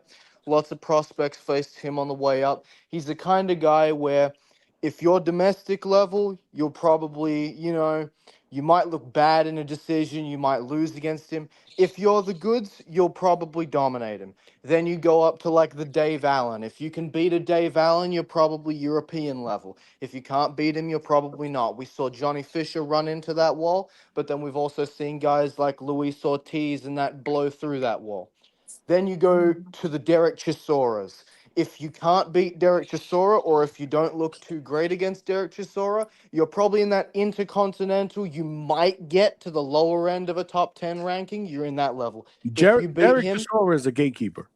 But if you beat him, he's what you call a world level gatekeeper. If you beat him, you're probably one of the guys. And then to go on from that, I would argue the highest level of gatekeeper, if you want to call it that, would be like a Joseph Parker. Because the elite heavyweights at the time, elite heavyweights beat Joseph Parker. Heavyweights who aren't a leader anymore or who have key flaws lose to him. Right, and that's what I was that's getting just to, and that's what I was getting at with it. Like your high level of gatekeepers have the ability to hold world titles. They are still that good. Y'all just confused me even more because No, I'm thinking the gatekeeper I is get what not you're saying. capable of being a world champion. That's Usually, what I'm thinking. usually they won belts, so that's no big. Like for example, if I call Jojo Diaz a gatekeeper, yeah, and that's my guy, but if I call him a gatekeeper, most people would agree, and most people would agree he's not capable of being at this point in his career a world champion. But y'all still talk like y'all with the levels thing. Y'all confuse me even more. Yeah. So here's how you want to. Can I say something? One by one. It's because you break through levels in boxing. You break through level. You go from the domestic level to the intercontinental sort of level to the world level. So it's like, when and you're contending, your whole thing, Johnny, your whole thing about gatekeepers holding titles and that, because of how watered down the title scene is nowadays, that can happen. Or like throughout your career, you can segue into being a gatekeeper. It's like Jose Pedraza. He used to be legit. He is a 2-division world champion. All right, let me He's a ask you a gatekeeper question. now. What's Pedro Campa? Pedro Campa is a journeyman, right? He's a journeyman, but different. I would say he's a journeyman because I would never consider him a championship contender. All right. See, I can see He's a journeyman. He's a journeyman. He's going to give you a fight. He's somebody that's a common opponent with somebody that you use him as a barometer to see how you do with someone's common opponent. But I know what a journeyman is. Yeah, a gatekeeper is someone that you can get a title fight off of. You can get a decent fight off of beating him. But at the same token, he could also spoil the apple cart. You know what I mean? Right now, we was talking about Josh Taylor. When Josh lost to T.O., he lost to Jack Catterall. After that, he became a gatekeeper and then lost and retired, bro. That's what a gatekeeper is. See, but there's also Let Malcolm Hold go on, my next. bad, bro. Yeah. Who's Sorry. homie at 147 that fought Rohan, man? That he got. I'm trying to remember his name. He Quentin got the Randall. tricky Quentin Randall. That's a good Quentin Randall. example of someone that he's So very. He's he's a not the easiest. so He's he's kind of a a journeyman. gatekeeper. Yeah, you put him in. I would say he's more of a gatekeeper, not a Gatekeeper. journeyman, because Gatekeeper. it's kind of the test. It's like, okay, how would you look against him? You know, and with the whole levels of gatekeepers, like how I'm getting it, like you see, you got Cameron, somebody like Karen, who could, how the fuck you say his last name? You know, that's Chukwunazian. to an extent. Yeah, that's to Chukwunazian, an whatever. extent. You put a prospect against them, you're gonna see if they're good or not. And to the highest extent, I might get crucified for this because they're still able to contend at the highest level, but I don't think they're gonna beat anybody elite or any younger talent. I think Namito is right there. He's like right in the middle of like still championship level to hitting that point because he's older and has a bunch of wear and tear. And that's no disrespect. But he's like the highest level because if somebody's not good enough, he's gonna pack you up. Yes. There would also be some people that would argue like a Sandor Martin, but the deal is with Sandor Martin is that he has Sandor actually won some of these fights that he probably that Sandor he. Martin is not a gatekeeper, bro. Sandor Martin is not, and he's not having a losing streak. I'm not saying that he Yeah, is, no, no. but there People are not looking there at would be a no. lot of people that would argue that because No. he hasn't won a world title. No. What Sandor Martin is like a high rank contender that people won't fight. Devin Haney avoided him. Sandor Martin gave Teofimo Lopez fits. He retired Mikey Garcia, and since the Teofimo Lopez fights, he been putting shit in the dirt. Sandor Martin is not a gatekeeper. What Sandor Martin is a highly avoided guy. You know what I'm saying? He's one of them guys like Albert Bell. Albert Bell, guy that Shakur Stevenson supposed, and I believe it now. Albert Bell, a highly avoided guy. That's what Sandor falls into. A gatekeeper, let's not throw everybody in. Jermaine Ortiz is the gatekeeper right now. Right now, yeah. Keyshawn Davis did something that Tio and Lomachenko didn't do. So now the next guy got to pack him up sooner. That's why when on TBV, when they was talking about Abdullah Mason should fight or Albert Bell should fight, or Abdullah Mason, excuse me, should fight what's his name? Tevin Farmer. I said no. Because Tevin Farmer came off of a one-round knockout. So you have to outperform that, or it's a bust. No, let somebody else deal with that. Let Emiliano deal with it. Let a young guy deal with that. Abdullah Mason is beyond fighting Tevin Farmer right now because he got sparked and won by Schofield. Tevin Farmer got to climb back up. You dig what I'm saying? Tevin Farmer right now, who I like, is a gatekeeper right now. You know what I mean? He can still give a guy that's not seasoned, or if you sleep on him, he going to take you to school. Hell, look what he just did with fucking William Zepeda twice. That Gave him a was tough before. fight. Can we say that Berlanga's a gatekeeper? Belanga. No, I don't think He's not so. proven enough to be a No. gatekeeper. Like He's a only had 2 gatekeeper. big fights. Yeah, just a fucking gatekeeper with needs y'all. to have Mars on the clock. Malcolm. Belanga the Malcolm, popular you ain't journeyman. shit, Malcolm. That's all I gotta say. You ain't shit. That's all I gotta No, say. no, believe it or not, Belanga right now, if Belanga loses, remember, all he is popular. Belanga is a popular journeyman. And Not even a Facts. gatekeeper. this dude though Fucking wouldn't be good. facts. He didn't give Thank nobody a you, good fight. Thank you, Low Nose Boxing, for He didn't telling give it how it Canelo a fucking great is. fight. He didn't give Hamza Sharif a good fight neither. So you don't go down as a gatekeeper. Right now, he's having a rebuild fight. He's borderline a popular journeyman, bro. If he Not even loses this he's fight, worse than He's the Rosado. super middleweight Shannon Briggs. No. Shannon Briggs was a fucking world Oh, champion. Don't disrespect shit. Shannon Briggs like that. And Shannon Briggs. Nah. Let's not. And Gabe Rosado's better. Shannon Briggs got gifted a decision over a 47-year-old George Foreman and fought in an absolute dog shit era and got packed up by anyone worthwhile that he fought. And let me tell you Shannon something. Briggs. It's easy to look chat's aggressive cooking right and now. really devastating when you're The fighting chat cans. is cooking right now. Well, let me tell you something. Gabe Rosado is better than Belanga because Gabe Rosado, even though he had a lot of losses, damn. Gabe Rosado. Let me tell you something about Gabe Rosado. There's some good wins. There's some good fights that he arguably should have won. That were good fucking fighters. I don't think Belanga will fucking go 12 against a young, hungry Peter Quillen. Gabe Rosado arguably beat Peter Quillen. Gabe Rosado arguably beat what's the guy's name from TNT? J. Leon Love. There's some fight that Gabe Rosado should have won that he got robbed. You know what I'm saying? So Gabe Rosado gets more points than Edgar Belanga, and I'm not trolling. I'm dead serious. And he never got flatlined like that neither. He went out on the shield. He smoked Bektamir Melikuziev, which is better than anything Belanga's done in his career. Yeah, he knocked out that dude, Beck the Bully. Yeah. Damn. Why? Damn. Yeah. He gave Peter Quillen. I thought he beat Peter Quillen, bro. I thought he did too. Gabe deserves a lot of respect, man. Yeah, he did, bro. Gabe deserves a lot of respect, man. He still wants smoke. And he never took no knee neither. And once again, I'm not. I guarantee you, if you ask Gabe who he want to fight next, he'll fight the whoever this top guy. He wanted Berlanga. Anybody. He wanted that fight. And let me tell you something. And I would have picked Gabe. He told me that he wanted the Berlanga fight, bro. Berlanga was gonna spark him out. Come on, bro. No, he wouldn't. Berlanga would have sparked this nigga out. No, he wouldn't. Right now, I'm going Berlanga, bro. Say that again. Who would win? Berlanga would spark him out. He don't got the punch resistance anymore. Nah. He's been through too many I'm wars. saying, Come on, no, man. right I now. just think Gabe's too over the hill, bro. No, right now he would have. Right now, I agree with Malcolm. Right now, good conversation. I like the last good punch that Gabe threw was against Beck, and that was like 5 years ago. Let's be real. when they were flirting about fighting each other back then, Beck the Bully. You talking about? Yeah, when he slept Beck, that was the last great moment that he had left in his body.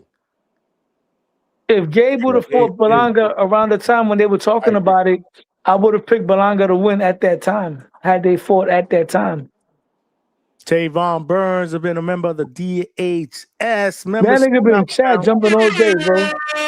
What up, though? DHS salute. Tavon Burns salute to the chat. Hit the like button, man. We ain't done here.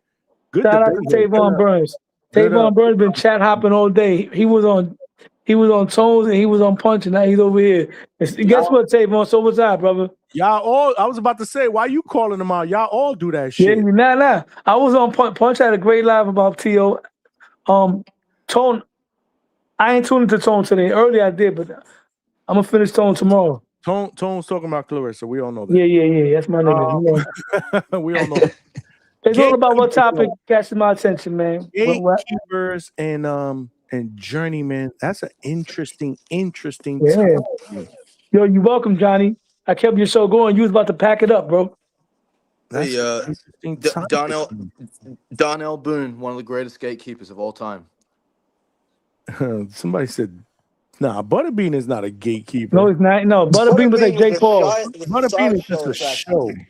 He was Jake Paul. He was Jake He Paul. was a novelty. He was Jake Paul before Jake Paul. Yeah. Motherfucker got beat up by a 50-year-old Larry Holmes. Let's be honest. He was Jake Paul in the 90s. He was a novelty, bro. A 50-year-old Larry Holmes would have packed up Jake Paul too. What are we talking about?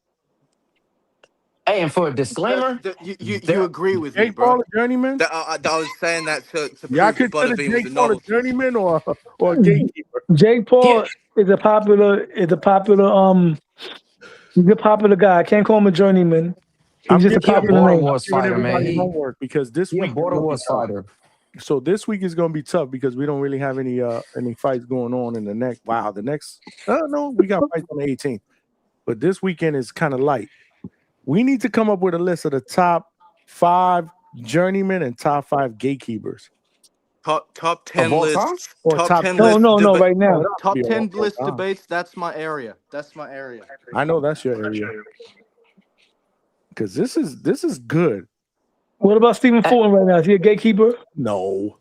No, he's not a gatekeeper. I'm trying to tell you, he can still win a title if you match him up right. Oh no, sorry. Yeah, I think he is a gatekeeper for sure. Especially in this day and age of boxing, where you get the right. You guys say it all the time. Oh, he got the right. He's a champion because he was in the right place at the right time, and he got the right opponent. In this day and age, you think Stephen Fulton is cooked like that? I think Butler is. I don't think he is yet, just because he's only just been taken back down from title level. So I got to see some more.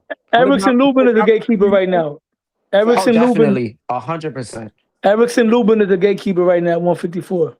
Agreed. But we're talking about high level gatekeepers though too. He is a high level gatekeeper. These are still people. These are still people that can compete for a belt. Everybody, no. Gatekeeper is a gatekeeper because the gatekeeper, if anything happens, he's a dangerous fight. Erickson Lubin, he sat down Fundora at the end of the day. Kasha Zhu right now. Tim Zhu is a gatekeeper right now. I can't argue that. He ain't gonna come up for Errol Yeah, Spence. probably. Jim, you got an Errol Spence fight. How is he a gatekeeper? Because that's what a gatekeeper is. If Errol Derek Spence Chisora packed him got a up, Tyson Fury fight. Like, if Errol Spence gatekeepers get packs, these fights. if But Errol what if, Spence packs him up, Errol Spence is good. Is but- back on his expense. He's a gatekeeper. You could. Tony Harrison's another one. But this Yes. is my comeback. If Errol Spence packs him up, he is. But what if Errol Spence doesn't? Then get the Errol That's the Spence point of a done too. gatekeeper, Johnny. Johnny, that's the point of a gatekeeper. That's what they're It there shows for. where you at. They're the Okay. meter.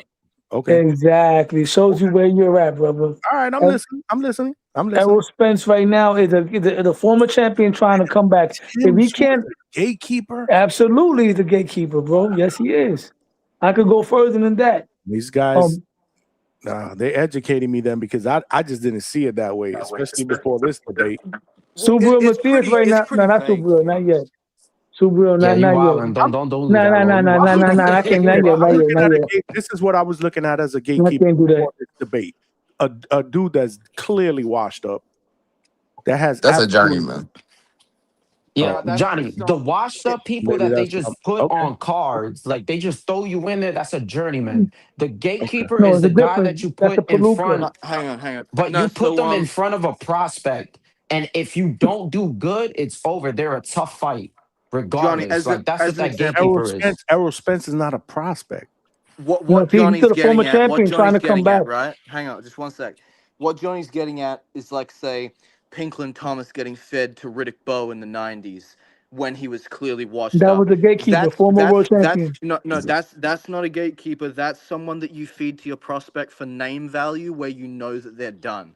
Yeah. A gatekeeper has Riddick Bowe threat wasn't a to. prospect then. He was a contender. Riddick Bowe was only like a year out of his debut.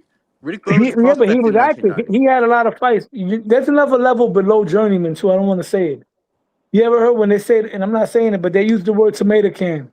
Tomato can is a guy that he don't want to say it, but he said it. I'm not saying it, but it's those are the guys that you put with the prospects when they got 7 or 8 fights. That's a difference. He called him a tomato. I don't want to say it, but I'm gonna say it. They're tomato cans. Is No, but the that's the definition of a term. gatekeeper is the definition of a gatekeeper not someone who's sitting right on the outside of someone getting a belt? That's the test that opens the gate to the titles, right?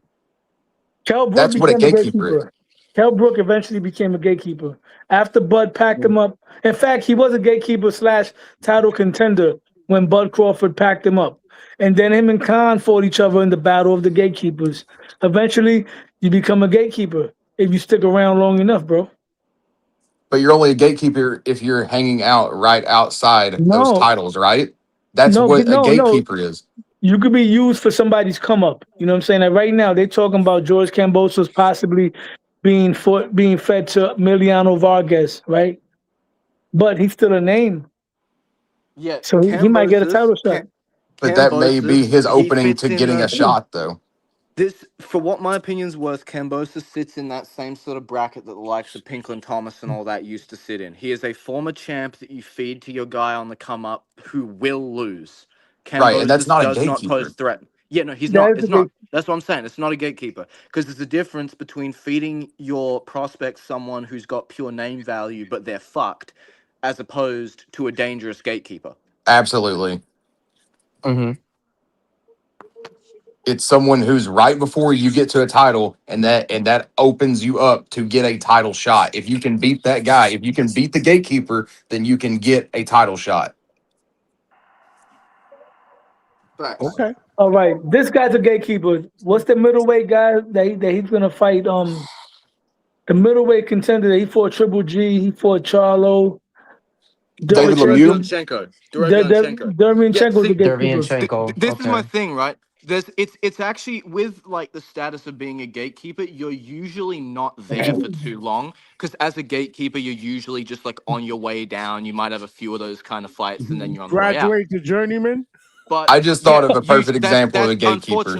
Unfortunately, that's usually what happens. You ain't shit, Johnny. But I'm you just sometimes. saying. I'm reading between the lines. But you sometimes, right? You sometimes get fighters who, for some fucking reason, just stay there their whole career. So, like, some guys that I can think of that stayed there for extended time: Derevyanchenko, Chisora, and Gaucher. those three are guys that stayed at that gatekeeper sort of level Deontay pretty well Wilder their right whole now. career. Deontay Wilder right now is the gatekeeper. The perfect example I can think of right now for a gatekeeper would be like a David Lemieux. No, David, no, he has worse. No. David Lemieux's been He's fucked. worse. I don't He's even done. does he still fight? No, No, David, not now. I'm not talking about right now, but when he was in his prime and everything, he was the gatekeeper, 100%. Yeah, kinda. Yeah. Now when Benavidez, another gatekeeper is Darrell. Darrell's a gatekeeper right now. The one. Which one? Oh, yeah, Darrell. Yeah, he is. Yeah. Yo, they showed Salute If to you think Tavon about it. Burns. Hold on. Salute to Tavon Burns with the $5 super chat. He said match. Salute. Damn, good conversation, man. What do y'all think about Maloney? Which one? Which one? Which one? Jason. Jason. Both Okay, so it's funny. It's funny, right? Because Andrew went down to gatekeeper, and Jason went up to being world level, and now they've swapped. Because Andrew's a champ now. Andrew has proven himself, went into a legitimate world title bout, won the fight, and is one of the better guys at 115. Did you think Maloney won that fight? Andrew? Yeah, I think Andrew deserved to get that.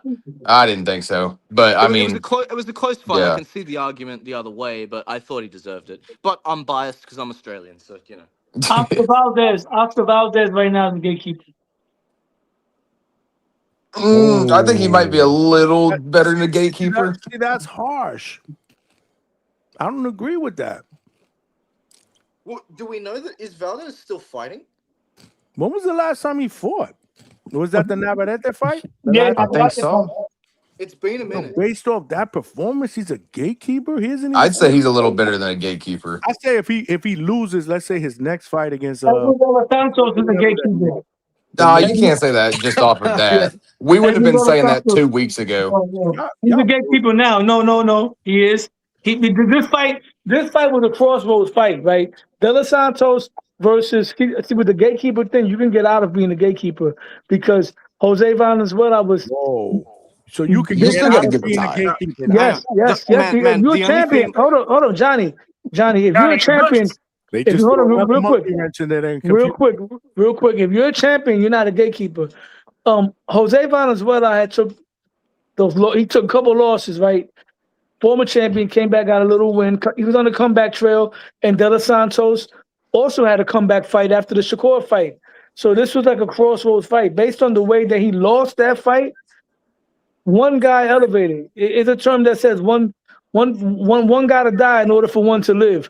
And Jose Valenzuela now knocked himself into a possible title fight. You know what I'm saying? I would like to see him and Abdullah Mason. Now De Los Santos is someone that we can put him with somebody like George Kambosos. Just an example. You calling De Los Santos a gatekeeper? He's a gatekeeper right now. Yes, he's a gatekeeper. I wouldn't say that off of one fight. See, I don't agree with this. De Los Santos can put you can put him with Jermaine Ortiz. That's The nasty. only gate that De Los Santos is keeping is the gates to heaven. That motherfucker's still unconscious. Oh man, that's crazy. Hey, Chris De Los Colbert is Santos one. versus Jermaine Ortiz. Chris Colbert. Bro, this is what's wrong with y'all. Just because one guy gets lose, like really, now he's gatekeeper status. Not at all. You can usually That's what y'all No, doing. he's not a gatekeeper yet. He's not a gatekeeper. Y'all was trolling, man. Hey, definitely not a We're not gatekeeper. saying that shit. I thought you said it. I thought you He's was not no trolling. fucking gatekeeper. I was just joking about how he got I knocked know you out. were joking. No, he's not a gatekeeper, bro. He's definitely not a gatekeeper. He could definitely come back from this loss and be a champion. Look, if Xander goes to 160 and somehow he fight Yo-Yo next and he gets packed up. Here we fucking go. All right, let me stop, man. Perfectly timed what you just did there. Y'all were talking about it. 23 years old, lost one fight to what you guys consider, and most people, obviously, a top 10 pound for pound fighter. Montana Love is a gatekeeper right now. Well, when was the last time? He hasn't fought since Bottle. He opened up his own gym. Tell you, we haven't even I haven't seen him since Stevie Spark embarrassed him. Or That's actually, no, it's definitely not Kara's that's not a Shinden. good one, though. That's not No, a good one. wasn't it Liam Bottle though? I thought Liam Bottle It beat him, wasn't No, Liam no, and no. then Bottle. he just Stevie vanished. Spark. And Stevie how Spark long ago was embarrassed him. that? How long ago was that? A Yeah, minute. like 2 years ago, 3 Shit, years I ago. don't even remember the last time I saw that. That shit had to be at least 2 or 3 years ago, easily. Yeah, it was ages ago. Yeah, nah, Yeah, I wouldn't he's not no consider that. fucking Look, Johnny, you can just Somebody sort of said, like hold on. you can just tell when someone's a gatekeeper. You know what I mean? I kind of Like, have the same feeling. Like, to me, it's just you could tell. You can it's tell like off their resume Johnny, too. list some fighters. Somebody Johnny, just just list said some fighters. Tyson Fury is a gatekeeper. No, Bro, no, shut no, the no, fuck no, up. it's not. No, See it's what not. I'm trying to tell you? No, no, not Fury. See, I'm about to throw the headsets against a fucking wall here. No, not Fury, not Fury, not Fury. He's not no fucking gatekeeper. There's somebody in the Fucking chat shit said Tyson Fury is a gatekeeper, bro. Jose Ramirez is a gatekeeper. That one I agree with. That's facts. I actually agree with that one. Yeah, high That level one I agree gatekeeper. with. That one I agree with. Believe That it or one not, I real agree quick, with. Johnny, example of a crossroads fight. We can have crossroads between gatekeepers. You know what's a good crossroads fight, and we never got the fight when they were in their prime? I wouldn't mind Jose Ramirez and Regis Prograis right now. I wouldn't I'd mind that take fight. Jose. Because Jose Ramirez ain't want the fucking fight. No, he did avoid Regis, but right now I would take Jose because of Tio and Rolly. Now Regis is just too far gone, bro. yeah. He gonna speak it into existence. And we never seen Jose Ramirez get knocked around the way Regis did. You know what I'm saying? Mm. You know, Jose Ramirez versus Matias is not a gatekeeper, but that'd be a gatekeeper for Matias to fight to see if Matias can go in there and put him out. If Matias can go in there and fight Jose Ramirez, who went 12 with Devin Haney. Jojo Diaz is definitely a gatekeeper. Jojo Diaz right now is. I think Jojo Diaz is arguably teetering on the edge of being a journeyman. He's washed, bro. Mauricio Lara. Mauricio Lara is a good example. But here's why I tell you he's not a journeyman. Because his fights, like for example, then like he's not getting washed. Like, you know, for the most part, he's kind of competitive. Well, maybe not against Ashton still. He got outboxed, but you know what I mean? Like the one against Regis Prograis, the fight before that was But also though, Regis is kind of washed as it is right now too. I'm gonna tell you what fight makes sense right now for Jojo Diaz. I wouldn't mind seeing Jojo rematch with Tevin Farmer right now. Yeah, but that's not gonna happen. He's fighting. No. I'm saying Jojo needs to have his first fight with retirement, bro. I'm not gonna lie. He's fighting bare knuckle. I'm not trying to see him in the sport anymore. I remember there was some headlines going out about him a few years back, and I haven't thought that much of him as a person. I don't want to see him represented in this sport.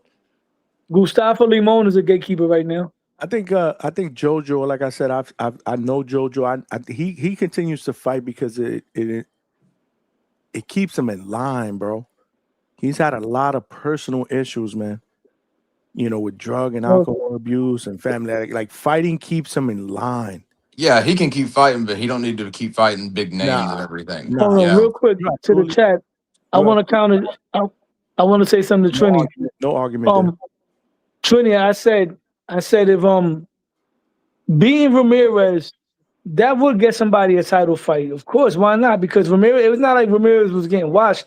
If Subriel comes back and knocks out Ramirez, we never seen Ramirez get knocked out. Why not? Subriel would get a title fight for that. Absolutely. What do you mean? So yeah, I could see him getting an opportunity off of beating Ramirez. Haney got Nobody a title stopped fight him off of beating Ramirez. Yeah, and mind you, Haney didn't look good in that fight neither.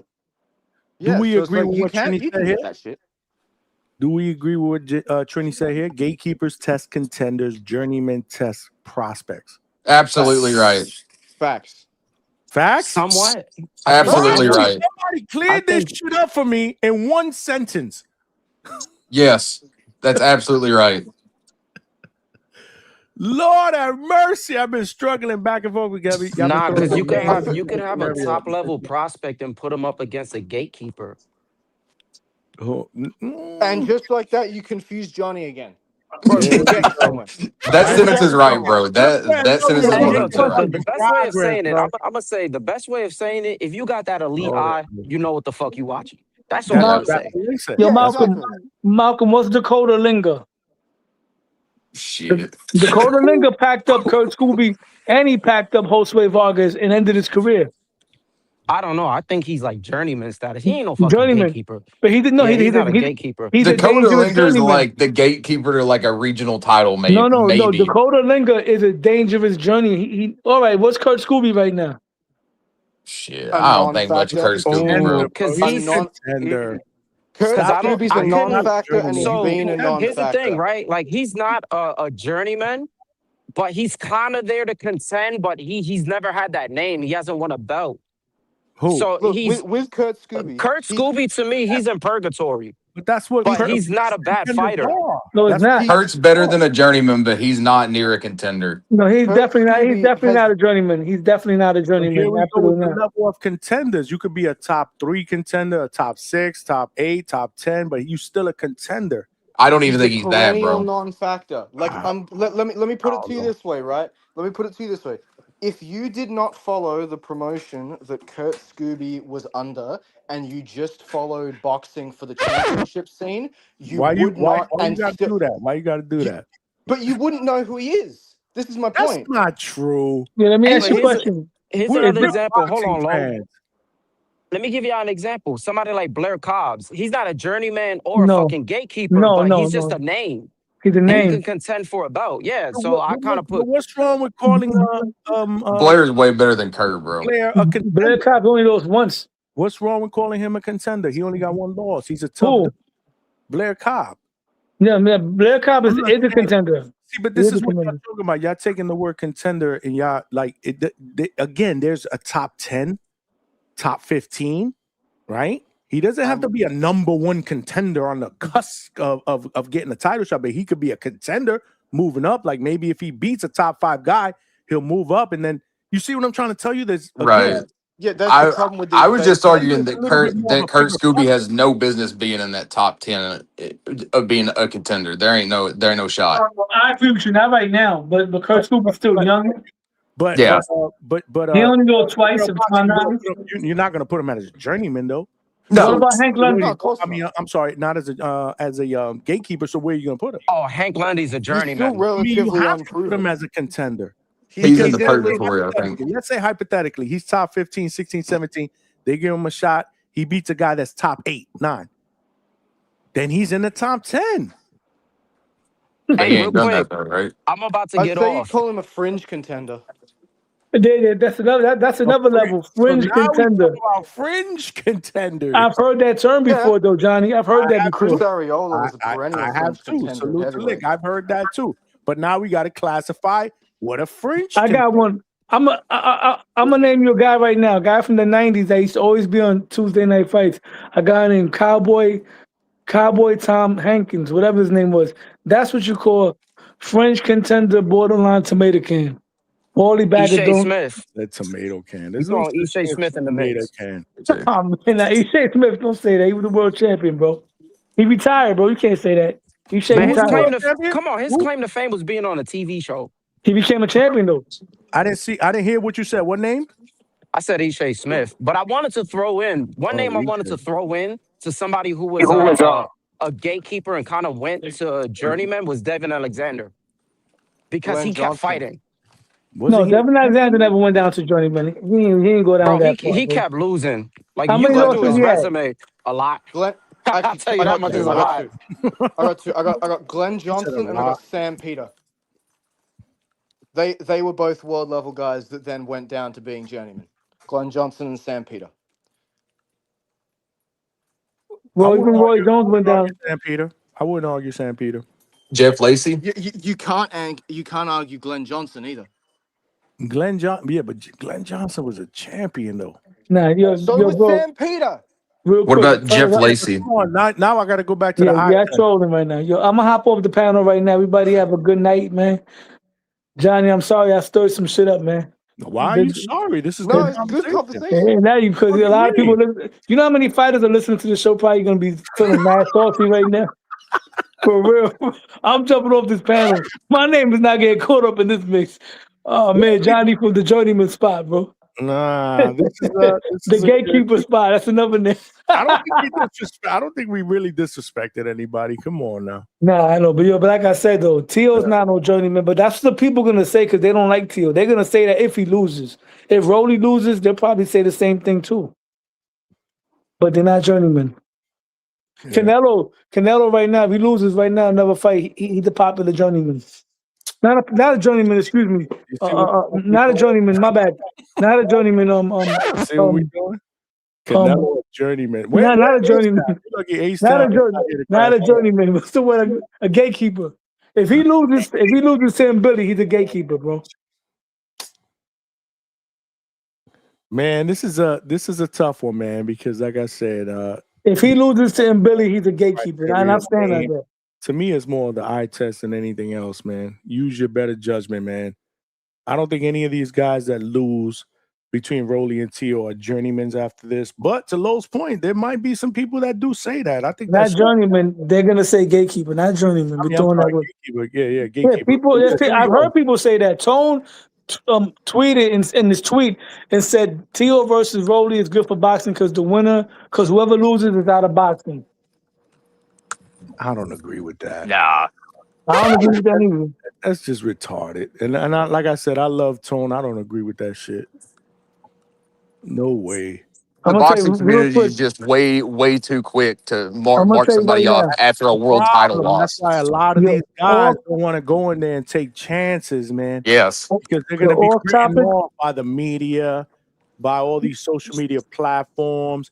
He's garbage. He wasn't that good. That's one thing. The real boxing. There's a few things, and I know you started tuning in. There's a few things that we stand for here at DHS. We don't throw fighters away. Amanda Serrano right now is a gatekeeper. And we don't.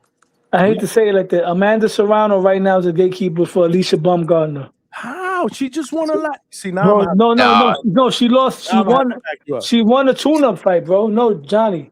She won a tune-up fight. I'm not shitting on her right now. She's taking losses. I'm not shitting on her at all. I'm not. I'm saying the perception.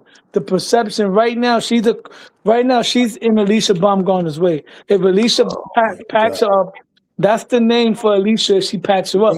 You've been watching. You've been watching the Hatrix too much, Lo. Now it's time. You go back to work. Go back to work. I'm going to bed, man. You have a good night, man. Go to bed. I love Lo. Good conversation. Yo, dog, she's won. Listen, if she loses again, she's on that bike with Edgar Berlanga with all them 2-pack of ass. Time to go, Lo. Go to sleep. Good night. I'm trying to save Lo from himself, man. Oh my Lord. I'm all for not throwing fighters away and everything, but there is a time to be realistic about somebody too. You know. Well, but again, you have to be realistic with why. Right. My thing is if we're gonna be able to sit here and say, well, based on so and so performance and this and this and this and multiple, a trend, and that's different. But one thing we don't stand for here is you put two fighters, whatever, in their prime or whatever, and then one loses. Oh, he was never that good, and they toss him in the truck. We don't do that. Come on, man. When two fighters, that go in there and risk, their O's or whatever in the prime of their career, and they go in there and they fight each other, and one loses. That's boxing, bro. Absolutely, and what the fuck's the problem?